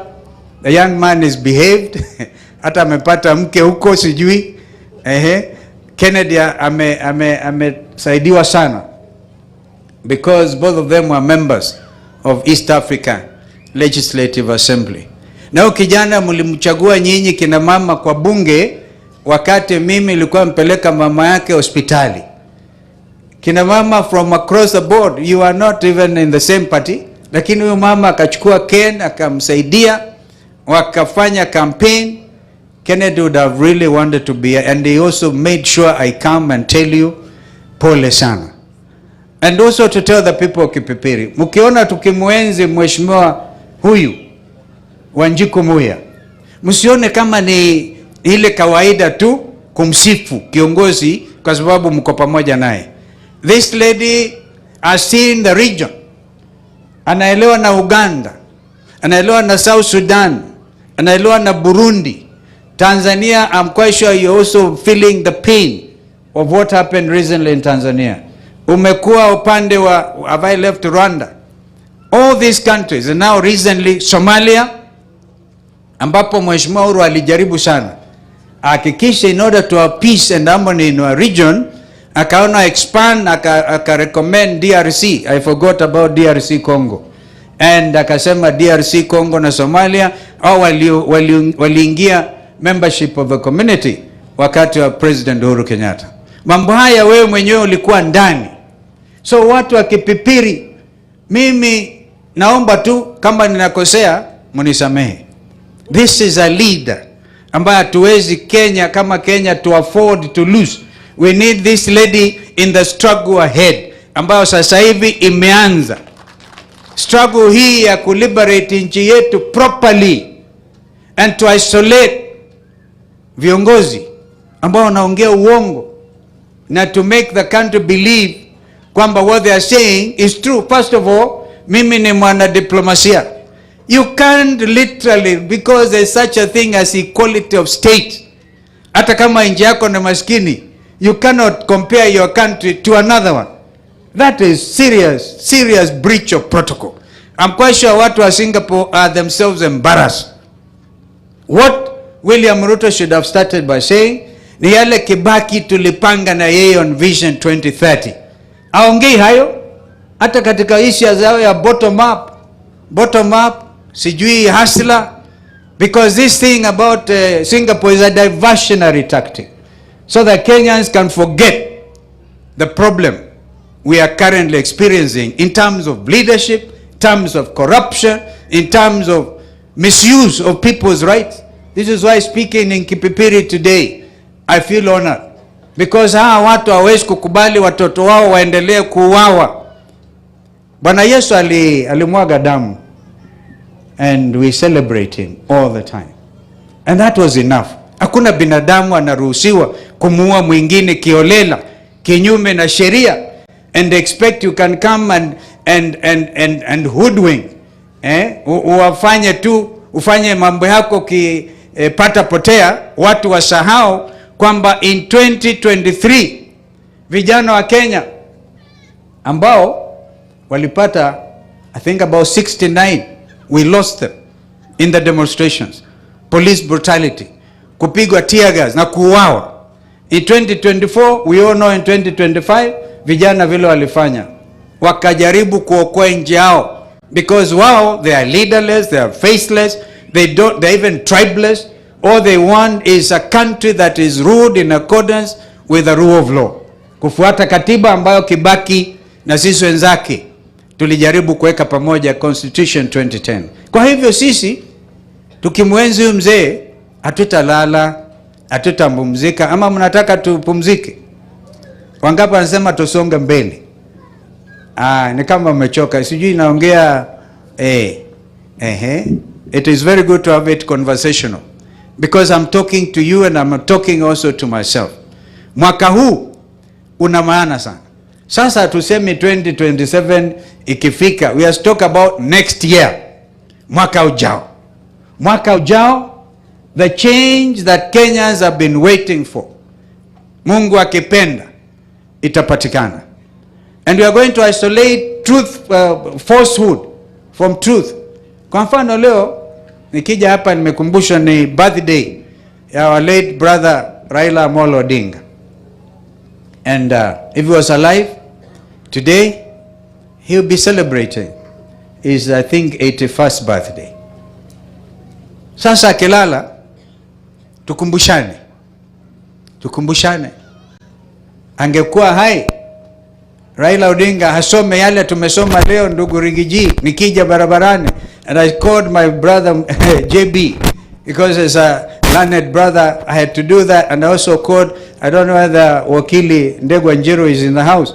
We were at that conversation as we were coming.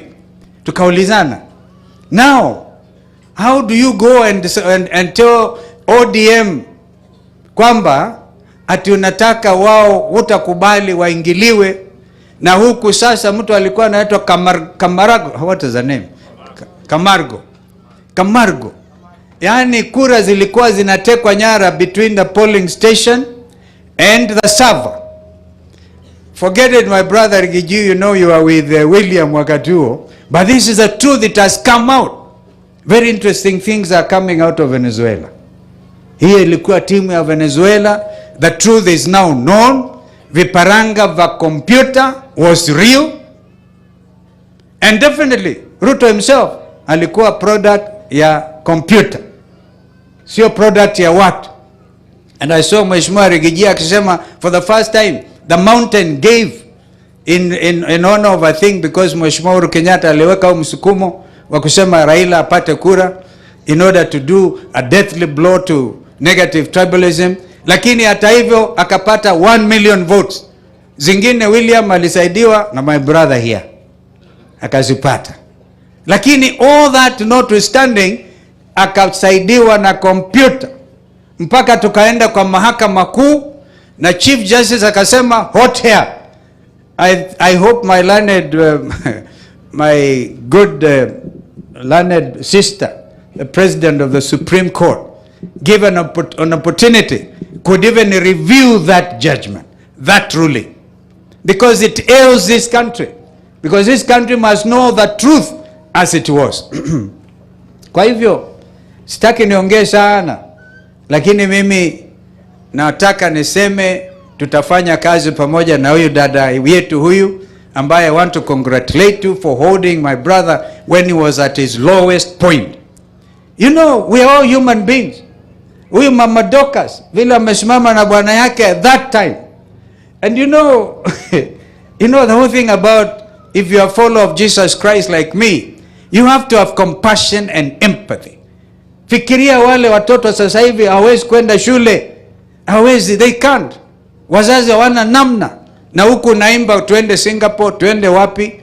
And when we try to stand up, unajaribu kuinua. And I want to tell you, no weapon formed against the people of this republic will prevail, because it's a collective.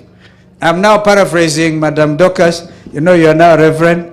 I'm referring to Isaiah 54 at verse 17. Hakuna weapon.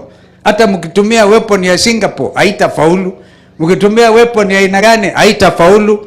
Mkiita watu wajinga na hali walikusaidia wakati wewe mwenyewe ulikuwa kwa shida, haitafaulu.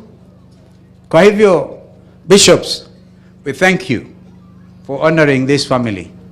And we know this is a decisive time. I want to assure you, we are in consultation with our brothers, even those who are not here. Even those who are not here, Kina Matiang'i, even Chief Justice Emeritus, our brother Maraga, who made a historic ruling. We're in full consultations. And I see the wisdom of my brother here. We are not in a hurry because we take the country's position. And of course, it's also important not to allow any shenanigans. Yani mahali tumefika kama Kenya hii, hatuwezi kubahatisha. Hatuwezi. Na wasi ndugu zetu hapa, tuzibahatishe. Of course, umeona DCP hapa. DCP, when I told my brother Rigiji, sikubali angalau wiper nayo ipate moja. Hapa kila mtu anataka DCP. Medhu, you are very clear. DCP. Unasahau mimi niko na Wiper Patriotic Front. Unasahau Muturi pile yako na DP yake, hata DAP Kenya. But we can understand every political formation must have a stronghold. This we understand. But as you do so, we are not allowing anybody. Nobody, I'm quite sure I've never heard the Rigiji akisema there should be no jubilee in the mountain. I've never heard. But he cannot come and say, wewe sasa, niliona mtu jubilee hapa, you're carrying your red kofia. If I remember you, I saw you. Nobody has denied you the responsibility. But the majority, you know, you must have your say as minority, and the majority must have their way. They have their way, you have your say. Because it is important, and I can understand where my brothers come from. Kwa hivyo, ya mwisho, msifadhaike jamii ya Wasomali Kenya hii. Wakati ndugu yangu Rigiji aliongea juu ya watu ambao wamechukua pesa wenyewe, and let me tell you, international relations right now, what every country should be thinking of is national interest. That is national interest is prime. Even though within the East African community, we must take into account the Kenyan best national interest. Americans are following their best national interest. Pesa zao ziliibiwa kutoka Marekani, zikaletwa Kenya. They are following those people. Wakifuata sio Rigiji, si Kalonzo, si JB.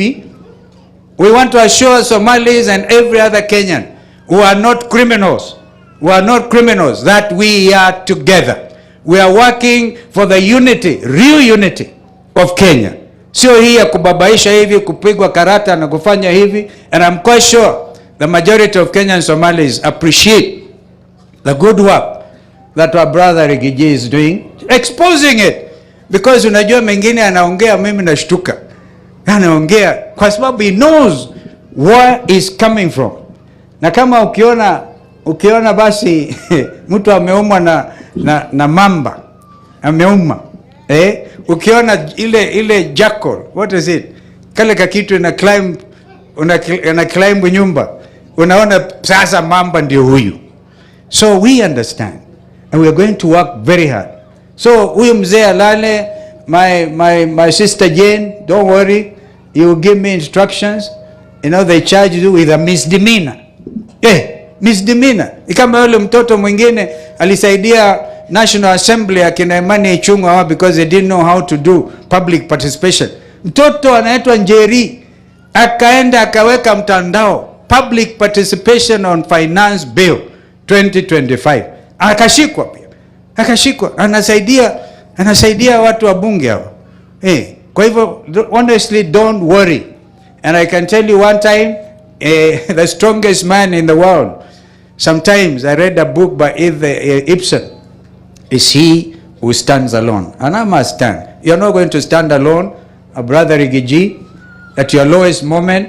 And I keep on saying, I've known Gachagua for only 1 year and 2 months, but I'm so impressed. I'm wondering, alikuwa wapi huyu ndugu miaka yote hii? Because we pray together, mama ndio anatuombea. You know, the truthful, when he says he's a truthful man, please accept it, because hata kuacha wewe uharibu nchi yetu akiwepo. So we will be there and we will deliver Kenya. We will together deliver Kenya. Hatutawacha anybody behind, na pia hatutakubali wizi. That is the main issue. This trillion Mwafrika, Mheshimiwa Mwafrika, 5 trillion. We have already in court. Hatutakubali these 18 parastatos, mali ya umma ya Kenya, iuzwe. Hata hizo pesa ukiuza unaweka kwa kikapu fulani upeleke nayo wa Kenya Singapore, na tunajua hiyo kwanza unaweka kwa mfuko wako. Hatutakubali. We are in court. Tuliwasimamisha wakiuza Jomo Kenyatta International Airport. We shall stop them. If there is any rule of law left in this country, believe you me, we shall stop these guys. Asanteni sana. May God rest the life of our mzee wetu John Njoroge in everlasting life. Amen. Thank you very much. I think that my young brother here, Matthew, will explain. Maybe you don't have to, but I have to get to Nairobi as soon as I can, not for any bad reason, but we thank God. We have we lazima to operate from every corner, but I'm sure my brothers here watawasaidieni kushinda mimi. Asanteni. Thank you very much, Your Excellency. Asante sana. Wapi makofi ya His Excellency Kalonzo Musyoka. Tunashukuru sana kwa kupata nafasi ya kuja hapa na kuungana na sisi. We are very, very grateful. Your Excellency Mheshimiwa Rigathi Gachagua, I know you are extremely pressed of time, na umeniambia kuanzia kutoka kwake ni kuita wewe. Nataka nikuombe kwa heshima kubwa, with a lot of respect, because my colleagues have not spoken. I will give you an assurance that senators wataongea in the next 5 minutes watakomaliza. So ningependa senators wote ambao tuko nao waje. Senators wote ambao tuko nao waje. Senators wote ambao tuko nao waje. Senators wote nilikuwa naona ndani mwanzo. Oya. So wote wako hapa. Hapa kuna a brown version of John Medu, hapa kuna dark version of John Medu. Tofauti mmoja ako na nywele, mwingine hana nywele. Tofauti mmoja ni mweupe, mwingine si mweupe. Tofauti mwingine anachana, mwingine achana. So tutaanzia na Mheshimiwa Dan Maanzo. Just a minute. Asante sana. Mungu ni mwema. Na kila wakati niseme ni pole sana kwa familia ya Muya.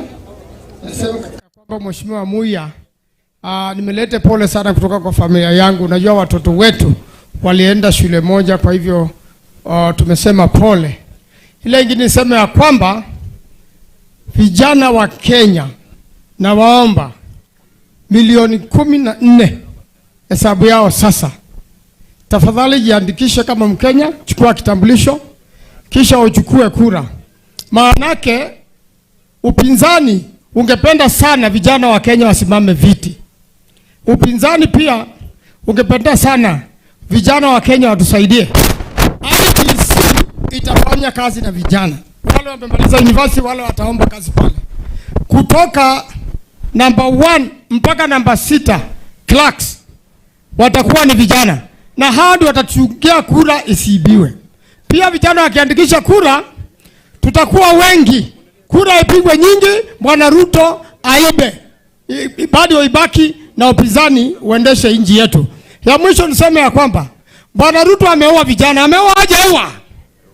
Yeye ni kama Saulo. Hakuna tofauti ya Ruto na Saulo. Si Saulo aliua makuhani, akarudi akaua makuhani na watoto wao walipoambiwa ukweli. Ruto ameoa vijana, wamama wamelia machozi, na naomba Mungu machozi ya wamama ambao wameliliwa Kenya hiwe nyingi, imbebe Ruto impeleke kule Indian Ocean apate kadhabu yake. Kuomba Sentamethu umkumbuke Ndegwa Jiru aseme na watu wake. Asante sana.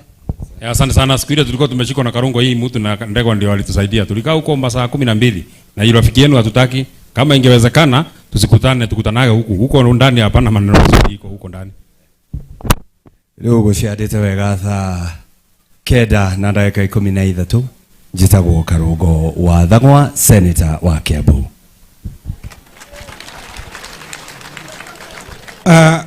Kwa familia ya mwenda zake,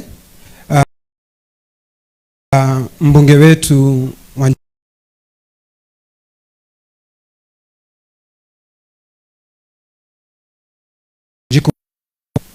sisi tumekuja kuleta risala zetu za rambirambi na kuambia pole sana.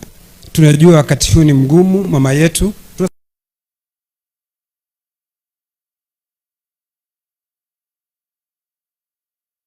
Mgumu. Asanteni sana na Mungu awabariki. Kwa bishops wetu na kanisa ya baba yetu ambaye kwa jina naitwa Senator Agnes Kavindu Muthama,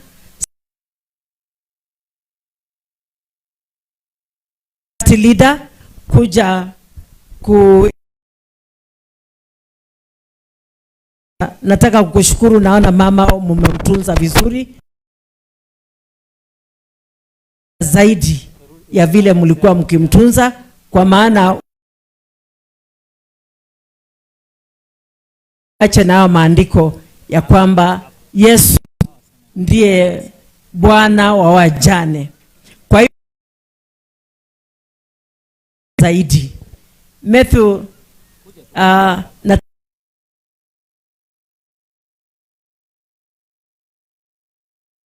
leader alituambia usimame na deputy president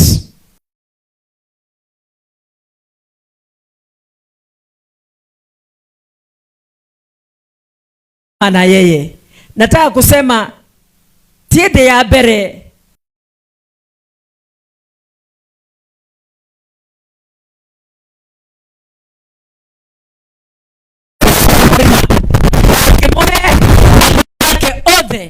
niguo Kibaki atonye kuongoza taifa.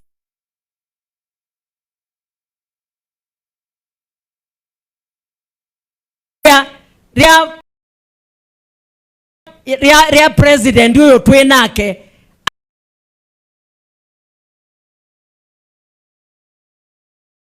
rekatia niego motigo na kau mumanyage deni cia karo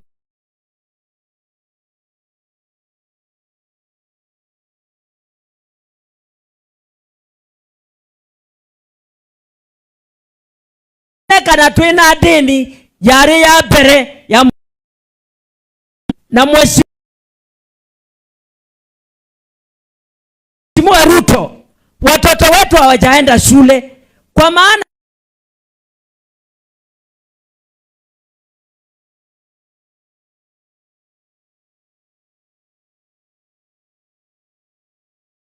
shule watoto wetu waweze kusoma. Pia hospitali hakuna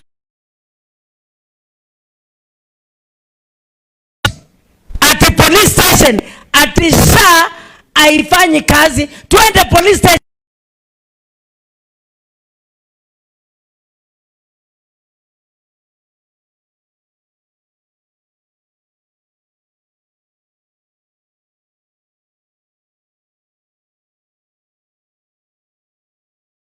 Asanteni.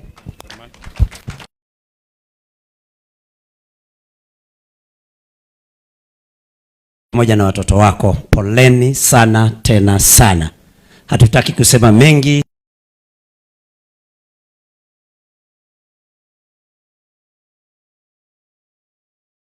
Thank you. Asante sana.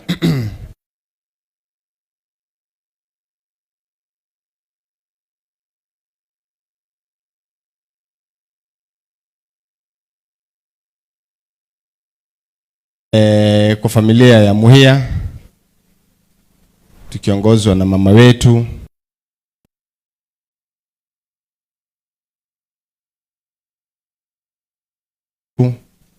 ambaye tumemuenzi tukiwa pamoja na yeye.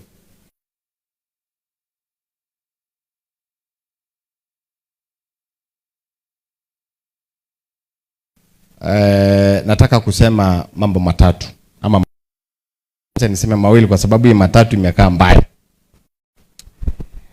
Ya kwanza ni kusema pole kwa familia.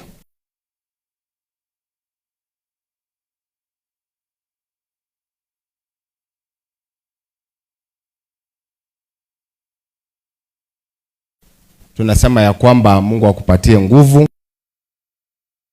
kuongoza hawa wananchi, ukuwe na wao na waelekeze vizuri.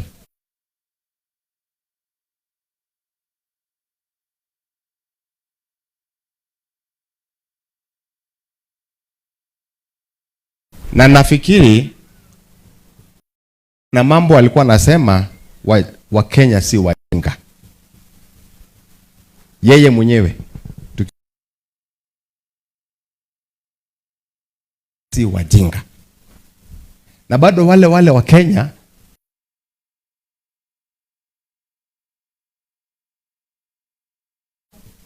tunajua hii ni uongo peupe. Na tulijaribu kumfunika huyu jamaa.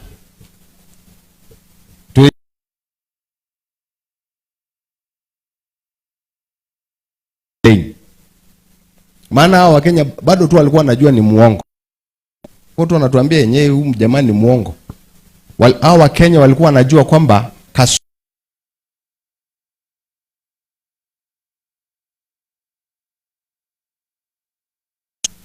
na hiyo tukafunika.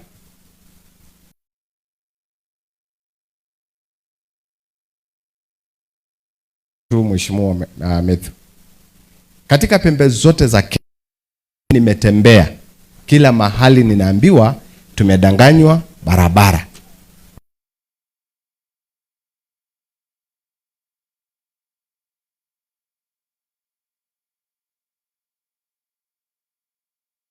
Kwetu Kajiado tumeambiwa uongo mtupu.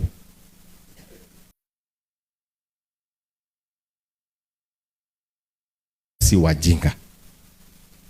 Now imagine si mtatuchagua na matendo yetu, performance.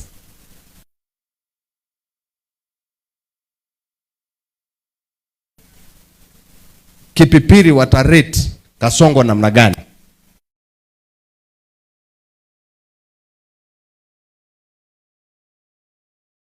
Ni utampatia ngapi? Eti ngapi?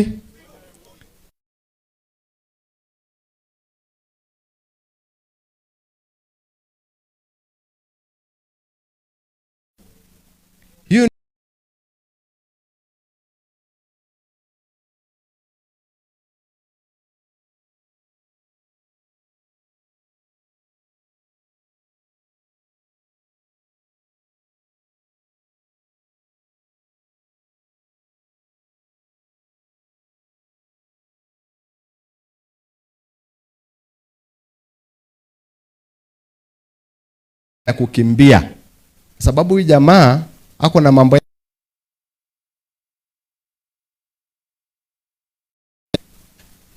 ili atutishe na kutusumbua.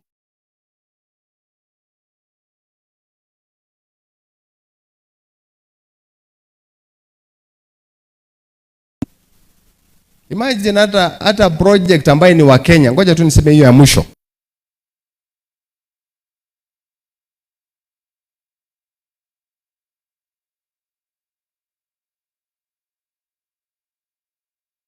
Markets ambaye anatembea kila mahali kusema kwamba nina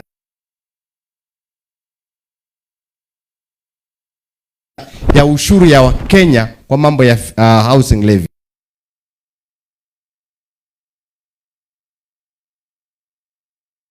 Wajinga na watakuonyesha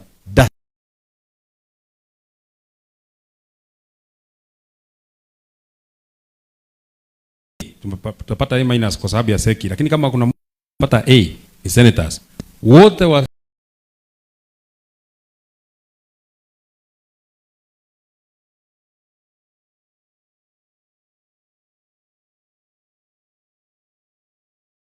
naitwa senators, isipokuwa ni senator seki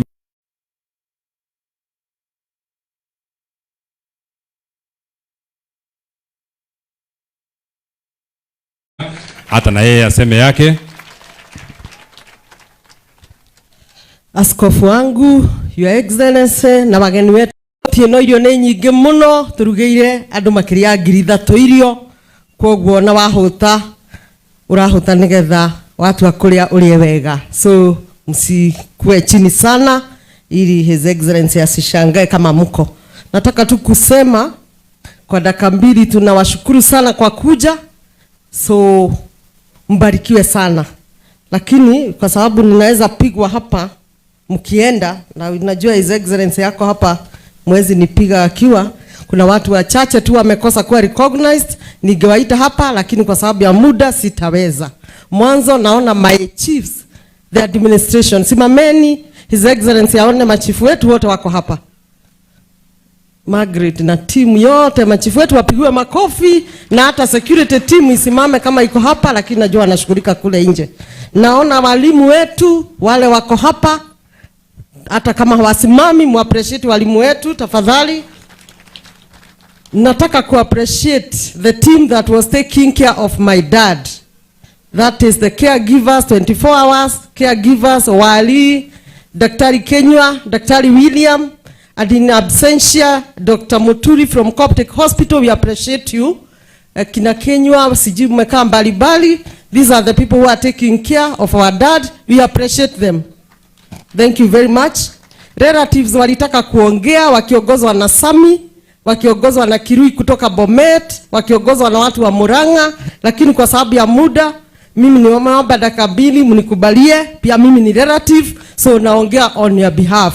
So watu wa Murang'a simameni, watu wa Murang'a mahali mko, watu wa Bomet simameni, akina Kirui, Mr. Tuduria, Team Trans Nzoia, watu wa Nakuru, lakini si Nakuru wale wageni, watu wa Nakuru relatives, kaeni chini.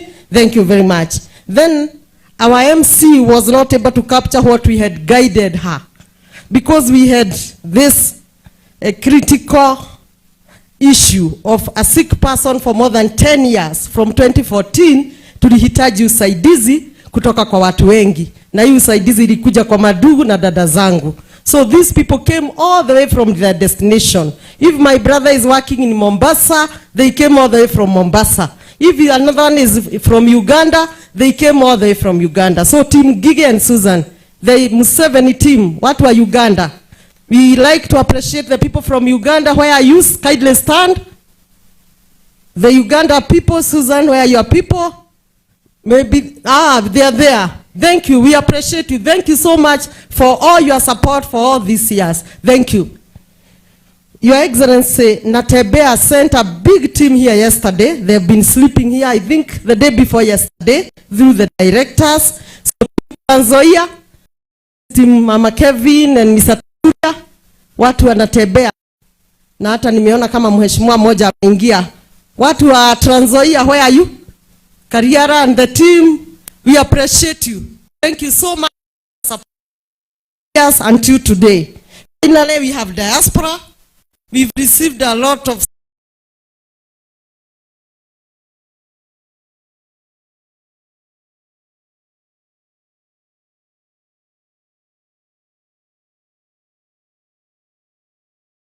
support, financial,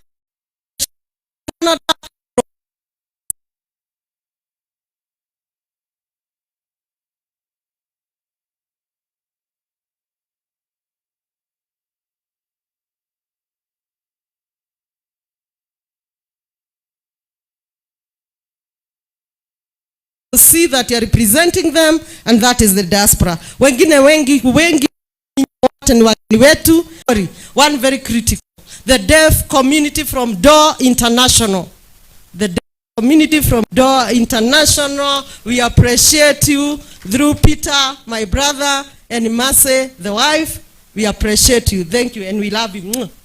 Thank you very much. So I think I just wanted to say that kwa sababu walisema wanataka pia wajulikane na His Excellency wako hapa kwa dakika moja tu, Your Excellency, sababu si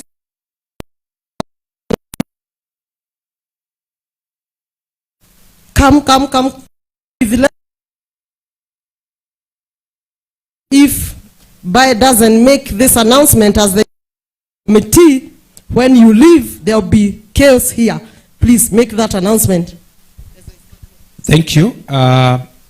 Announcement ambayo tutapeana ni ya kwamba pale nyumbani hakutaweza kutoshea nyinyi wote.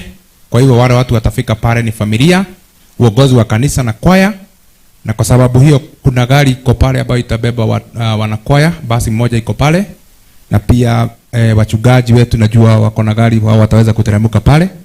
Lakini pia tunaweza fungua huyo nafasi kwa sababu ya bishops wenye wamefika hapa, kina Bishop wa Thiong'o. Number 2, wachungaji wengine wote hapa katika kanisa hili mnaliona pale, mtakuwa served na chakula pande ile, au wachungaji wa kanisa zingine zote. Kimemia kama yuko Pastor Kimemia mwenye alikuwa MC, yeye ndiye atawaongoza. Pia kutakuwa na serving point zingine hapa ambapo mama wataweza kuwa served pande hii, maana nafasi hii ni kubwa, na kwa sababu tunaambiago mtoto hajafikisha miaka 19 ni wa mama, watoto wote wafuata wa mama akakulia pande hii, na pande hii wazee wataweza kukulia pande hii. Kwa hivyo tuko na hiyo, na chakula yote ambayo tunasaviwa, ile inasaviwa pale nyumbani familia na kanisa, na ile inasaviwa hapa ni chakula mmoja. Kwa hivyo usifikirie ile iko nyumbani iko na nyama kushida, hii yote iko na nyama na yote ni chakula inatosha. Asante sana. Thank you. We were informed if you don't make that announcement it will be chaotic.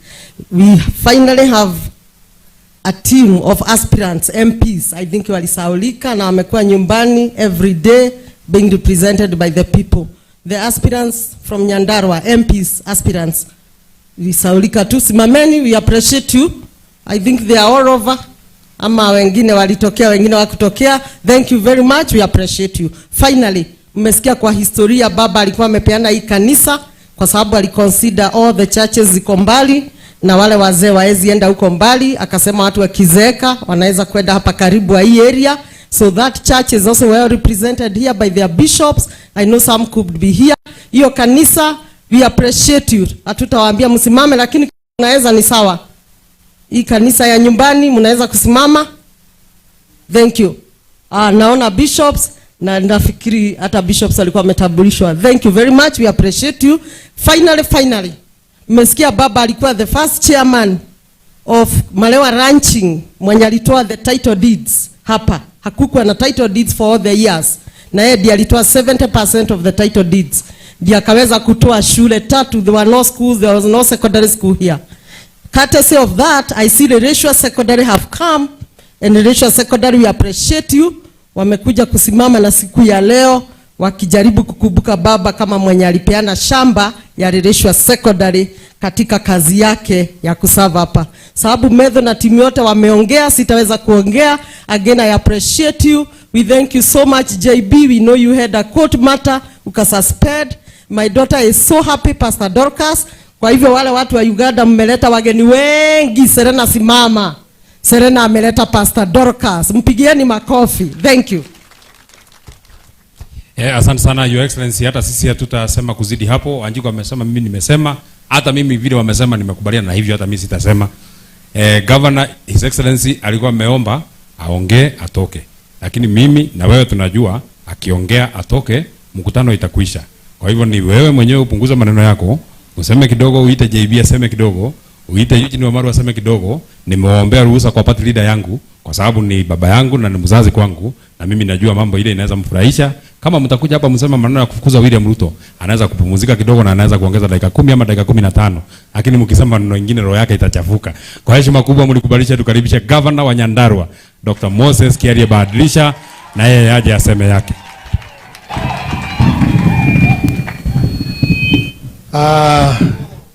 Your Excellency, the Secretary Deputy President of the Republic of Kenya, wale principals au tuko nao, Reverend Dorcas, waheshimiwa senators wakiongozwa na wa Senator Medhu, waheshimiwa wabunge MCAs wetu wa hapa na wageni, our regional overseer, full gospel, district overseer, pamoja na wale reverend wengine wote muko nao, pamoja na mhubiri wetu wa leo Daktari Kafono, pamoja na wakaaji wa hapa Kamahia, Kipipiri, hapa Nyandarua na wageni wetu wote. Bwana Yesu asifiwe. Bwana asifiwe tena. Mimi nataka kushukuru sana wale wote ambao mmekuja, na nimetabua pia familia ya Mheshimiwa Wanjiku tukiongozwa na mama, tukija hapa kufariji kwa sababu kuachwa na baba wetu. Niseme kwa niaba ya watu ya Nyandarua, sisi tumefurahi kuona sherehe mzee wetu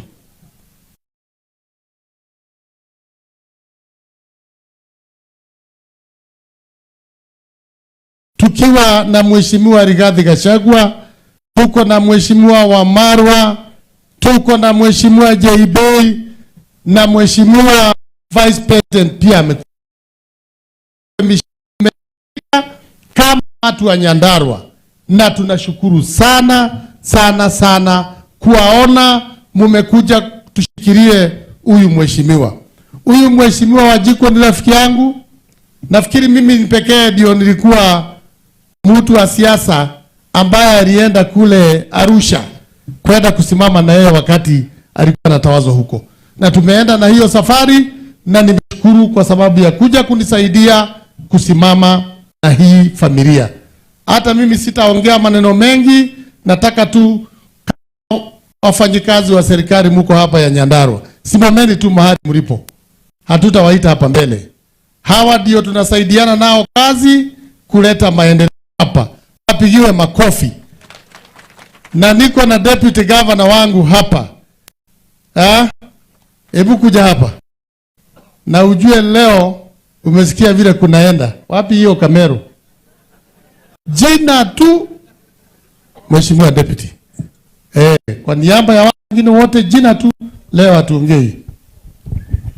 Asante sana mama mzazi Ruth, ambaye ni mama, tumeona familia yake hapa sana. Vile vile uongozi wa kanisa ulioko hapa, tuna heshima kwenu nyote, bishops, Ligi, our brother, our son, na viongozi wale wako hapa, Wamalwa, Mama Dorcas, former Attorney General, na nyote muko hapa. Watu wengi wametoka kwingineko kwa heshima huyu mzee, na tuko hapa kupumzisha shujaa. Ni kweli tuko hapa kumpumzisha shujaa. Honorable Wanjiku, nimesikia shujaa. Tulikuwa na mama jana na tukazungumza mengi, tumejua na nimejua yale hata mzee amesema, amefanya. Familia yake mmeona ni familia ya shujaa.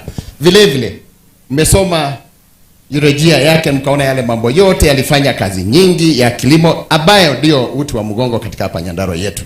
Kwa hivyo mzee tunampumzisha leo na tuseme ni shujaa.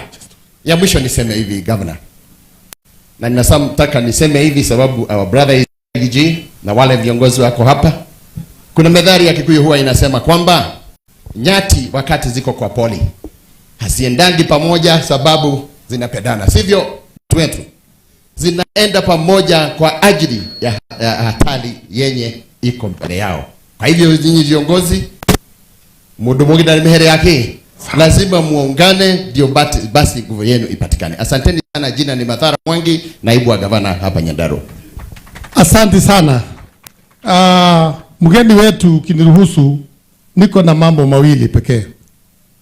Jambo la kwanza, umesikia MCAs wetu hapa wameongea.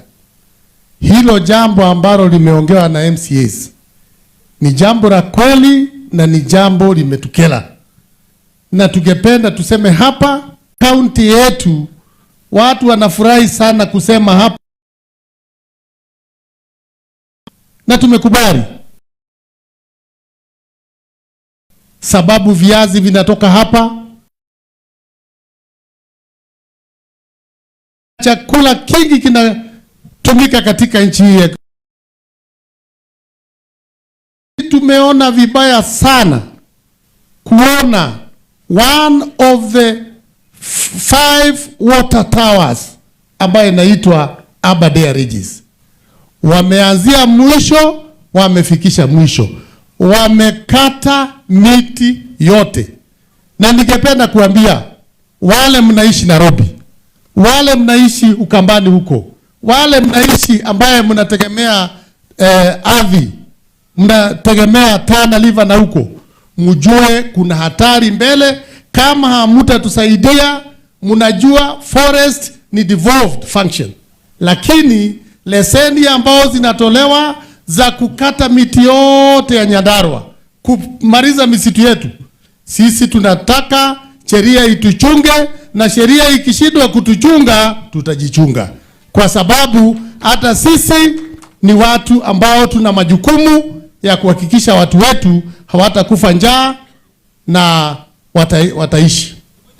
Jambo la pili, tulikuwa na sijui ni mtetemeko wa ardhi ama nini ilifanyika hapa, alafu dunia ikasonga hivyo, mifereji yote ya maji ikakatika.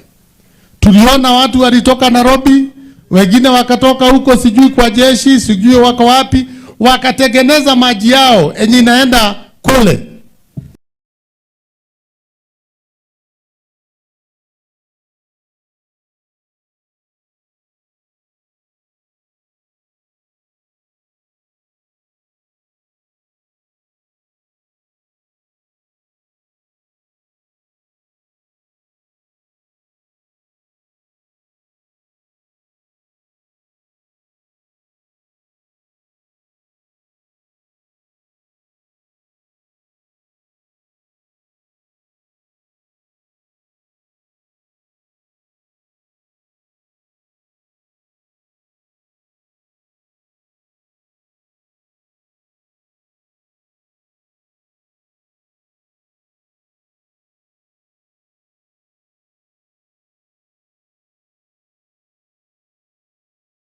Na vile tulisign contract, wanajua vile waliniambia. Na hapo mbele watu ya Nyandarua hawa tunaongea na hawa, na wananiambia vile tutaenda, na vile watu ya Nyandarua wananiambia tutaenda, hapo ndio tutaenda, na hakuna swali na hakuna kurudi nyuma, kwa sababu sisi ni watu ambao tunaheshimu wale walitupatia contract ya kazi hii. Kwa hivyo mheshimiwa, kwa sababu ya wakati, nataka kushukuru wewe na timu hii kwa niaba ya watu ya Nyandarua, yale ambao umefanya hapa. Hata wakati ulikuwa serikalini hapa, ndio wakati tulilemewa na ile barafu, ukakuja ukatusaidia. Siku ingine tukawa upepo ikatoa manyumba yetu, ukatusaidia. Hatujasahau, watu ya Nyandarua bado wanakumbuka. Kwa hivyo niseme nikimaliza kabisa, hili niite marafiki wangu, na nashukuru sana kuona mheshimiwa Wamarwa amekuwa katika CS, alikuwa CS katika ministries nyingi, na ako hapa, na mnajua ni party leader, yeye ni kiongozi wa chama kinaitwa nini, DAP. Mnataka kuongeleshwa na yeye? Haya, weka makofi pamoja, tuarike mheshimiwa aje awasalimie. Karibu. Ngai no mwega na indeshi othe mlembe. Mnajua hiyo pia. Asanteni sana dada yetu Wanjiku Muhie na mama na familia, poleni sana kumpoteza mzee, na tumekuja hapa wote kuleta rambirambi zetu kwa familia, na pia kuleta rambirambi za familia yetu. Na vile mmesikia watu wa Kitale wako hapa, part of the family wako na sisi huko. Nafikiri watu wa Kitale tena msimame kidogo waone ile timu imetoka Kitale. Mheshimiwa wako hapa, asanteni sana, coming all the way kusimama na familia ya Muhia. Asanteni sana. Mekuwa na gavana jana, alikuwa na majeraha kidogo, lakini pia ametuma rambirambi zake. Gavana anatembea na tuko pamoja, tunasema pole. Hatukumjua mzee vyema, lakini historia yake vile nimesikia hapa, wanasema he was a God fearing man, na vile vile alikuwa mtu wa msimamo. And he was also not just a prayerful man, but he was a man of integrity. All those qualities, I can see huyu mheshimiwa wenu is truly the daughter of her father. Sababu all those qualities ziko kwake. Wale watu wamesimama na huyu Rigiji sana, na tumetembea na yeye Kenya hii yote. I want to agree na mheshimiwa Jane Kihara, there are 3 outstanding ladies, 3 leaders ambao wamekufa na huyu Rigiji, and one of them ni huyu Wanjiku Muhia, mbunge wenu hapo wa Kipipiri. Ana msimamo kali kabisa. Huyu Jane Kihara na Gasheri yule wa Kirinyaga, they have been consistent, they have been principled.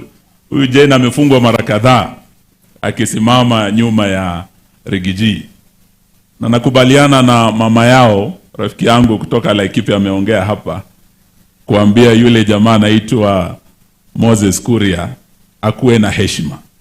Heshima si utumwa. Sisi wa Kristo tunafunzwa zile amri 10 za Mungu, na bishops wetu wako hapa.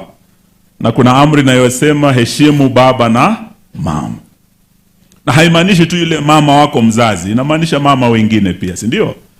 Kwa hivyo ile heshima, kutokuwa na heshima na kina mama, yale matamshi Bwana Moses Kuria ametoa kwa Jane Kihara na wamama wengine, na si mara ya kwanza kutoka Kenya Kwanza. Nakumbuka hata Kimani Ichung'wah kuna wakati pia alitoa matusi kwa mama Reverend Dorcas. Sijui kama mnakumbuka. Hiyo ndio tabia ambayo tunasema hatutaki kwa siasa zetu. We need to inject some hygiene in our politics. Tuwe na heshima na kina mama zetu na viongozi haswa wa taifa letu. Leo sitaki kusema mengi, yetu tu ni kuleta pole.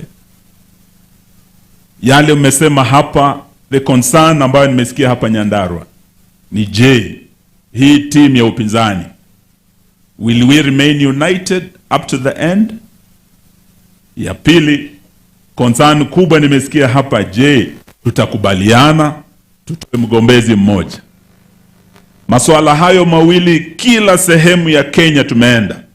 Na huyu Rigiji na Kalonzo, huyu JB, kina Matiang'i, kina Karua, wa Kenya wote wameamua wanataka William aende 1 term. Na wanajua William Ruto kwenda 1 term, lazima sisi sote tuungane tuwe kitu kimoja. Na vile vile tukubaliane tutoe mgombezi mmoja. Leo nataka niwape good news. Our new year resolution sisi sote mwaka huu, resolution number 1 is unity. Resolution number 2 is unity. Resolution number 3 is unity. So msiwe na wasiwasi. Na msituharakishe, tuko tunajipanga.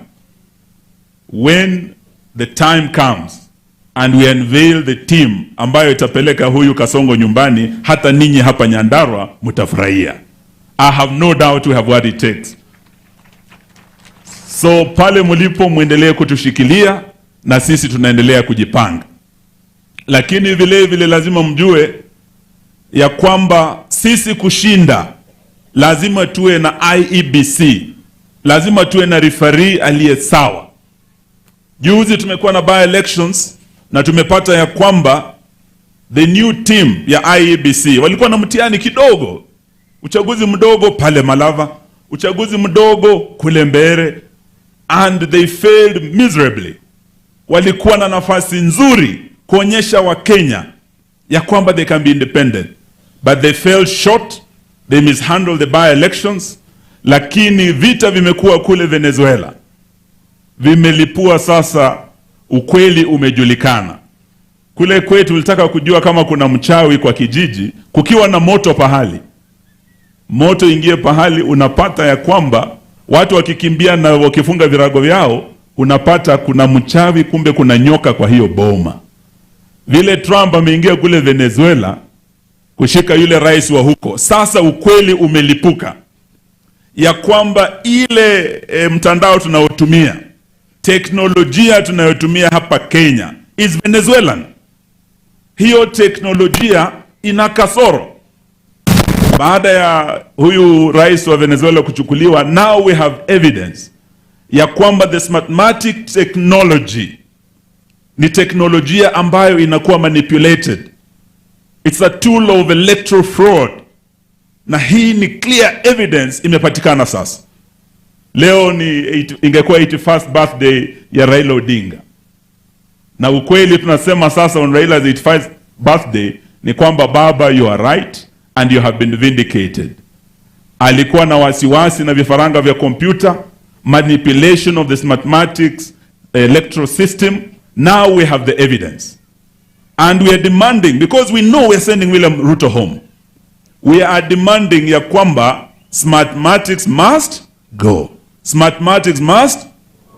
Mwaka jana kwa njia ya kisiri yule CEO wa IEBC anaitwa Marjan amefanya extension ya contract ya Smartmatics ili the same company iliyoiba uchaguzi sasa, iliyo manipulate, itumike tena mwaka ujao. Sisi leo tunasema hatutakubali, and we are demanding ya kwamba hiyo Smartmatics contract that was illegally extended lazima iwe terminated na Smartmatics warudi kwao Venezuela. We are also demanding Marjan aliyekeuka sheria kupeana extension illegally to Smartmatics. He abused his office, lazima Marjan pia afanye nini? Aende. This is how we are going to be sure, wakati tunashinda Kasongo na kura zenu kutoka Kipipiri hapa, ya kwamba IEBC haitatumika kwa njia ya teknolojia mbovu ya Smartmatics watuibie kura. Sijui kama mnatunga mkono jamani. So that already tuko na wakili wetu, sijui ako wapi. Wakili Ndegwa Njiro. Umeona huyu jamaa? Huyu ni wakili kali kabisa. Already initiate the process and we are going to follow it through. JB Muturi amekuwa Attorney General wetu. We have tasked him from our team. He's going to lead our team to fight for electoral justice so that we go into the next election tukiwa tumefanya marekebisho. So hiyo ndio jambo nitaka tu niwajulishe, msiwe na wasiwasi. We are on course, we are focused and we are sure we are going to send this man home. Sitaki niseme kuliko hapo, niombe ya mwisho watu wa Mlima. Nimesikia Bishop mkuu akisema hapa. Na Baba Askofu, nashukuru sana, umesema jambo moja. Sisi ambao tunatoka huko Western tuna wasiwasi kidogo ya kwamba kuna njama ya kugawanya Mlima, sababu wanajua huu Mlima ukishikana na ushikane na Kenya yote, William Ruto anaenda nyumbani. Kuna njama ya kudivide the mountain into west and east. Nimesikia Bishop akisema Mlima uko imara, na waomba sana msikubali mgawanyike. Kule Berlin kulikuwa na ukuta wa Berlin, umedivide Berlin west and Berlin east. One American president, JF Kennedy, told the Berliners, east or west, you are Berlin. East or west, Mlima ni moja. Msikubali mgawanyike. Asante, Mungu awabariki.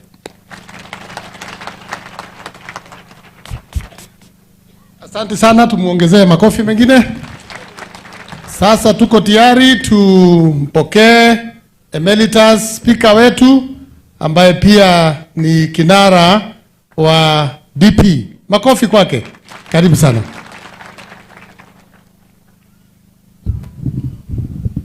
Asante sana Governor. Kwa familia ya baba yetu John Njoroge Muhia, na hasa mtoto wake ambaye ni rafiki yangu na rafiki wa wengi, Mheshimiwa Wanjiku Muhia. The church led by our bishops, entire clergy, fellow leaders and fellow mourners. God is good and all the time. Nitakuwa mchache wa maneno kwa sababu muda umeyoyoma sana, lakini nakumbuka Bishop Regional Overseer alisema ana hand over upande huu. Sasa nafikiri alituambia huku sasa ni nyinyi muenze mtawale. Lakini Bishop, I want to give you an assurance that hata sisi we are mindful of the time. Na kama mimi ambapo nimekuwa kwa muda mrefu pale kwa kiti ya speaker, wajua mtu angepitisha muda ni kuzima tu. lakini naona ulisema tuendelee vile tuko.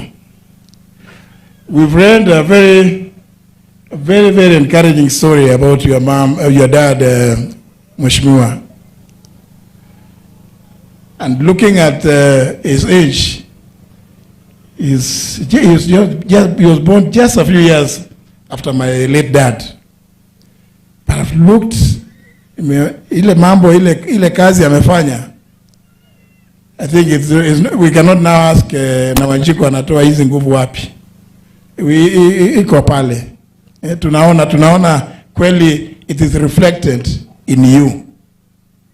In fact, looking at your entire family, one sees a family that has really been, held together, and as you are told, through prayer, led by your dad. Indeed, we agree. He must have been a serious and a true prayer warrior. My brother Rigiji, on several occasions, huwa anatuambia at the darkest hour, and I want to relate to this one. Wakati unaona giza imekuwa nyingi sana, ndio karibu nini? Ndio karibu kucha. And I'm saying this because the good preacher talked about dark places. If I was to pick it from what you said, uko kwa giza ni kwa shetani. Na tumeambiwa mambo vile pale tuko kama nchi. Ni lazima wakati unatuhubiria na sisi tujiangalie, ulituambia tutengeneze mambo yetu ya kesho. Unajua kama nchi tumekuwa pia tukijitayarisha. Na mmekuwa mkiona tumekuwa tukijitayarisha kwa hiyo mambo ya kesho. Kesho tukimwomba Mungu, na kesho kama binadamu hapa ardhini, duniani. Tumeambiwa kwamba tuko karibu sana. Ndege imewakishwa tayari, Wanjiku. Tuko karibu safarini kwenda Singapore. You know, the first time I landed in Singapore was, I think, around October 1996. Na ile kitu ilishangaza sana pale, ile uwanja Changi Airport. Kwa sababu wengine unajua Wakenya vile tunapenda, ati tunaambiwa, siku hizo tulikuwa tunaambiwa ndege kienda kutua, chukua chewing gum ukule ndio masikio usiumwe sana. Kitu ya kwanza kufika pale, hiyo chewing gum uko nayo ukitema chini iko fine ama jela. Sasa nikajiuliza, Bwana Seki, sasa zile njia tunapitia huku, hata wacha mambo ya kutupa chewing gum. Ati hiyo ndio, ati huku sasa tuko karibu kwenda Singapore. Na pale tunaanza kwenda tu Singapore tarehe 12 tu mwezi uliopita. Tuliambiwa nyinyi mjue muende mkule Christmas. Hii barabara kutoka JKIA kuja baka, na mwenyewe matamshi yake rais mwenyewe anasema baka ABC mtakuja kujionea. Nilipitia hapo jana nikakuta ni vile ilikuwa Novemba. Wajiko tulipotoka kule Mbere, na labda watu hapa hawajajue, wengine wajui, mimi natoka kule Mbere. Na wacha niwaambie kwamba wale watu wa Mbere hawakuangusha mlima. Hawakuangusha mlima. Na mashahidi wako hapa wengi. Ndugu yangu Rigiji amekamp pale zaidi ya wiki mzima. Mlikuwa mnamuona akitembelea Boma, Not just ile public rallies. Huyu Wanjiku huyu ndugu yangu ulimwacha kule, akina Kagushia wengi sana, akina John Kinyu hapa, akina Medho of course, Karongo, so many of these members wanajua ya kwamba watu pale mbele hawakuangusha mlima, na hivi karibuni ukweli utajulikana, ukweli utaonekana, kwa sababu yale yote yalifanyika tumeishika. Ni kama hiyo tunaambiwa mambo ya Smartmatic. Smartmatic hii, unajua contract kubwa kama ile ya hiyo ya kupeana technology, Mheshimiwa Eugene, inahitaji lazima kuwe na local partner. Local partner ndio naona wamekataa, na tunataka kudemand leo vile umesema Mheshimiwa Eugene. Ile barua Ndegwa Njiru waliandika mwezi wa 9 ni lazima IBC ijibu, kwa sababu local partner wa hii Smartmatic tumegundua alikuwa ule mtu anaitwa sijui Abdullahi. That was just a front. One of those commissioners ndiye alikuwa local partner, na ndio sababu imeongezewa muda.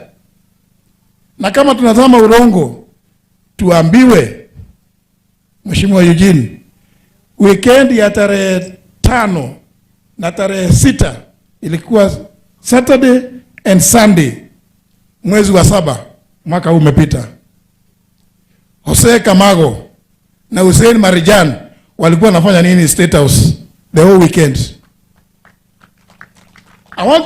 I'm challenging them.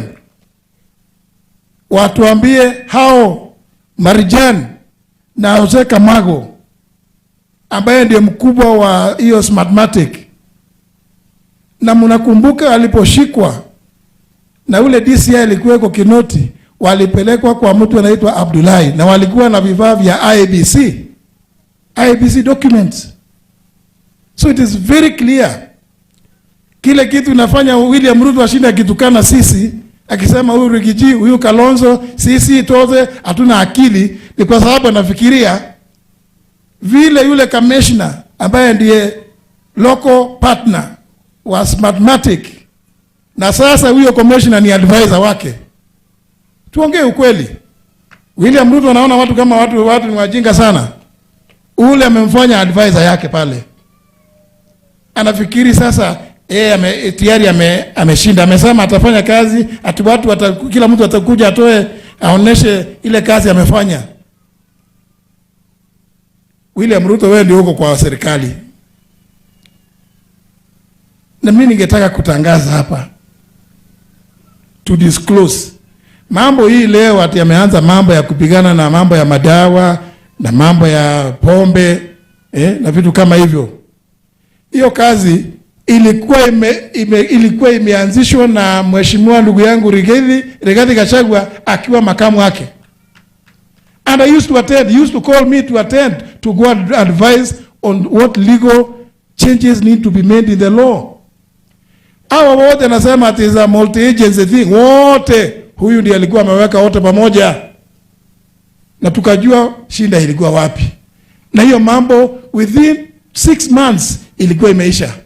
Bona imerudi, imekuwa tena sasa ati madawa imekuwa mingi, pombe imekuwa mingi baada ya mwaka moja tu. So we are telling Rigathi Gachagua, please my brother, stand tall. Nobody, we are with you. We will stand with you. Kwa hii mlima hii, na I do not shy. I lead the Democratic Party of Kenya.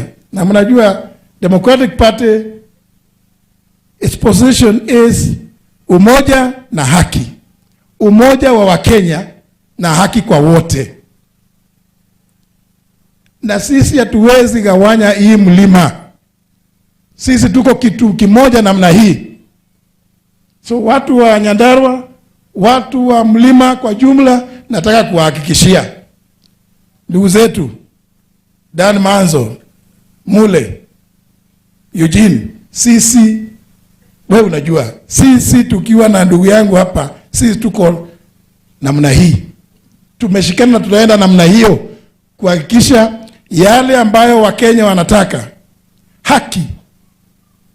haki kwa Wakenya wote lazima itendeke, na itatendeka siku ile Wakenya mtaamua kwa kauli moja. William Ruto lazima aende Sugoi, kwa sababu ile shinda tuko nayo na William Ruto ni uongozi mbaya, bad governance, lack of integrity. And we can only restore this country if we have a change in leadership. Wanjiku and your family,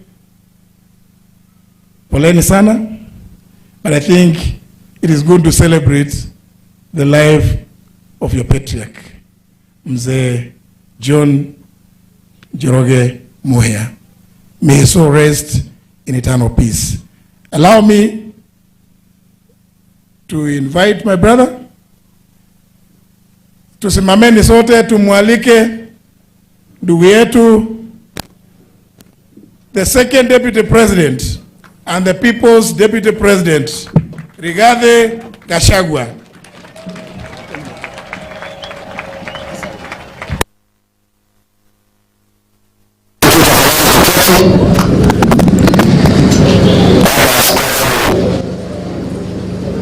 Regional Overseer na kanisa, Mheshimiwa Gavana, the family of the late John Njoroge Muhia, akiwemo my sister Mheshimiwa Wanjiku, watu wetu wa Kipipiri, God is good and all the time.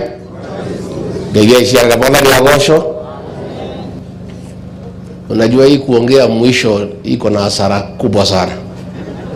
Sasa unaongelesha watu kama choka.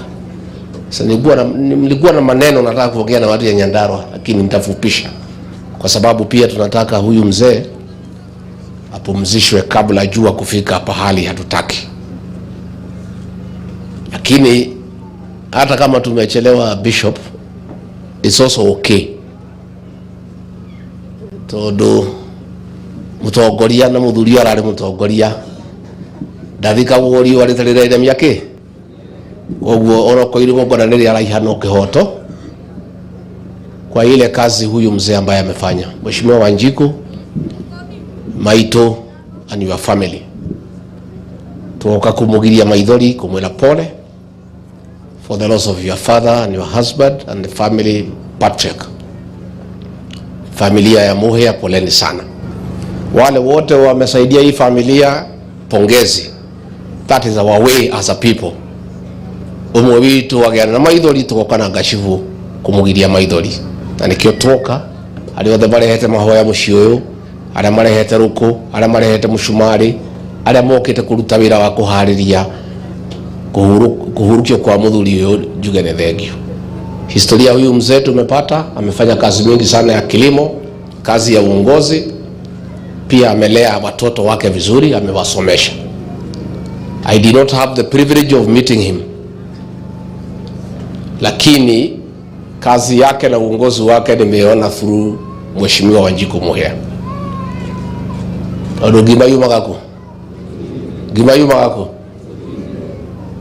huyu kiongozi Wanjiku Muhia, na mama nataka niseme asante, na kwa niaba ya mzee ni kuambia asante. Ithuĩ ta nyũmba ĩno itũ ya rũrĩrĩ tũcokeria ngatho na mũthuri ũcio hurũkĩte nĩ gũciara na kũrera mũirĩtu ũyũ, tondũ ũyũ nĩ njamba itũ ya rũrĩrĩ na nĩ arutĩte wĩra mũnene mũno wa kũrũgama na andũ a Kipipiri, kũrũgama na andũ a Nyandarua na kũrũgama na nyũmba itũ. Korwo Wanjiku nĩ mũndũ wa kwenda mbeca, aheagwo milioni 10 endie rũrĩrĩ akiuga ndakwenda ũhũrĩra irũi. Koguo tuge atĩrĩrĩ andũ a Kipipiri, thengio nĩ njamba ĩno ĩgĩtwo Wanjiku, mũndũ tangĩendia rũrĩrĩ no tangĩendia andũ a Kipipiri. Gũkũ Nyandarua tuli na andu eri Wanjiku na Methu acio angi othe ri maigire nda ciao mbe metero kindu gia kuria ni uguo ni ndiramaka ni atongoria aitu tondu kinyite handu ngona piu mangiheo bei iria njega biu mundu ni akwendia nyina au ndio tukinyite na ndiramaka muno. Nataka nipongeze hao MCAs ya Nyandarua. These are great leaders. Tutukene kama ni MCA ya Nyandarua. Maretirwo mundu ciringi 300 na nimwe ni Januari uria wikuritu. Mundu mau marauga matigwe gata. Marera Soprano dio kare bia ciaku. These are great leaders from Nyandarua. Na guku Nyandarua nturona spirit ya JM Kariuki. Ya andu mangiruga manadu ao na kihoto kiao.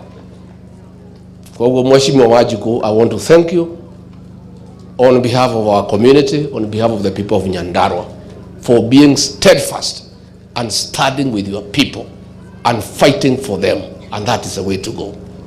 Our MCAs, muendelee na mundu wothe urugamite na ruriri riria mukabata juge kaundu ni ngauga neguo katigwa andu aitu. Yes, I'll come. Ugigakorwo waku hatiririo muno unjire mundu agacagua ndarugamina ruri uka rugame nani ningarugama nawe. Tukiona atongoria mararega makuoya mbeca makarugama na andu ao, we feel proud as a people. Tondu Ruto atuite bururi uyu thoko andu marendio ta bei ya hwaini kwera wote le marigiti boka itare gabe. I am shocked. Ya kwamba hapa Nyandarua the food basket of the country, pali iko viazi, carrots, minji, kila kitu. Ati akina mama wanaambiwa na waheshimiwa ya Kasongo waende na Kiondo asubuhi wapige laini wagoje mheshimiwa kutoka saa 2 mpaka saa 10 wapewe kilo moja ya bosho. Mundu wirutagira wira wake agatinda muthenya mugima etereire mheshimiwa ena kondo akuwe kilo moja ya bosho na bosho wakija mucire itirahia. Ndiraigua iraruga mathaa mana ugacieterera mathaa 7 ukaruga mana macio ni 10 na ki ni urimu gati urimu. Waheshimiwa wametuaibisha sana, wamefanya Ruto atutharau kama jamii. Aheshimiwa ni matushonolithitie muno kwe Ruto tondu Ruto arauga ithuĩ tutire kiene turi andu akuri ati ithuĩ twenda gukuhe irio cianda tweke uria arenda. Na mimi nashukuru sana watu ya Laikipia. Juzi pale Ngarua PS anaitwa Mariro aliambia hao wakuje wachukue Christmas. Wakaenda kwake watu 1500. Wakagoja Christmas. Walifika saa 1. Wakakaa saa 2. Saa 3. Saa 4. Saa 5. Na pale hakuna choo, hakuna uraino. Watu 5000. It was a mess. Ikafika saa 7. Hakuna lunch, hakuna chai. PS alikuja saa 10. 5,000 people, grown ups, watu wako na watoto, wazee wa heshima wanangoja PS pale. Amefika yugado marera inyo na rama gairia arairaini hauna uruma tukinyetie ati ona gutire ngeithi arairaini athuri tondu makiri na thina ri na atimia na magitinda metereire ri kiuga okay haithuru getukeage mundu wa mbere agithie kunengerwo ni 5 akiuria ni ndu ino arengera nyumire gwakwa ndatika muka wakwa etoro ndoka the mwendatira gukungwetereire na gutire nginya kioro twathie gweteiria hare githaka-ini tutire turaria ukanengera 500 no uyu kwenda muthuri ucio akiuga one tap, andu othe ngiri ithano ri one tap, andu othe makiumagara PS na mbeca ciake milioni 3 ri atigirwo nacio. That is the way. Mimi najua nilimwambia mkiitiwa pesa ya Kasongo mkule. Mimi nataka kupindua sasa. Nataka nipindue. Unajua why? Nilikuwa nafikiria hiyo pesa ni yake. Nimekuja kugundua si yake, ni ile wagonjwa wa Kenyatta National Hospital wamelipa kuliko wanunuliwe dawa na chakula wanakufa, mnaletewa, mnaenda kupiga laini. Nataka tupindue this year. Turaugite jogu ndigathi kuona mugongo. Jogu ni thiku hamwe na mugongo ithie nethi. Kwa sababu sasa hii ni aibu. It is embarrassing to us as a community. Senator Kenywa uambie watu ya Ng'arwa nimewatolea kofia. Ona kuri angĩ ningĩ atimia kabete mareteirwo mucere kilo 1. Atimia kabete nao nega. Umwara arĩ na magathi. Mutimia nengero akatinia akawaita. Uguo nĩguo tũgwĩka. Na mboco icio mumenyerere. Icio tutiũĩ nĩkĩ ciĩkĩrĩtwo. Mũndũ ũyũ tokorwo nĩ rũrĩrĩ rwarenda rũhuke. We mutimia wathi wagĩra mboco na ndũrĩ ũrarĩkia kũgĩa ciana we. Na athuri angĩ mararĩire mboco icio kũrĩa Laikipia marauga transformer nĩ irahorire. Ciageria kũrurumio itiranyita kĩ? Cirageria gwĩkĩrwo charge na itiranyita kĩ? Twĩmenyerere mũno. Andũ a nyũmba itũ matwaninwo biũ rũrĩrĩ tũkinyĩrĩre mboco na mũcere, na tũrĩ andũ merutagĩra wĩra, tũrĩ andũ methũkũmagĩra, andũ marĩ itĩo ma. Atimia aciari matindage marĩte raini metereire mboco kilo 1. Mũgatũma arutwo tũmene na tũnyarare. Atũhenirie tũkĩmũingĩria kura, rĩu ningĩ aratũhe mboco tũtindage twarĩte raini. Niĩ ndamwĩra ndiũĩ nĩ atĩa reke thĩkirĩre. Ndiũ ndũnguga kenie ngire. Tondũ ũyũ wakwa nyina Gachagua ndangĩgeria kũgĩra mboco ndangĩtĩkĩra. Ona angĩũka nacio ndingĩrĩa. Woguo na inyuĩ atimia tiganai na mboco icio. Kei twĩhe gĩtĩo. Tũtingĩmenwo twĩmene. Nĩ tũtige kwĩnyarara twanyararwo. Nĩguo andũ aitũ. Niĩ ngĩrĩkia tondũ ndikwenda kwaria mũno. Mambo ya pombe, JB Muturi wa Attorney General amesema. Hii maneno ya pombe nilikuwa nimemaliza. Kweli ama uongo?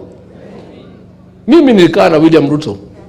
Nikamwambia mimi kwa sababu hii watu wetu wa mlima walikuchagua. Naona wamelemewa na pombe. Nikubalie nipigane na hii pombe. Akasema endelea. Nikaweka mikakati, nataka ni shukuru County Assembly ya Nyandarua. They were the first to harmonize the laws. Tukafunga factory zote zilikuwa zinaleta poison. Tukaregulate drinking hours. We dealt with illicit alcohol at source. Hakuna haja ya kwenda kugojea pombe kwa barabara. Unaenda factory pahali na tengenezwa unafunga. When William Ruto aliona tumefaulu, watoto wameanza kuzaliwa, vijana wamerudi kwa boma, Gĩathĩ gũcemania na atimia mena kĩbura nao kamenya nĩ kwega. Kati guo ũgĩthiĩ gũkaigua ng'e maũndũ maitũ magĩkate. Mũndũ ũthone ya tũthũire mũno agĩta soprano. Kamũndũ kau nĩ kamũndũ koru. Agĩkera njohi ũthiĩ nambe makinyitana PS wĩtagwo Omolo wakarudisha pombe. Na mimi tulikosana na yeye kabisa. Nilimsomea pale kanisani pale Ndaragwa.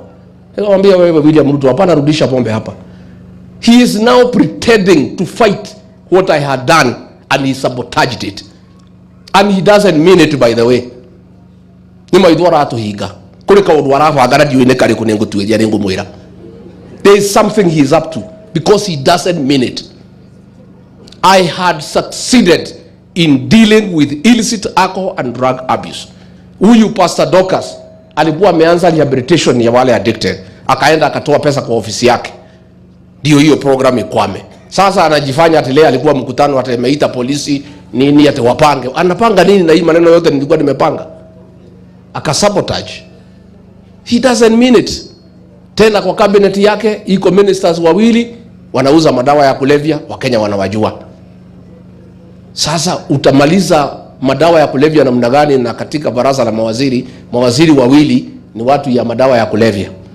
Hata nimeona mmoja anauzaga madawa akilalamika ati nisiseme Amerika ikujie ile watu wako na shida hapa, kwa sababu anajua Amerika ile watu wanakujia ni hiyo watu ya madawa, na yeye anajua ni possible what customer ya Trump.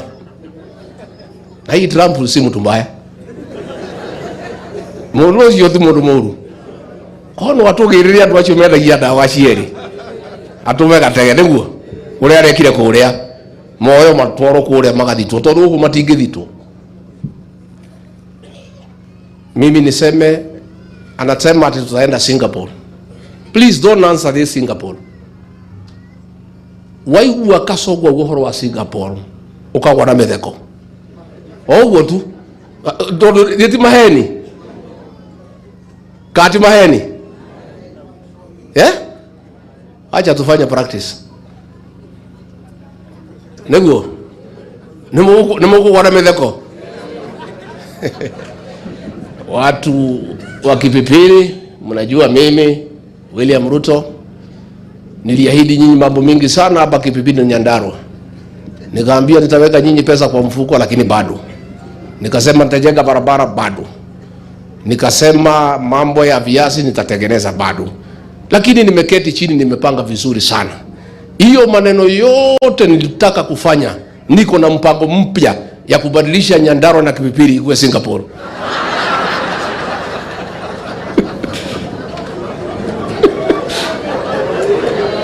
Wakirumba ukotoiye kutheka wenu guthekaga kuja hapa wakirumba wewe gutheka kwa ni andu ya gutheka matiratheka hega wena microphone hapa batie wakirumba oyo ile ndo gutheka eka itothekere mundu uyu katiguo. Watu ya Kipipiri, najua mimi napenda nyinyi watu ya Nyandarua, watu ya mlima, mlinichagua, nasema asante. Naomba hata kama mnaona nimechelewa kidogo, tafadhali watu ya Kipipiri, mniongeze miaka 5 nibadilishe Kipipiri ikuwe Singapore.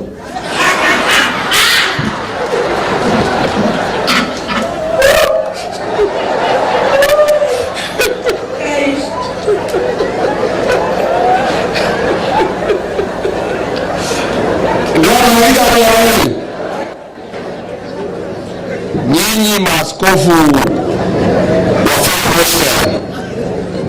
nimesikia mhubiri akilia hapa ya kwamba kwa shetani hakuna barabara, hakuna stima, hakuna maji. Nikimaliza mambo ya kubadilisha Kenya, nitaenda huko kwa shetani, nibadilishe kwa shetani kukuwe Singapore.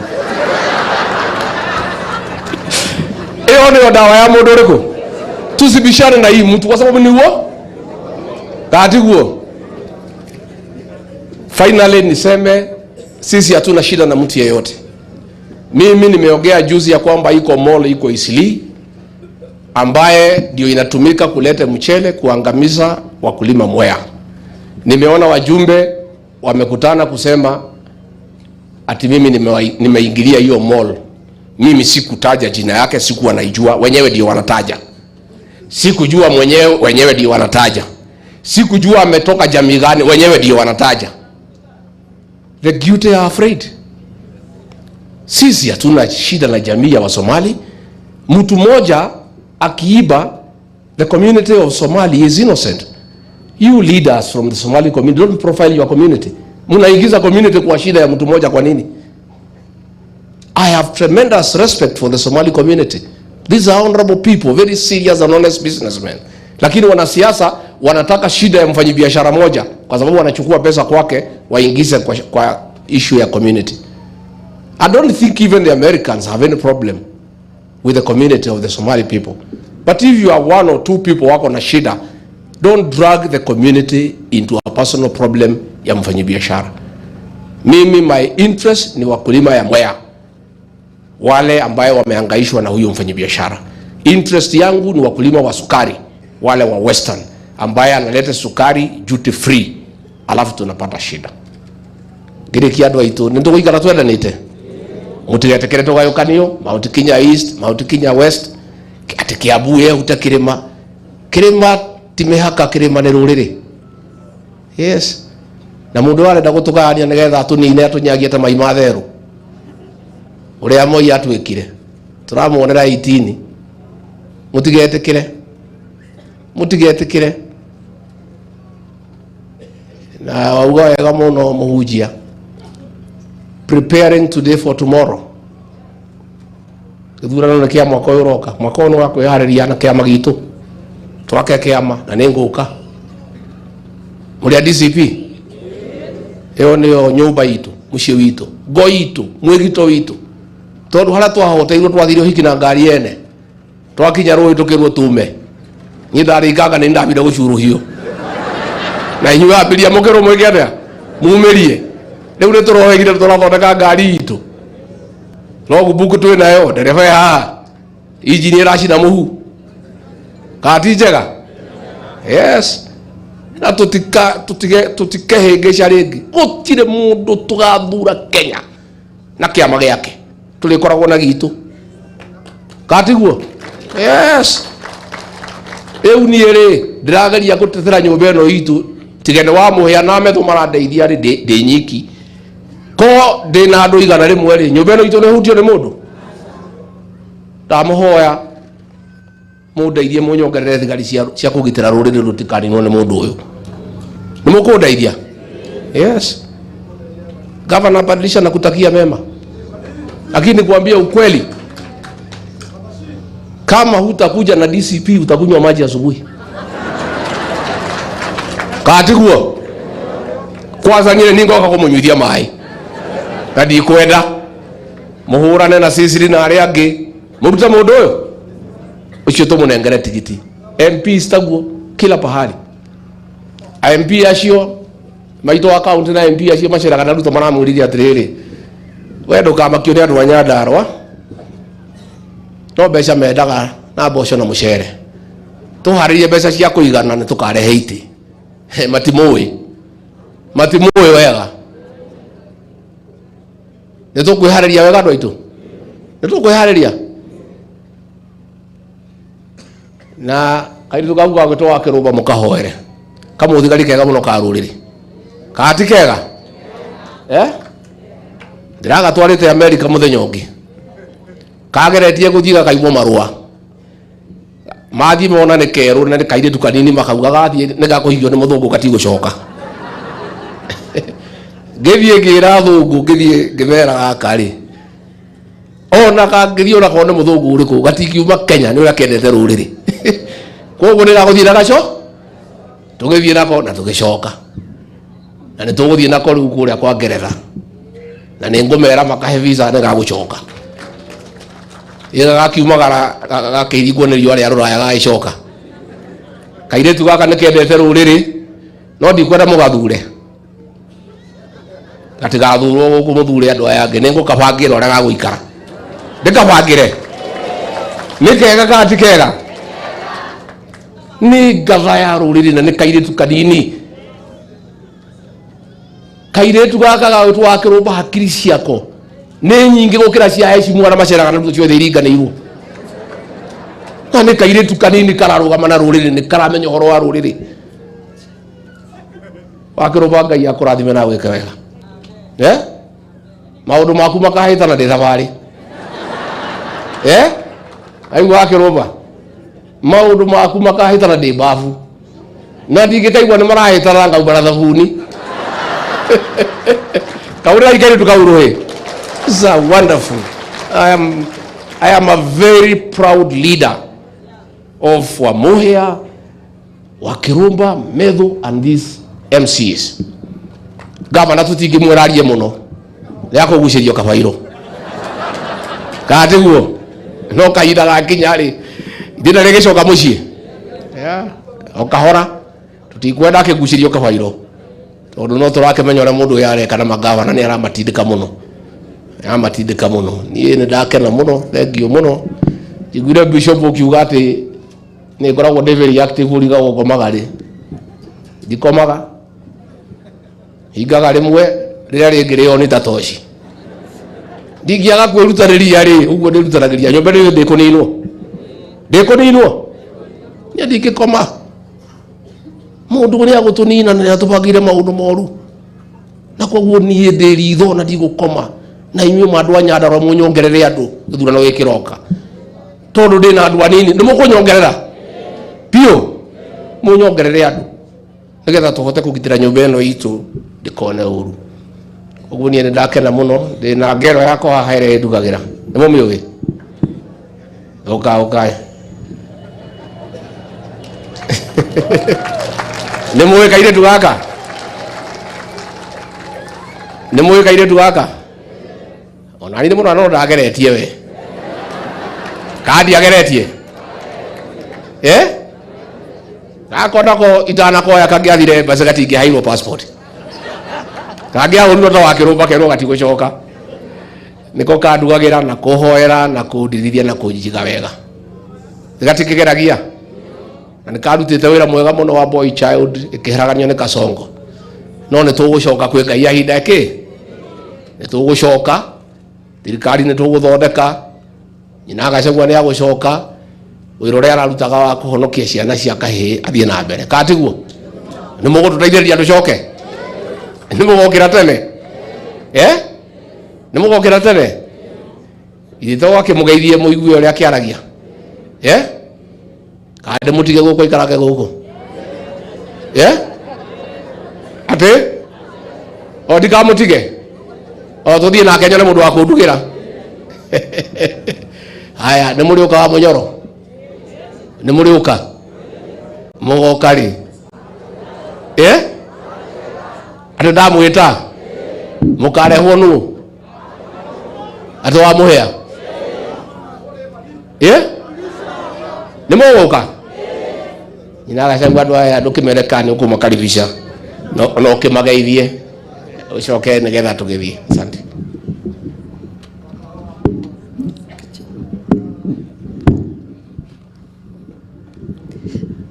Bwana asifiwe. Bwana asifiwe tena.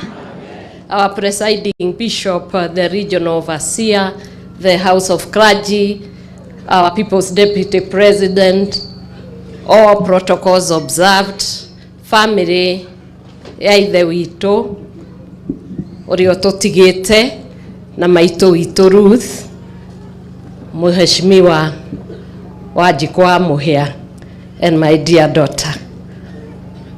May God give you comfort.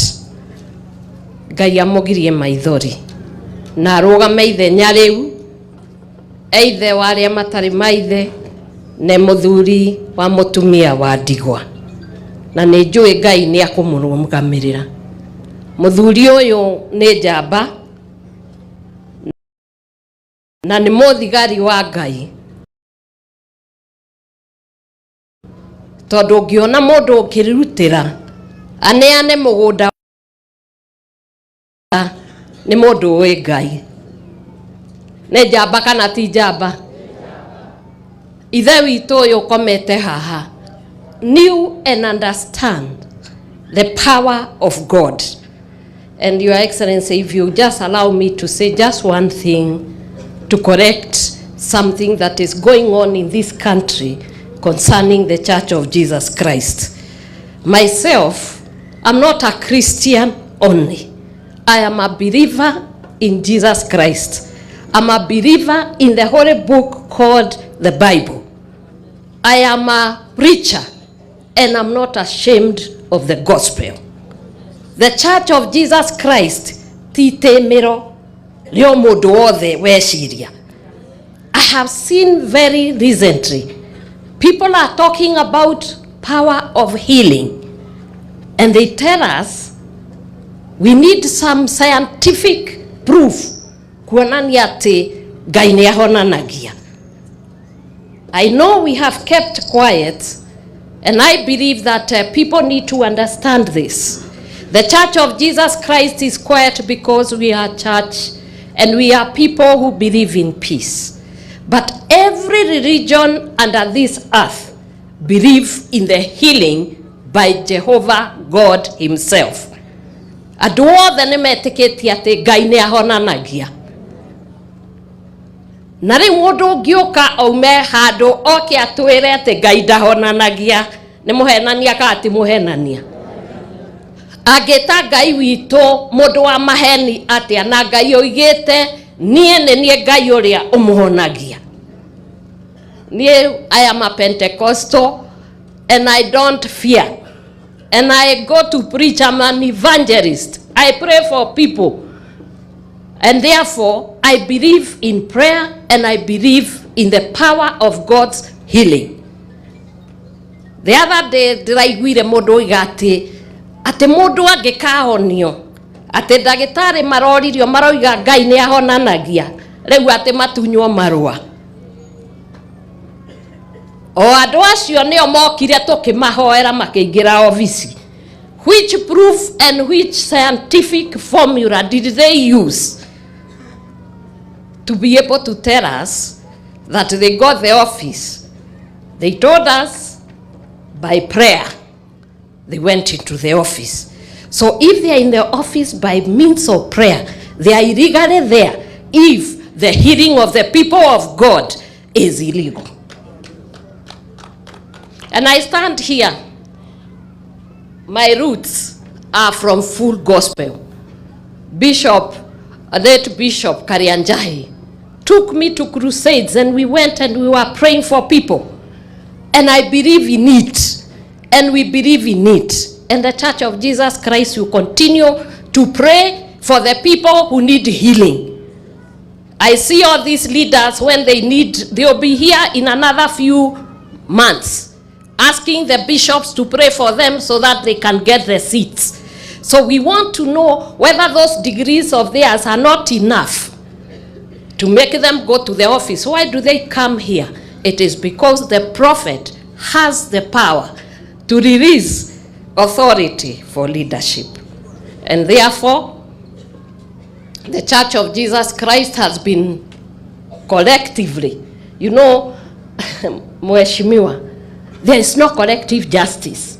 If somebody in any church has a problem, let that person face the law, the full force of the law.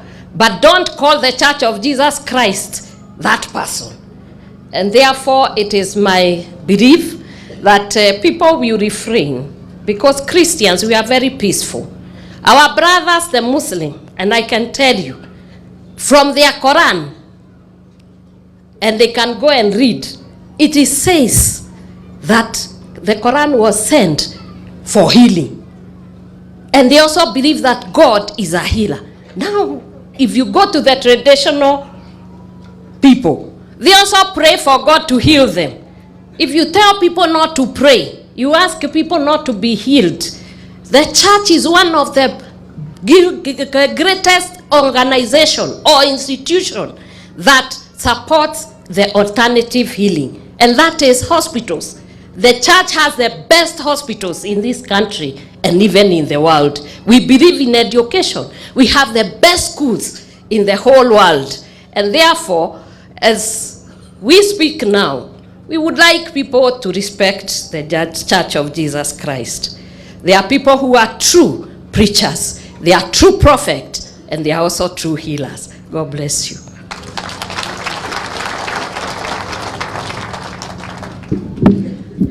Kujeni waheshimiwa, kai tuinithie Wanjikũ wa Muhea.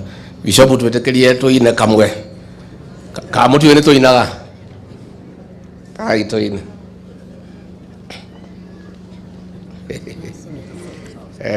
Nyimbo cia kuinira Ngai. Number 35. Jesu we unyendete. Hata gavana karibu.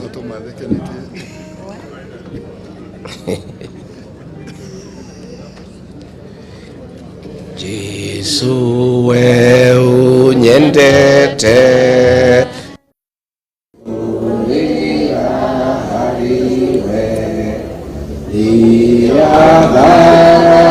Imene nowe wako